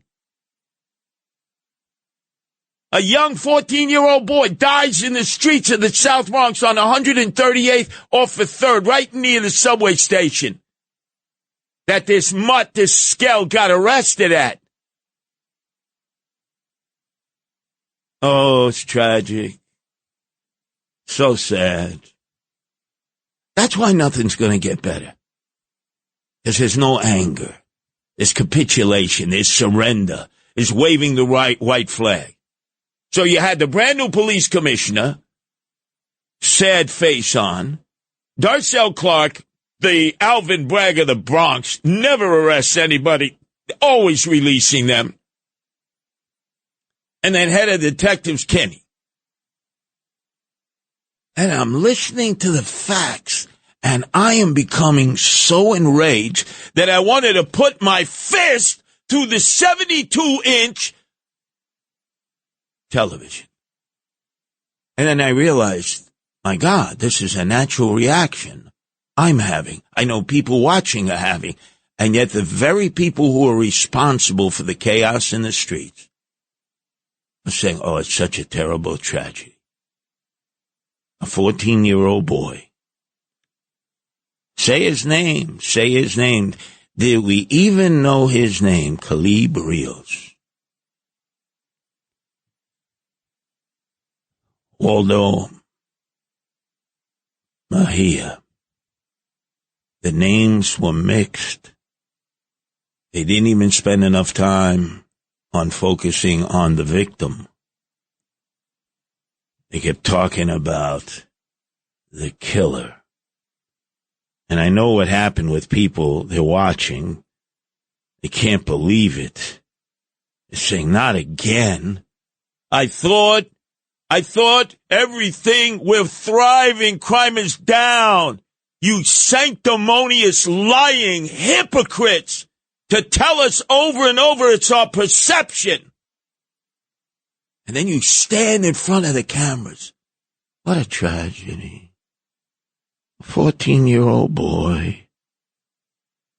Caleb Rios, stabbed and killed twice by Waldo Mejia, who he should have had off the streets many times before.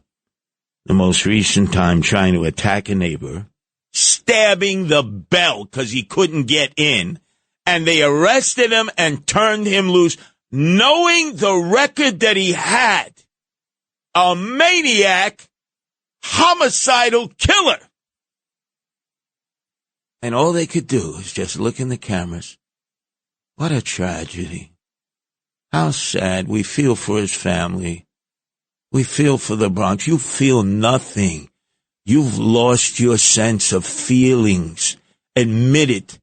You wave the white flag every day. You're like Sergeant Joe Friday. You just give us the facts. You have no emotion. You have no anger. If you had rage, this would stop. But it's our perception, right? Adams, Hochul, our perception. Oh, the newest to parrot this line is the police commissioner. Tish, oh, it's our perception, huh? It's our perception. You keep thinking that. Your crocodile tears. Nobody needs it. We want to see anger. We want to see rage. We want you to do something to stop this.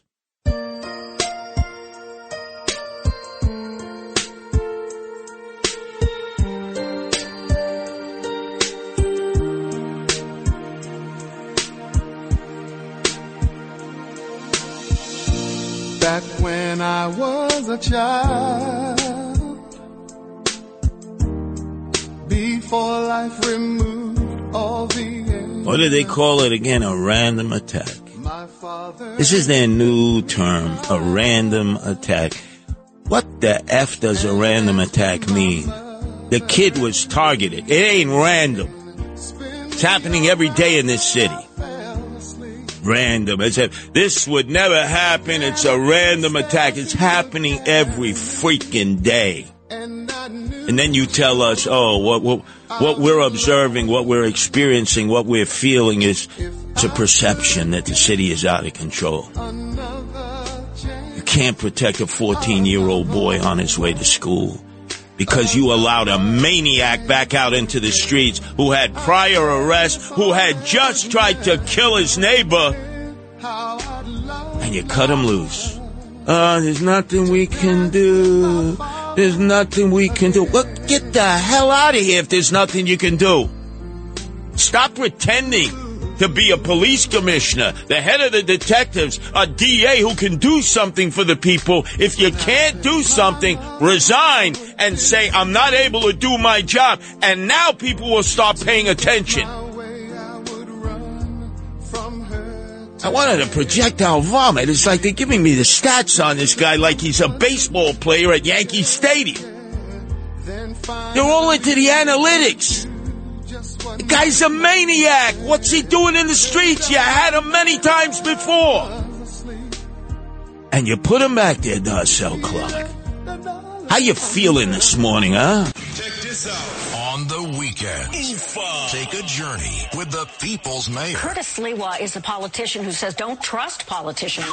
It's Another Side of Midnight with Curtis Sliwa. The iconic, the legendary Curtis Sliwa. This city doesn't sleep, and neither does Curtis Sliwa on Another Side of Midnight. Oh, yeah. Now, to the Bernard McGurk studios of 77 WABC. Here's Curtis Sliwa.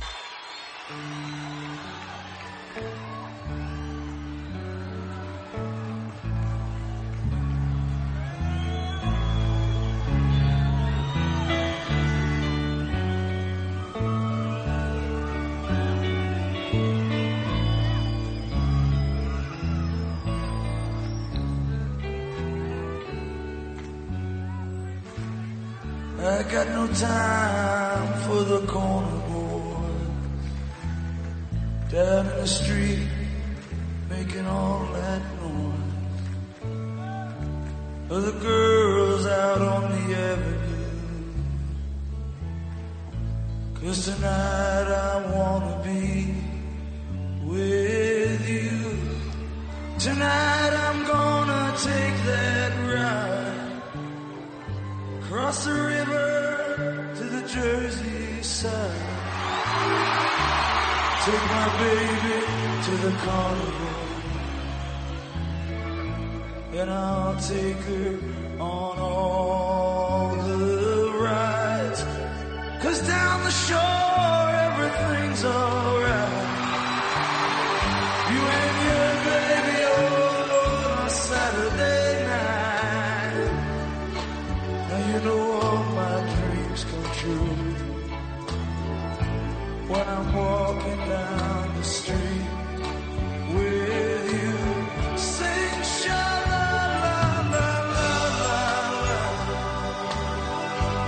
sha-la-la-la-la-la,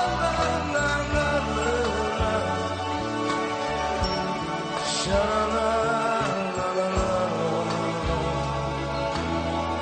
sha-la-la, I'm in love with a Jersey girl, sha-la-la-la-la-la. 7 minutes after 5, and we are just 2.5 hours away. What will make 3 weeks since, say her name, Debbie, then changed to Debrina Kowam, was torched by a monster from Guatemala that we let in twice, who was cared for at our expense, an unwanted guest like so many. Because Eric Adams, swagger man with no plan, decided he was going to spend our money on these illegal aliens. He was housed in Samaritan House, which normally takes care of people with drug and alcohol problems in East New York, but apparently they had a side hustle housing illegal aliens, because a lot of money in that, a lot of kickbacks. They still haven't answered, like, what were you do?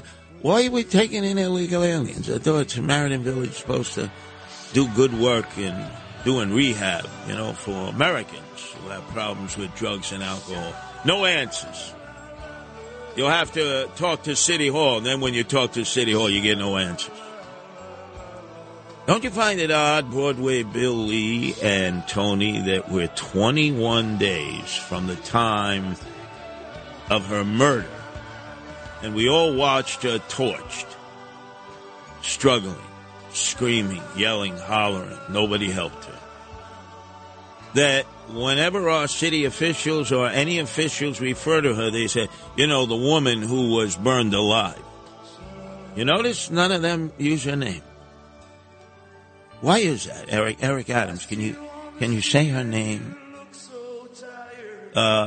Jessica Tisch, can you say her name the next time you say, oh, you remember the woman who was burnt alive? Yeah, we remember that. You know, she has a name. You know, she is a human being like every one of us with a story to tell. And we're now 3 weeks into this. And this Jersey girl, it's almost like nobody wants to own her name. I haven't seen anybody come over from her hometown, Toms River, and say, hey, that's our girl.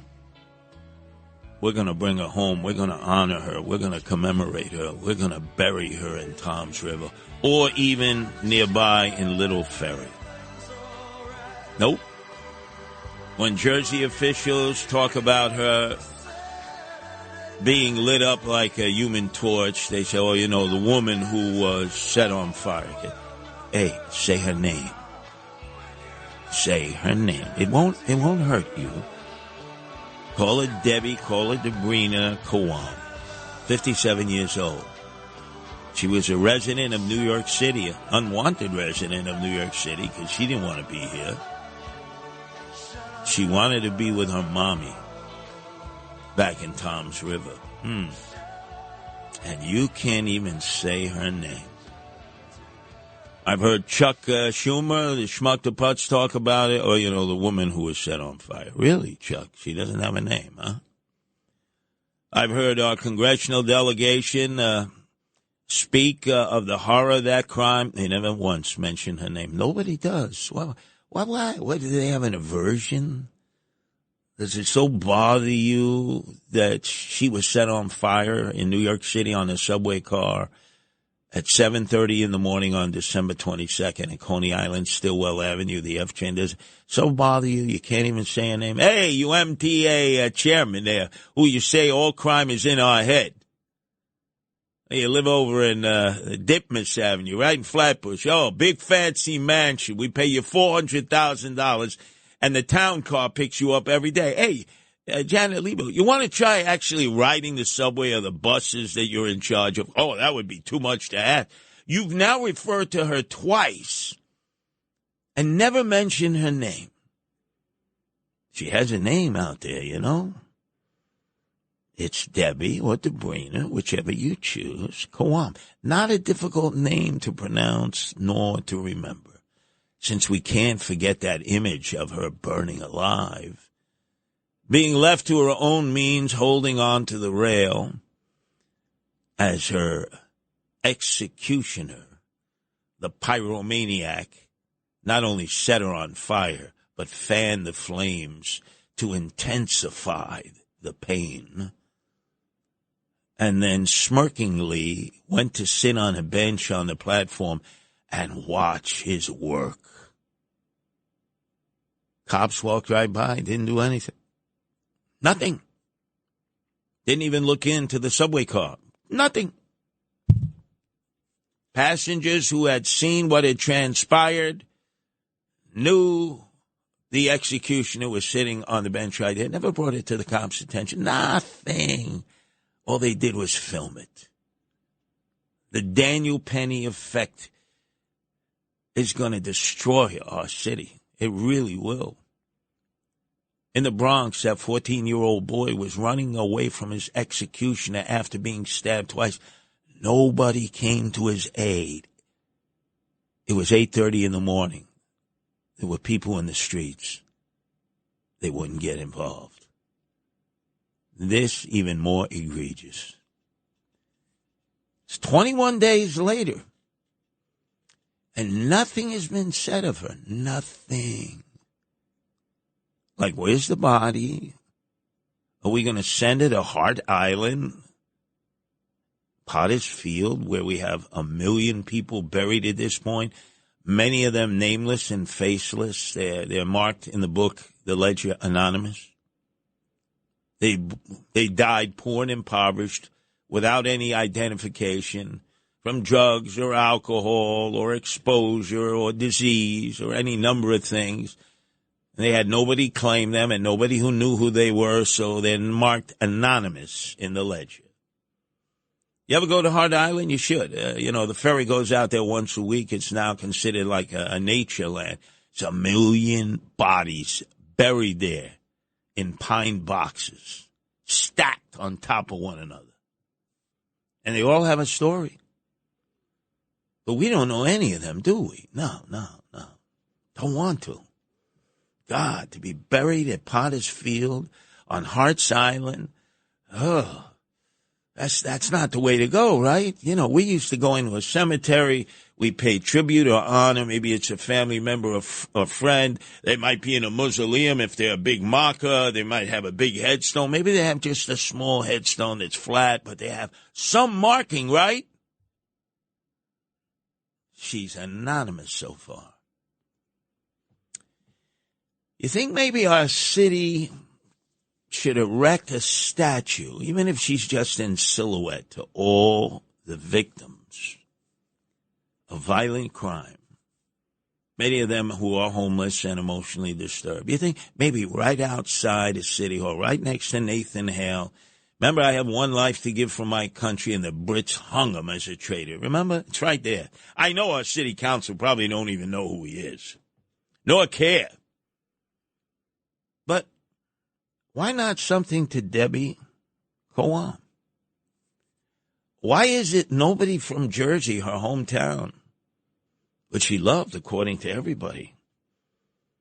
She lived an all-American life. She grew up in a home, single-family home, on a street with single-family homes. She went to Passaic Valley High School. She was like a cheerleader. Everybody loved her, Miss Personality. She was a Jersey girl. She was not from the hood. She wasn't able to survive in an urban area. You grow up in a place like Patterson, Newark, okay. You got survival skills. You don't have survival skills if you grow up in Toms River, Little Ferry. You don't. You go to Passaic Valley High School. It's not a tough high school. You don't develop survival skills. Montclair State, she went, you don't develop survival skills there. The hostess at a pancake house, whenever I'm in New Jersey, that's one thing. They got a lot of diners and pancake houses. And she had that job when she was at Passaic Valley High School and got the boss there to hire more of the students, boys and girls, who needed a part-time job after school. And she was a great motivator, and everybody wanted to talk to her. The boys were afraid to talk to her because she was so filled with personality, they didn't know how to approach her. A lot of you guys listening now, you know what it was like. The good-looking girl in high school, Miss Personality, the cheerleader, the pom-pom girl. You wanted to talk to her, but you were like stumbling and mumbling. You were nervous. She was on her way, as her fellow students said, to become a major success, to be able to do anything in her life she wanted to do because she just exuded personality. Say her name. Official, say her name. I'll make it easy for you. It's Debbie or Debrina Cowan, 57, who died while here in New York City, and not because she wanted to be. So we're 3 weeks into it. We haven't heard anything more other than this animal. No, I'm not going to call him an animal. That's disparaging animals. This monster is brought into court, Kings County Criminal Court, and says, I was so drunk, I blacked out, I didn't know what I was doing. Yeah, right, sure. So some legal aid lawyer that we're paying for planted the idea that if he says he was not in control of his mental or physical faculties, maybe he can run into court the next time and claim that he was insane in the brain and not have to face triple life without parole, right? Well, he got nothing to lose and everything to gain, and he's got attorneys that we're paying for, and they are certainly going to give him every ruse in the world to avoid what he should be getting, which is old Sparky. They ought to fire it up in Sing Sing Ossining and put his tush in there and light him up. Right? Oh, but we're from, oh, that's inhumane. Oh, what do you mean? He torched a woman. He had no problem doing that. He had no problem fanning the flames. We all saw that. He had no problem sitting there on the bench like the pyromaniac that he is, deriving sexual pleasure from it, because that's what pyromaniacs are. Nobody wants to discuss it. There's about 20 of them running through every area of Los Angeles now with torches, setting fires up, one with a flamethrower. But, oh, they're misguided, they disturb people. Yeah, well, they need to be taken off the streets, incarcerated, and if they have maimed and killed, kill them. Is that so difficult? But we're going to believe that crap that he blacked out and he had no idea, because what was he doing? He was smoking K2, $30 a day according to his roommate, drinking cheap vodka and riding the subways all day. He wasn't even trying to work. You know, we've been told by Eric Adams, oh, these illegal aliens, they want to work. Yeah, some of them do. Not him. He knew there was a free ride provided by Eric Adams, courtesy of us, the suckers, the taxpayers. And some nonprofit that I've yet to determine was giving him money every week. I am so close, and I am going to cold bust you. You know who you are. Giving him money in an envelope for being a derelict, a degenerate, while he's staying at Samaritan House, which is supposed to be for people who have drug and alcohol problems. And apparently he violated curfew. There were no rules and regulations for him and the other illegal aliens because it was money. Every time they check in, we get paid. So if we have to kick them out, we don't get paid anymore. So this is our side hustle, right, Director? Maybe this is how you make money on the side. This is Curtis Sliwa, huh? I'm the street guy. I can smell all of this. And here we are 3 weeks later. And nobody will even say her name. What happened? Remember in Georgia, ladies and gentlemen, you know how we demanded that. And to her credit, Marjorie Taylor Greene, during the State of the Union address, shouted out at the stunad President Joe Biden and screamed at him, say her name. Do you remember what happened? When we come back.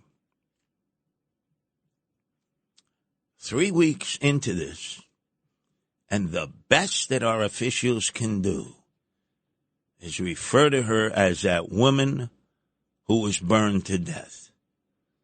Eric Adams, too busy, getting his eyebrows threaded in Corona. Oh, God, what a metrosexual he is. Jessica Tisch, I'm so traumatized. Lady, you're the police commissioner. You got to have rage. Never once has said her name. Supposed to be very bright. Went to Harvard University, right? Is that what they say, Tony? Oh, Ivy, you can't remember the victim's name? Is it so difficult to just say Debbie or Debrina Kawam at 57, who was another crime victim, murdered in the subway system of New York? And then you could say the woman who got burnt alive. Why can't you say it that way, huh? But they won't.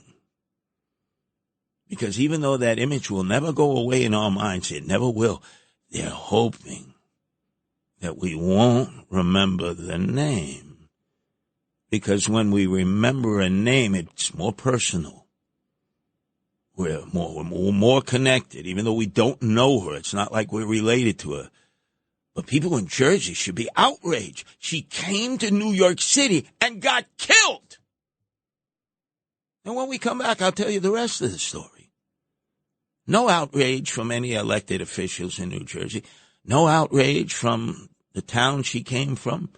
I don't see any outrage anywhere other than at the act of a person being set on fire and torched and tortured while her executioner just got a psychosexual pleasure out of watching her scream and melt like a candle in the wind.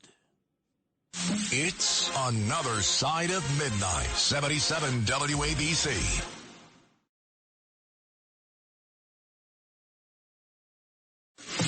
This is Another Side of Midnight with Curtis Lewa. Now to the Bernard McGurk studios of 77 WABC. Here's Curtis Lewa.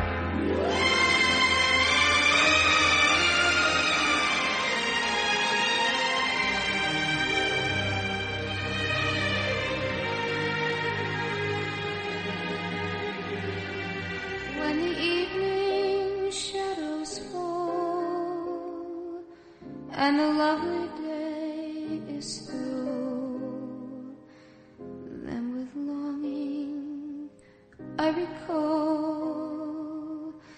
the years I spent with you.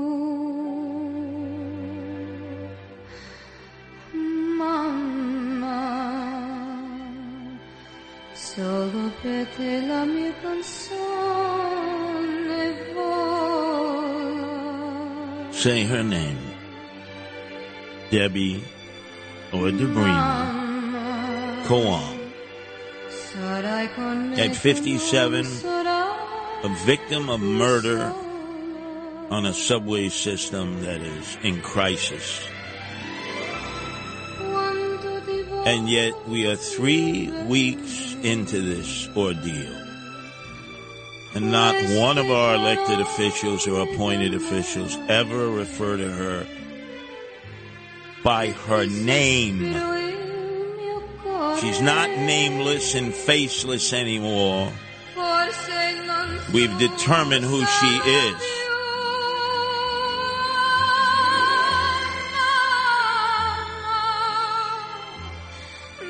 So in her last days, having a series of setbacks like so many Americans have had, we have all had them, our children have had them, our grandchildren, and sometimes they've broken our heart. But we're always there for them, especially mothers. And I'll repeat this story until the day I die and shame our local officials and the officials in New Jersey.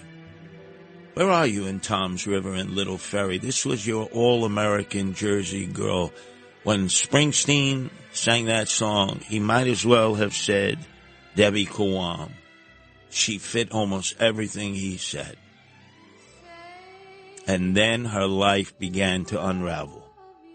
Alcohol, some mental illness, no doubt, but still able to communicate. And after having a series of setbacks that took her to Jersey Shore towns from Atlantic City, Seaside Heights, up almost to Point Pleasant itself, she decided to come home. The place she remembered most fondly was her home, single-family home in Little Ferry on a block of single-family homes, like so many neighborhoods in America. Not the hood, not an urban area. It's the way most people in America live. It's a suburb. And she was looking for her mother. She knocked on the door, and a woman named Olga answered. Olga and her husband had just purchased that home 2 months before Debbie's family had moved on. So naturally, what did Debbie want? She wanted her mommy. In the case of our other victim, in which there was no rage, no anger, I just described the 14-year-old. He spoke to his daddy on the cell phone as he was bleeding out on the streets of the South Bronx, 138th and 3rd. And he was telling his dad, Mr. Rios, his son Khalid, 14, Dad, I can't breathe, I'm bleeding, Dad. He was dying. And this maniac, Waldo Mejia, who had stabbed him twice in the chest, was looking for him because he had hid between cars. Wanted to stab him more. Nobody jumped in. Nobody did anything. It's 8:30 in the morning. Who did he call? He called his daddy. And he ended up dying. And then we looked at Waldo Mejia, who he was, and all the times that he had broken the law of violent crime.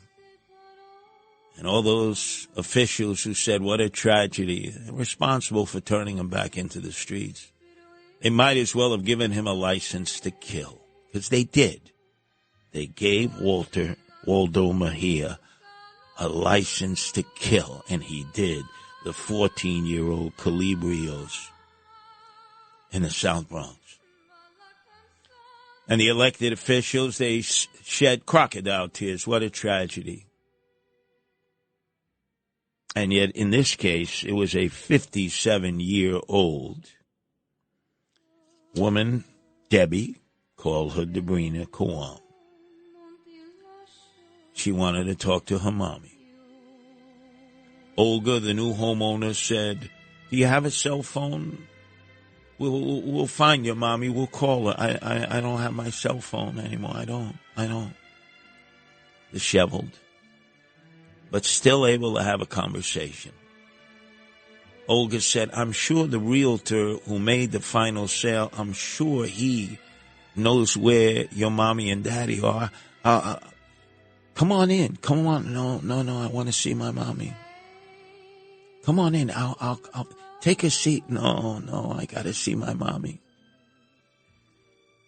And she went inside and she tried to call the realtor. And then she saw through the window that Debbie Kawam was running down the street, crying and yelling out for her mother.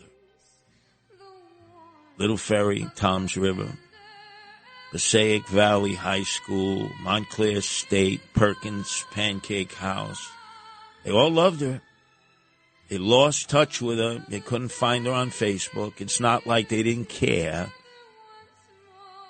But now they know that she came to New York City after she couldn't find her mother. And we failed her, as we have failed so many in New York City.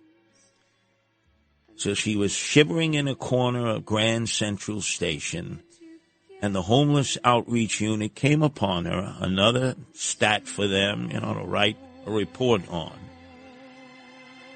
And they had her name, they had her information, so she was lucid. It's not like she wasn't able to communicate. And they say, we want to take you to a shelter. You can't live in Grand Central Station. It's too dangerous. She would have been better off in Grand Central Station. Right next to it, the Roosevelt Hotel. If you're freaking illegal, we put you up. 1 block away. Thank you, Eric Adams. Not. And so instead of taking her to the Roosevelt Hotel, maybe if they would have lied and fibbed, she's a migrant. Oh, bring her right in. What country is she from? New Jersey. Is that a country? You should see some of the idiots who work at the Roosevelt Hotel. They probably think New Jersey is a country. They take her to a woman's shelter in the heart of the South Bronx. They knew she grew up in Toms River. They knew she grew up in Little Ferry. I don't care if you're white or black or Hispanic or Asian, when you grow up in a suburban town, you don't bring them to a shelter in the South Bronx where it's Darwinian, survival of the fittest. You walk in there, it's like walking in jail. They're going to take from you everything they can. And in one day, she was out of there. She left. Why did she leave? Nobody seems to want to find out, because the directors and the employees at that shelter have taken the code of omerta. Look, we know why she left. They probably robbed her of everything. Not the director or the workers, but, quote, their clients who saw a sucker coming in. And she fled into the subway, and she found a place on the F train that has become a moving homeless hotel. Dozens, every day, emotionally disturbed homeless. Again today, in Coney Island, we counted dozens. 3 weeks later, and they're still living in the trains. And what's Eric Adams doing? Getting his eyebrows braided in Corona, Queens. What the hell? Can you say a name out there? You think that's the least you could do, Jessica Tisch? Instead of saying, the woman who was burnt alive, Debbie Kowam, a 57-year-old woman who was emotionally disturbed and homeless, who was burnt alive, say her name. Right now, we don't know where she'll end up. What little of her body remains. Remember, they couldn't identify her for a while. Right now, it could be Potter's Field. Could be Hart Island. 1 million others are there. Are you aware of that, ladies and gentlemen? 1 million others who are buried there in pine boxes. Many of them, when you look at the ledger, it says anonymous. They don't know who they are. Nobody claimed them. Nobody looked for them. They had no family. They may have been from Jersey or Pennsylvania or parts unknown, and their own family didn't know. But now that we know who she is, where she's from, Jersey, come on. She's your girl. Bring her home. Bury her the right way. Honor her. Recognize her. Say her name. Do you think maybe you put a billboard up and say, this is the home of Debbie Kowam, who was burnt alive on the F train in Coney Island on December 22nd at 7:30. We have to make sure that this never happens again. You think we could take out a billboard like that to honor her? Is that too tough to do, Murphy? I realize you're always half in the bag.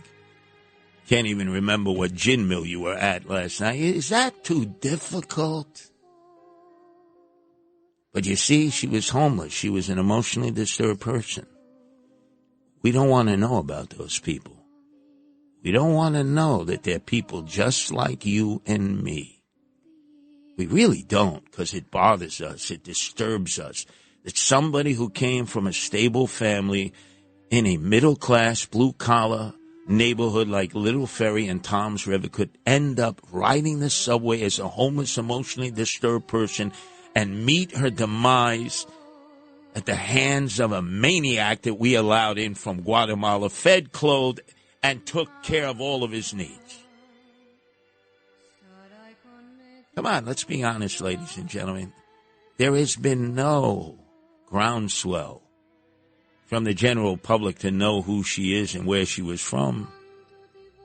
Most of you didn't even hear any of this that I've been telling you for days on end. It bothers you. It should. It disturbs you. It should. Because she could have been your daughter. She could have been your sister. She could have been your grandchild. She's what Bruce Springsteen sung all about, a Jersey girl. And Jersey has forsaken her, and New York City doesn't even want to acknowledge her or memorialize her or commemorate her. She's the woman who got burnt to death on the train in Coney Island on December 22nd. That's how she gets referred to.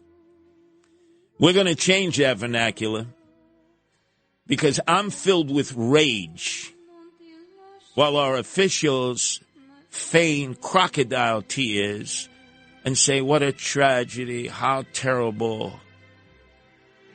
Oh, yeah, the inhumanity of it all. Yeah, the inhumanity is that we won't even say her name. I will. And I'll force other people to do it until we recognize that she, like so many others, there's 1,000 stories in the naked city, and hers is just one of them. She was here because she couldn't find her mommy. And that 14-year-old young boy, when he was being stabbed over and over by a maniac that nobody stopped at 8:30 in the morning at 138th and 3rd in the South Bronx, the last thing he did was call his daddy. I can't breathe, Daddy. I'm bleeding. Help me, help me, help me. Officials, you should be ashamed of yourself, and especially you, Eric Adams, getting your eyebrows threaded in Corona. That was your big event? But then again, you were never who you claimed to be. You were always a fugazi to me. Until the day that we're together once more.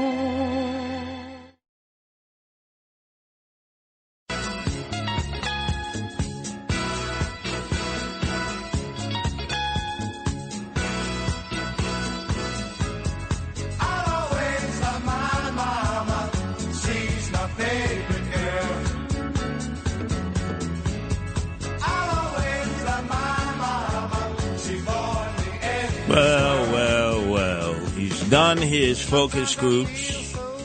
Andrew Evil Eyes Cuomo, King Cuomo II, the son of Mario Faccia Brutta Cuomo, King Cuomo I. And he is plotting his comeback. He is, in all ways, there's no other way to describe him, a zombie politician who should have been out of politics after a disgraziata of fleeing Albany years ago, where he was going to be impeached by his Democratic peers. His own Democrats were going to impeach him, and rightfully so, and he feared being indicted by Tish James, the Attorney General, so he fled. He left office, abandoned ship, and went to Southampton to live with his brother Fredo, Chris Cuomo, and to be protected by his wartime consigliere, Joe Percoco, his leg breaker, who had just finished doing 6 years in a federal prison for political corruption. But he's back as they stir the marinara sauce and they hit the mattresses. Well, guess what? The headlines in the New York Post is that Andrew Evil Eyes Cuomo has returned to New York City, where he has become Sutton Place Cuomo. Oh, very exclusive, Sutton Place Cuomo, because he wants to live right next to Matilda, his 93-year-old mother. Oh, please, you insult us. You didn't care about her at all before. But he just happens to decide that he's going to come back and live with Matilda because he's concerned about his mother. You see, the focus group has said that he's cold-hearted Cuomo. People don't like him, especially women, because they view him as cold-hearted. And he feeds the beast. Look, with our own Cindy Adams, he was on, and he was basically telling her, hey, I'm not fuzzy. I'm not a warm guy. I'm a New Yorker. First of all, I'm not fuzzy. I don't want to be fuzzy. I don't even know what fuzzy means. I'm from New York. We don't have fuzzy in New York. That didn't do well in the focus groups, Tony. It didn't. They've spent a lot of money because he's sitting on a pile of money, $5 million that he got for a book that he had his staff write in the middle of the lockdown and pandemic. He didn't even hire a ghostwriter. Didn't even hire people outside of government to write the book. This cheapskate wanted to keep all the money. $5 million. That nobody took the book and read it because it was a kickback from the publisher. Their over-under was, they were saying, this guy could be president every day. He's got the laptop out. He's doing a presentation to the nation at 12 noon. This guy's on his way to 1600 Pennsylvania Avenue. We want to shovel him cash. We want to bribe him. We want to give him a kickback. We know ain't nobody going to buy his book. He had another book out before that. Only 55 people bought that book, and he got a few $1 million. This is how they bribe politicians. Oh, you want to write a book? Yeah. Okay, we'll give you money for it. And nobody ever buys the book. They have to get people to buy boxes of the book, their supporters, and then give it away for free. And even when you give it away for free, they say, what am I going to do with this? Use it as a stop that I put in the door when I want to keep the door open because I'm getting a delivery? So they got $5 million he's sitting on. And they had a focus group. And the focus group was, Andrew, you come across as a cold-hearted dude. And he does. Listen to what he said again to Cindy Adams right now. Look, this is the real Andrew Evil Eyes Cuomo. He's an SOB. He's a cold-hearted dude. Anyone in politics will tell you. He's got no empathy. He's got no sympathy for anyone. It's all about Andrew Evil Eyes Cuomo. Listen to what he says to Cindy Adams about how he's not fuzzy. We're not going to make America great again. The first cut. First of all, I'm not fuzzy. I don't want to be fuzzy. I don't even know what fuzzy means. I'm from New York. We don't have fuzzy in New York. Cold-hearted Cuomo. And so his handlers have said, hey, man, we got to move you in next to your mom on Sutton Place. Now, understand, if you've ever been at Sutton Place, it's right by the FDR Drive off E57, 1 Sutton Place. You don't even have to walk the streets of New York City. You can get in your limo, go right on the FDR Drive, cross the Triborough Bridge, go through Queens on the LIE, and then you're back in the Hamptons where you always want to be, right? You never have to walk the streets, right? And Cuomo can say, look, I'm here because of my mother. I'm concerned about Matilda. You never were before. This is all fake. It's all staged. They're trying to make him look like he really cares. Oh, he's going to force himself to come in from the Hamptons and live at 1 Sutton Place, right? Whether it's 1 or 5 or 7 or 9, it's right by the FDR Drive. He gets in the limo. Hey, Jeeves, take me out to the Hamptons. I've had enough. How long have you been here? 2 hours. And then if you look at my posts, because it's clear, if he were to announce for mayor tomorrow, he would jump ahead of everyone else in the crowded Democratic primary, including Eric Adams. And I posted Cold-Hearted Cuomo. You see him. And it talks about what we were talking about, people who are emotionally disturbed.